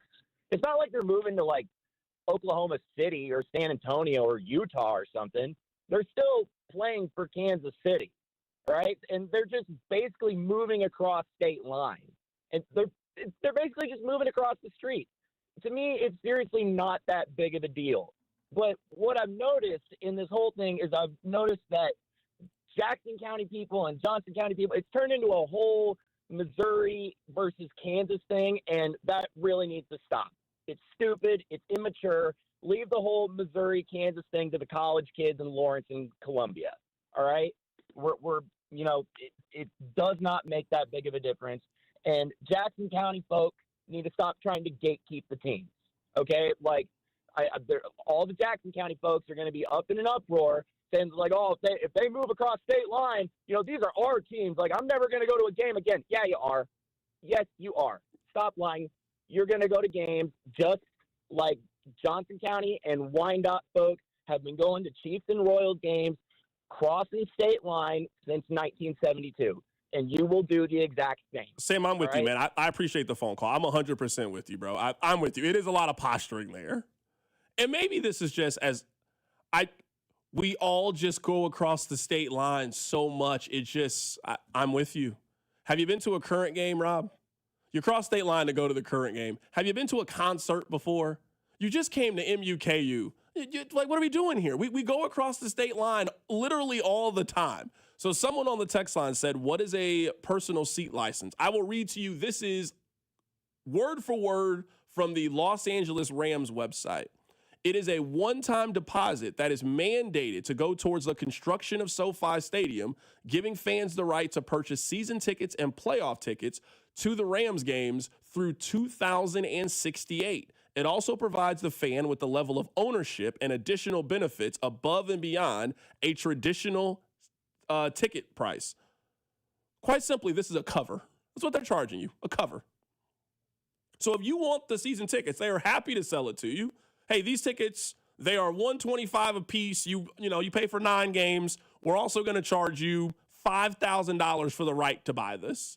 Now, they'll set it up where you don't got to give it to them all at one time. And kind of like how a car loan is, they can just roll it into what you already pay, and you can just pay it over a course of time. But I would be stunned if the Chiefs don't offer this.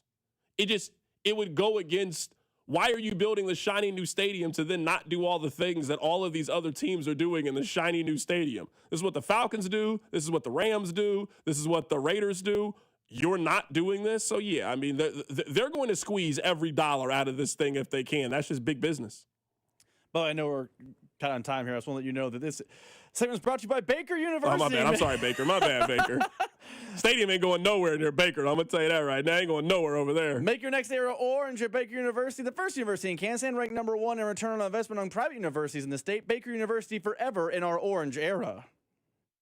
Someone on the text line just said, you guys just don't get it because you lived in a state where your whole life you had professional teams. I've lived in Alabama, no professional teams whatsoever. There's no pride when you don't have a professional team that's in your state and it just up and leaves.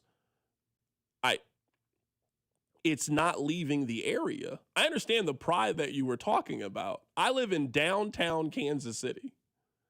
So I live 22 minutes away from the Legends. I mean, yes, it's really cool that it's in Missouri, and it's a little bit closer because it's in Missouri. The pride that I feel, they're not moving that far away. Like, if I'm allowed to have pride about sporting Kansas City, and some of you are sporting Kansas City fans, why would you not have the same pride that you have for the Kansas City Chiefs? It's right down the street. It's right around the corner. Someone on the text line says, C-Dot, what would happen if the Chiefs don't do PSL? They would make less money. That's all that would happen. That's all that would happen. I mean, you don't have to do one. I mean, the Chiefs don't currently have one for their new stadium. You would just make less money. So SoFi used primarily private dollars. SoFi doesn't have a tax. They didn't do these things, but they just created a tax. It's a personal seat license that you can then have 10 annual installments for. So, yeah, that's a tax. That's what they created, a tax that they charge directly to their fans. So, yeah, I mean, you don't have to have a personal seat license. You would just make less money. And I don't know what we know about the Chiefs that would then tell you they're interested in making less money. I don't see that the case. And I don't want to leave out the Royals in this conversation because obviously they matter and they are a part of it. The opinion that I have for the Chiefs is not the opinion that I'm going to have for the Royals if the announcement happens. I think the Royals have done quite literally everything they could to want to stay on the Missouri side. I don't feel that way about the Chiefs. I don't think the Chiefs ever wanted to make it work. I don't think the Chiefs ever wanted to do their part. I think the Royals have done their part. I think the Royals have told you from the beginning, we want to be in downtown Kansas City. And I think they have tried to be in downtown Kansas City. And for a bunch of different reasons, that has failed every single time. So if the Royals end up taking the 119th and all, I will have a very different energy about it than I have about the Chiefs. I think this is what the Chiefs want. I think this has always been the Chiefs' number one plan. I think the Chiefs are cool with staying at Arrowhead. I think they put in just enough effort to make us think they cared about it. But ultimately, behind the scenes, they have been working and planning for this to build their football cathedral that gives them WrestleMania and the Super Bowl that they own with all of the shops and all of the bars and all of the things around it. This is what I think Clark Hunt's vision is. This is what I think he wants. I don't think 119th and all is what John Sherman wants. His first press conference as the owner of the team, he said, our vision is downtown Kansas City. The Chiefs have had very different energy when it comes to what the future of the stadium is than the Royals have. I think the main thing the Chiefs always wanted, I know we're kind of getting ahead of ourselves with the reporting today that it feels like the Chiefs could be headed to Kansas soon. I know the Chiefs have always wanted is space. And even though Truman Sports Complex has plenty of parking, do you know what you can get more of with a new stadium? You can get more space. You can get more land. You can get more area. So I think everything you're saying is fair, and I agree with most of it. But I think the one thing that you're leaving out is what the Chiefs want is space themselves. They want, you ever had a sibling move out because they go to college or something, and now you have the whole house to yourself? Maybe you had, a younger sibling who, you guys shared a bedroom and you had a bunk bed, and one moved away, and now you have more space. Because of all the political maneuverings or whatever, the Chiefs needed space, and they are tired of waiting on the Royals to give them the space. So it sounds like they're headed to Kansas based on reporting we're hearing soon. And I think one of the reasons they're doing that is they want space, and Kansas can offer them lots and lots of space. So to, I guess, go back to what we were just talking about with the personal seat licenses, the Titans are building a new stadium. The Titans are implementing a personal seat license, and they range from $4,500 to $750. So just depending on where you sit. And this is a one-time fee. You pay the $750, and these are your seats. So for anything that happens in the stadium, you own that seat. I'm sure there's some exceptions. I don't think you're getting Super Bowl tickets if that happens. But yeah, so I think it just depends on where you are. I was reading a little bit more about this while Rob was talking, and the average price for a PSL in the new Titan Stadium is around $3,500. So at $3,500, if it goes the way the Rams are, they give you 10 years to pay off the $3,500, but you own those seats, the rights to those seats, for most events that end up coming. So when Taylor Swift comes, you get first chance to get the Taylor Swift tickets. Beyonce comes, Morgan Wallen comes, WrestleMania comes, you get an opportunity to get those tickets. The Final Four, you get what I'm saying here when it comes to it. You aren't building the new stadium if you're not doing this. Like, every new stadium that has been built in the last 10 years has implemented this plan. They're implementing this plan. We got time to take more phone calls, 913-586-7965. It would appear that the Chiefs are moving to Kansas. Keep it right here. It's The Drive. This is Wyatt Thompson from K-State, and you're listening to The Drive with CDOT right here on 96.5 The Fan and the Odyssey app. Brought to you by DM Injury Law. Have you or a loved one been in a car wreck? Contact DM Injury Law today and get the money you deserve. Car wreck? Remember, Mike's got this. Hey, folks, it's Carrington Harrison from The Drive here. Many men remember their first time. Not that first time. I'm talking about the first time that erectile dysfunction ruined that special moment. And if you're over 50, then the chances are then you've experienced this before. That first time can be frustrating. It can be a little bit embarrassing. But here's the good news. At Heartland Men's Health, that first time can also be the last time. Heartland Men's Health specializes in treating ED when the pills and herbals fail. With a success rate of over 90%, many men see results just after one visit. So your first visit is just $99, which includes a consult, lab work, and if medically advised, you get a test dose. And if it doesn't work right there in the office, then your visit is on the house. So don't let ED define your sex life. Call my friends at Heartland Men's Health today at 844-447-6600 or check out the website, heartlandmenshealth.com today. You can also stop by and visit any of the 3 area locations, Overland Park, Independence, and North Kansas City. Be sure to stop by Heartland Men's Health. Every NFL Thursday is your chance to hit the jackpot on FanDuel. Because with FanDuel's Thursday touchdown jackpot, you can win a share of $2 million in bonus bets each week. To get in on this Thursday's action, all you have to do is place an anytime touchdown score bet before the game kicks off. And if your player scores the first or last touchdown of the game, you'll win your bet plus a share of bonus bets.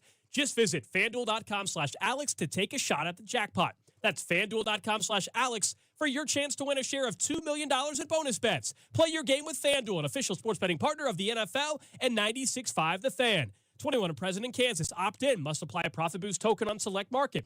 Prize pool to be split equally among all eligible participants who made the correct first or last touchdown pick. Bonus issued as non-withdrawable bonus bets will expire 21 days after receipt. Restrictions apply. See terms at sportsbook.fanduel.com. FanDuel is offering online sports wagering in Kansas under agreement with Kansas Star Casino, LLC. Gambling problem? Getting help is your best bet. Call 1-800-522-4700 or visit kansgamblinghelp.com. Caesars Sportsbook is the only sportsbook app with Caesars rewards. Bet on gridiron action and earn perks on every game, like hotel stays, bonus bets, game tickets, and more. Download the app using promo code Radio250BM and get your first bet matched as a bonus bet up to $250, whether you win or lose. Must be 21 plus if physically present in Missouri. Open to new users only. Minimum odds -500. Awarded as non-withdrawable bonus bets that expire 14 days after receipt. Bonus bet amount not returned for winning bets. Void where prohibited. See Caesars.com/promos for full terms. Must be 21 or older to gamble. Know when to stop before you start. Gambling problem? Call 1-800-GAMBLER.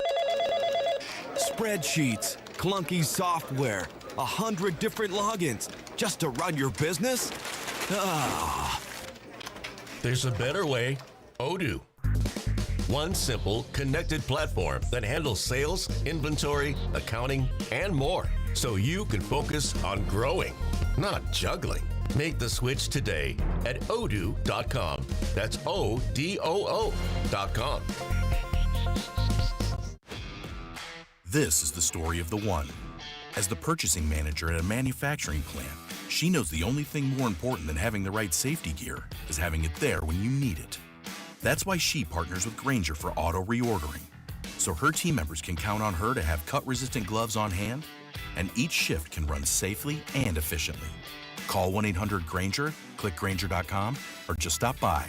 Grainger, for the ones who get it done. Oh no.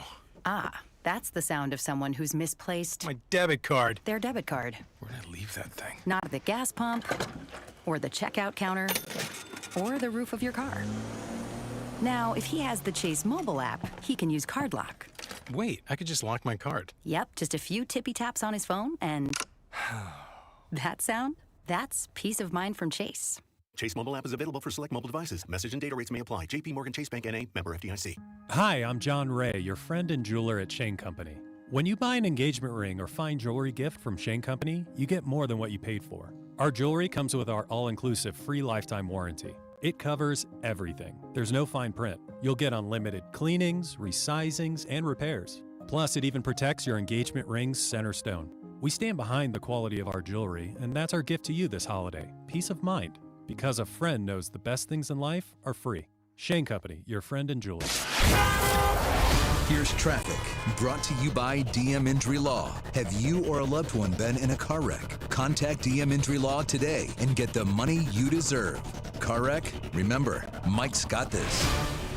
Okay, headed out of Overland Park, we've got the crash 35 northbound just before 67th. Big backups. It's the right lane blocked, and then southbound traffic affected as well. A crash 435 northbound at Midland, left lane blocked there. I'm Val with traffic on 96.5 The Fan. Hey, it's Rashi Rice from the Kansas City Chiefs. Welcome back to The Drive with C-Dot on your home for Chiefs football. 96.5 The Fan. Someone on the text line asked if the Chiefs moved to Kansas, will they still be the Kansas City Chiefs? Yes. You know this. Come on now. You know this. The Dallas Cowboys don't play in Dallas. They're not the Arlington Cowboys. They're not the Irving Cowboys. Come on now. You knew that. I'm here to answer all questions. Well, we got to do better. We got to do better, Rob. That's what we got to do. We got to do better. Rob, are you, I guess in the end, are you thrilled about this? Because something tells me you would be happier with the Royals. I know you're happy, obviously, about the football team. You don't have like a level of excitement for this that I thought you were going to have. I am reserving on my excitement until we get an official announcement. Until the Chiefs say it's the fact. I want, looking over, what Bob was on the show earlier, he said the Chiefs are not 100% going to Topeka on Monday unless they have a deal figured out. Well, you and I know how deals work. It feels like it could happen, and it feels like it's pushing that direction. However, no guarantee. So I want to see solid announcement before I get super excited. But I mean, for me, one of the reasons maybe other than that my excitement's a little tapered is driving to the Legends, which is where I presume the stadium will be, versus driving to the Truman Sports Complex, kind of the same distance for me. Sure. It's like 18 minutes versus like 31 minutes. So you also go out there enough for sport in Kansas City. Yeah, I have a pretty good feel that it's like, yeah, it's a little bit shorter, but it's not like, oh man, my commute just got so easy. It's like, it's kind of the same for me.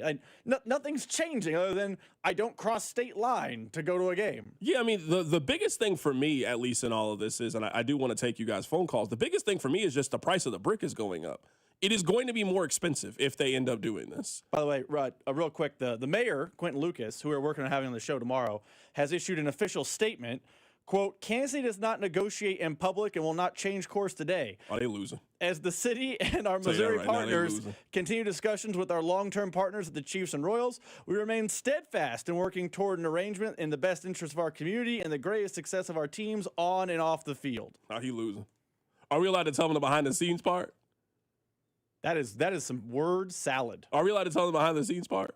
Probably not. You sure? I mean, I'll tell them. I mean, it doesn't matter. The mayor wanted to come on the show today. That's how I know they're getting pressed. That's how I know you're pressed. Normally, I reach out to him. He called us. Hey, you guys want me on today? You know what? Why don't you just come on tomorrow? Why don't you just come on tomorrow?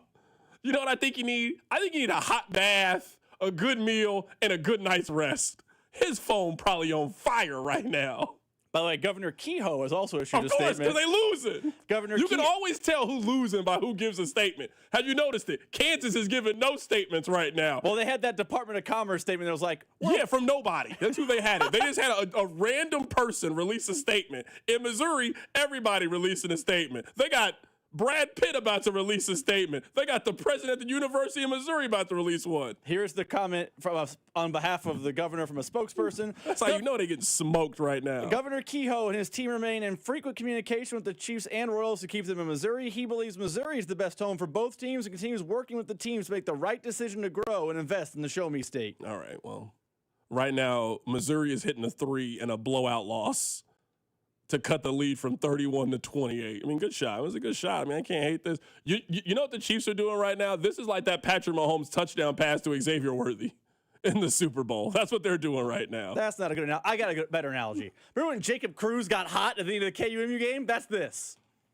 That was really good because KUMU. You see what I did there? Kansas, Missouri? That worked. Yo, that worked. You know what? I'm not talking to you anymore. I wish I had the ability to put you in timeout like a child. I'm not talking to you anymore for the rest of the segment. That was flagrant, out of bounds. That's what it was. It was out of bounds. Cody, you called into the drive. How you doing, man?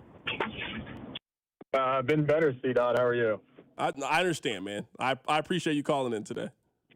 Yeah, thanks for taking my call. Of course. I'm so I live on the Lee Summit side of town, and it makes me upset that my drive just went from about 20 minutes to an hour.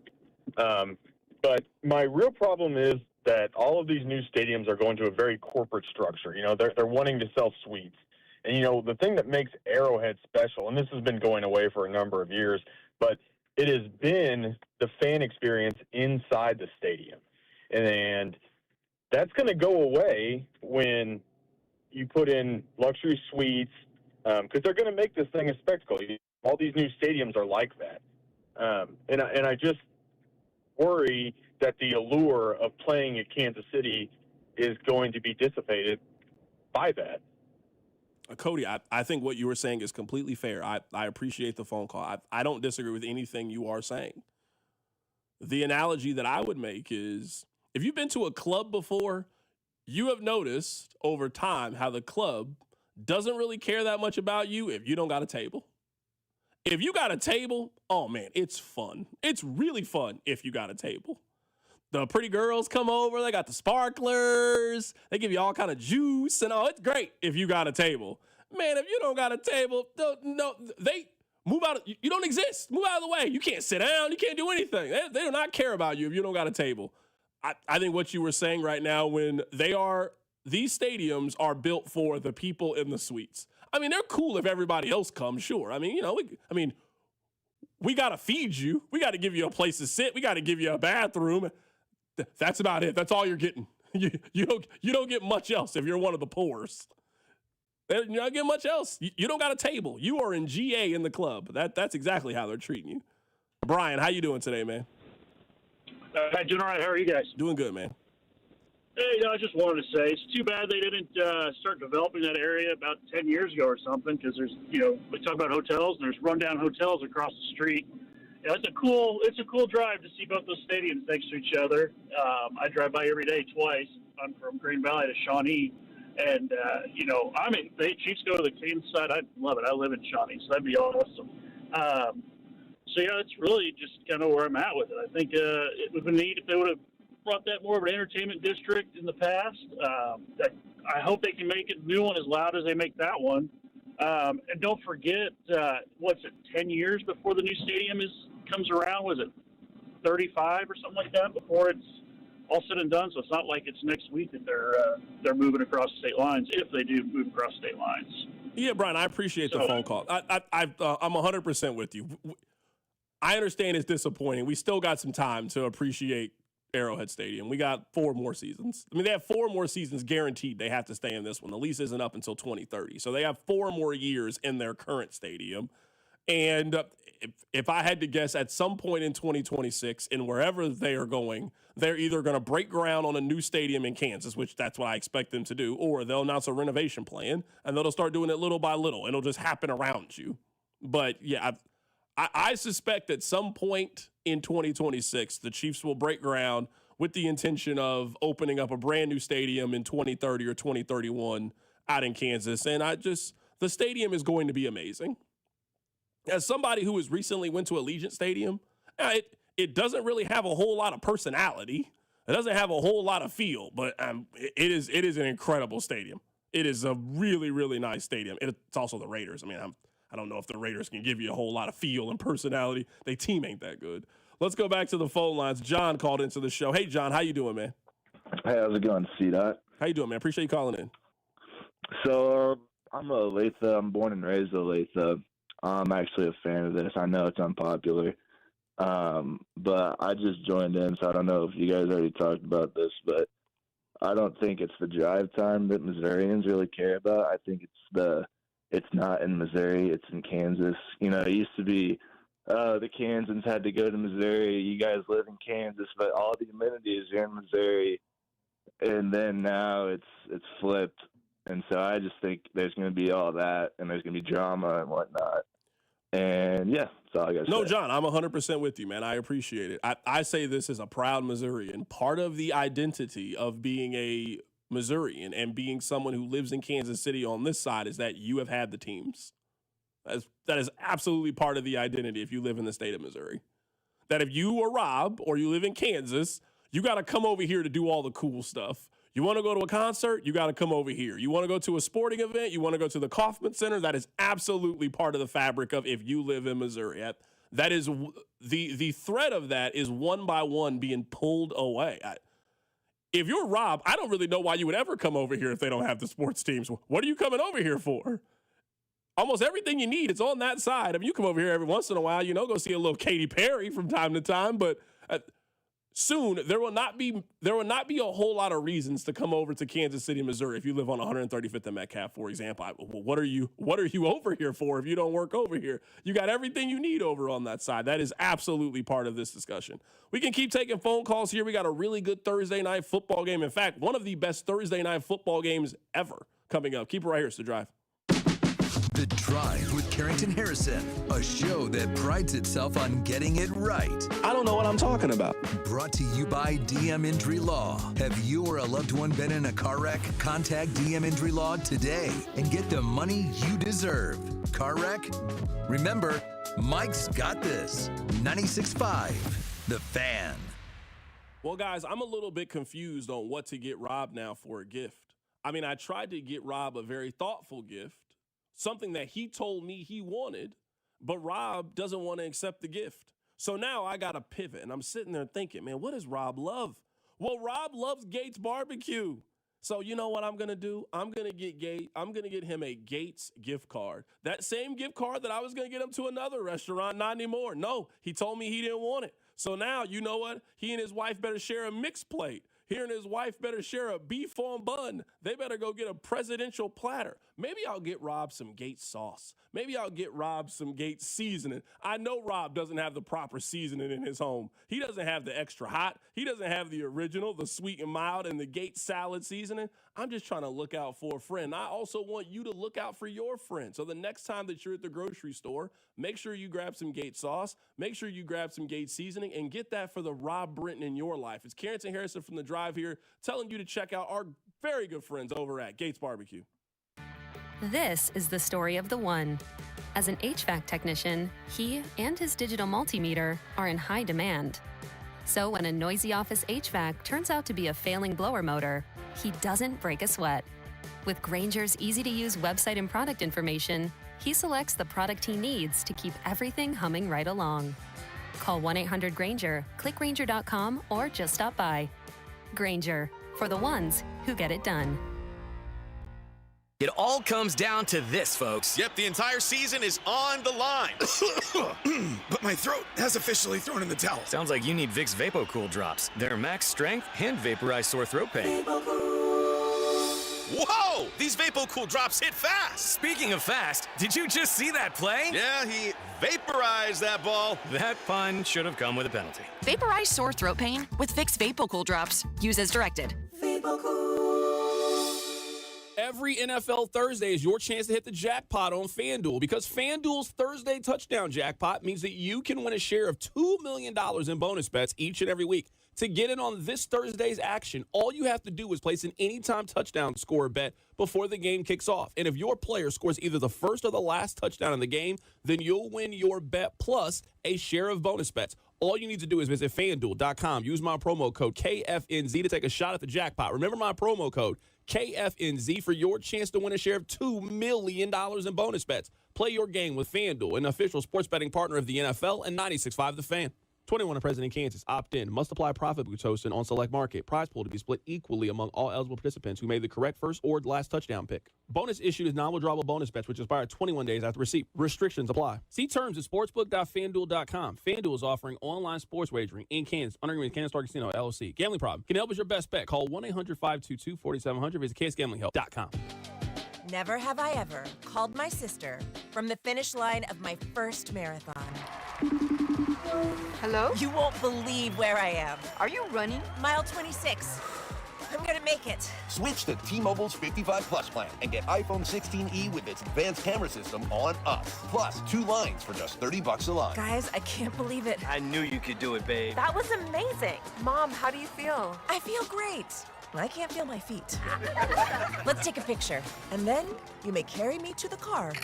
Share every stride, every mile, every memory on America's best network. Switch to T-Mobile's 55 Plus plan and get iPhone 16e on us and 2 lines for just $30 a line.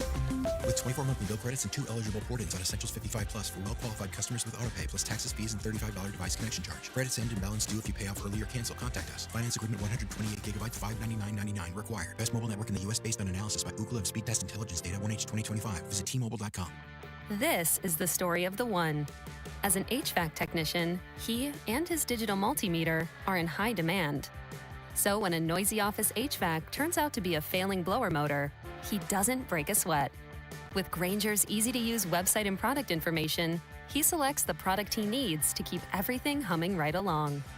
Call 1-800-GRAINGER, click Grainger.com, or just stop by. Grainger, for the ones who get it done. It all comes down to this, folks. Yep, the entire season is on the line.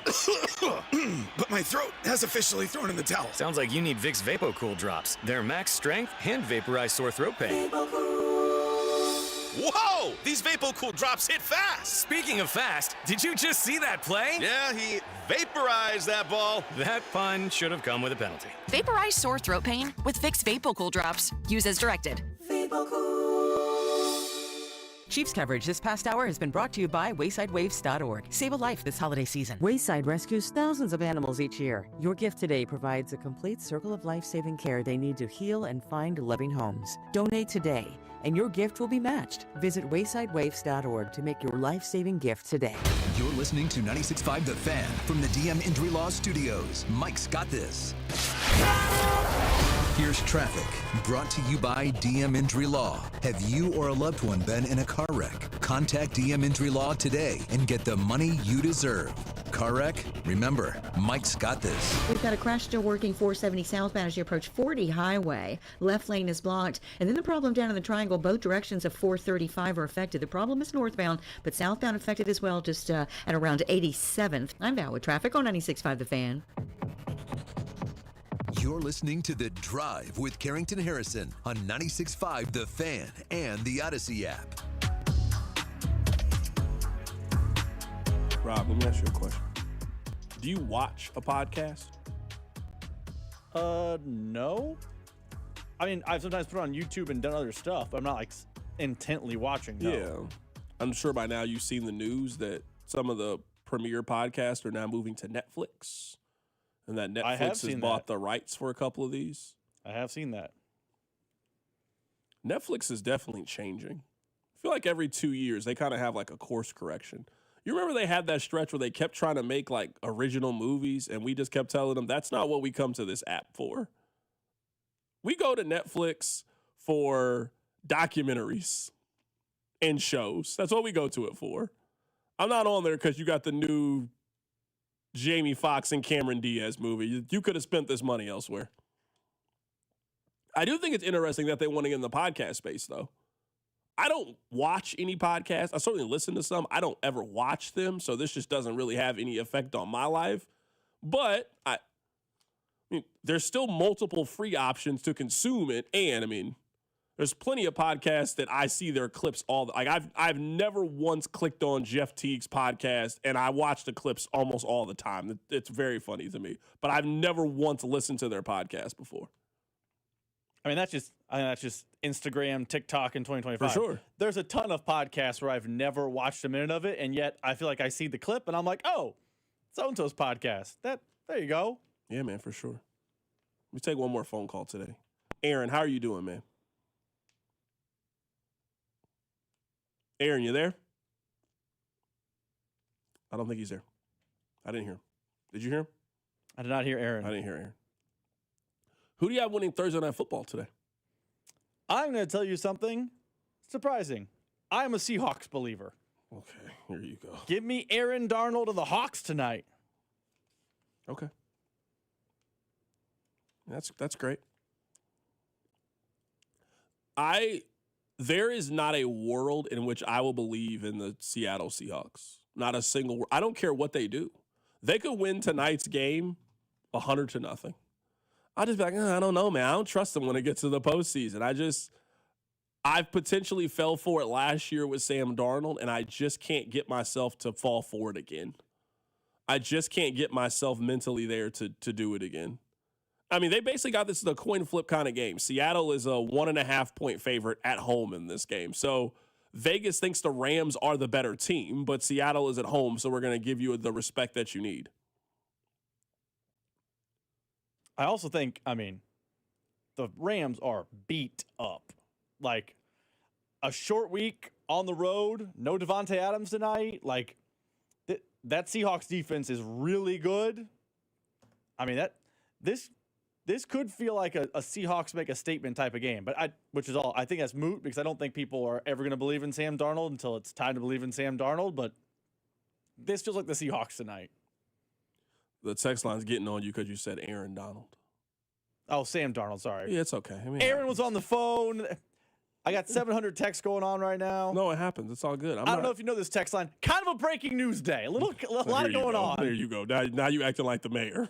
Emotional. Want me to reread the mayor's comments? Please, let me on the show. Acting emotional. That mayor released a statement in record time. What do you think Mike Kehoe was doing? Like, oh, I got to comment on this again. I know what Ty Masterson's doing. There's a party out in Topeka tonight. Yeah, smoking cigars is what he's out here doing. Did you put in a request to get him on the show? 100%. The request Oh, is he ain't in. never coming back on the show. You can try though. Oh, I have a hunch when something's official, he'll be on a celebration tour. Oh yeah, he definitely gonna be doing the whole. He's for sure they're gonna be doing the rounds.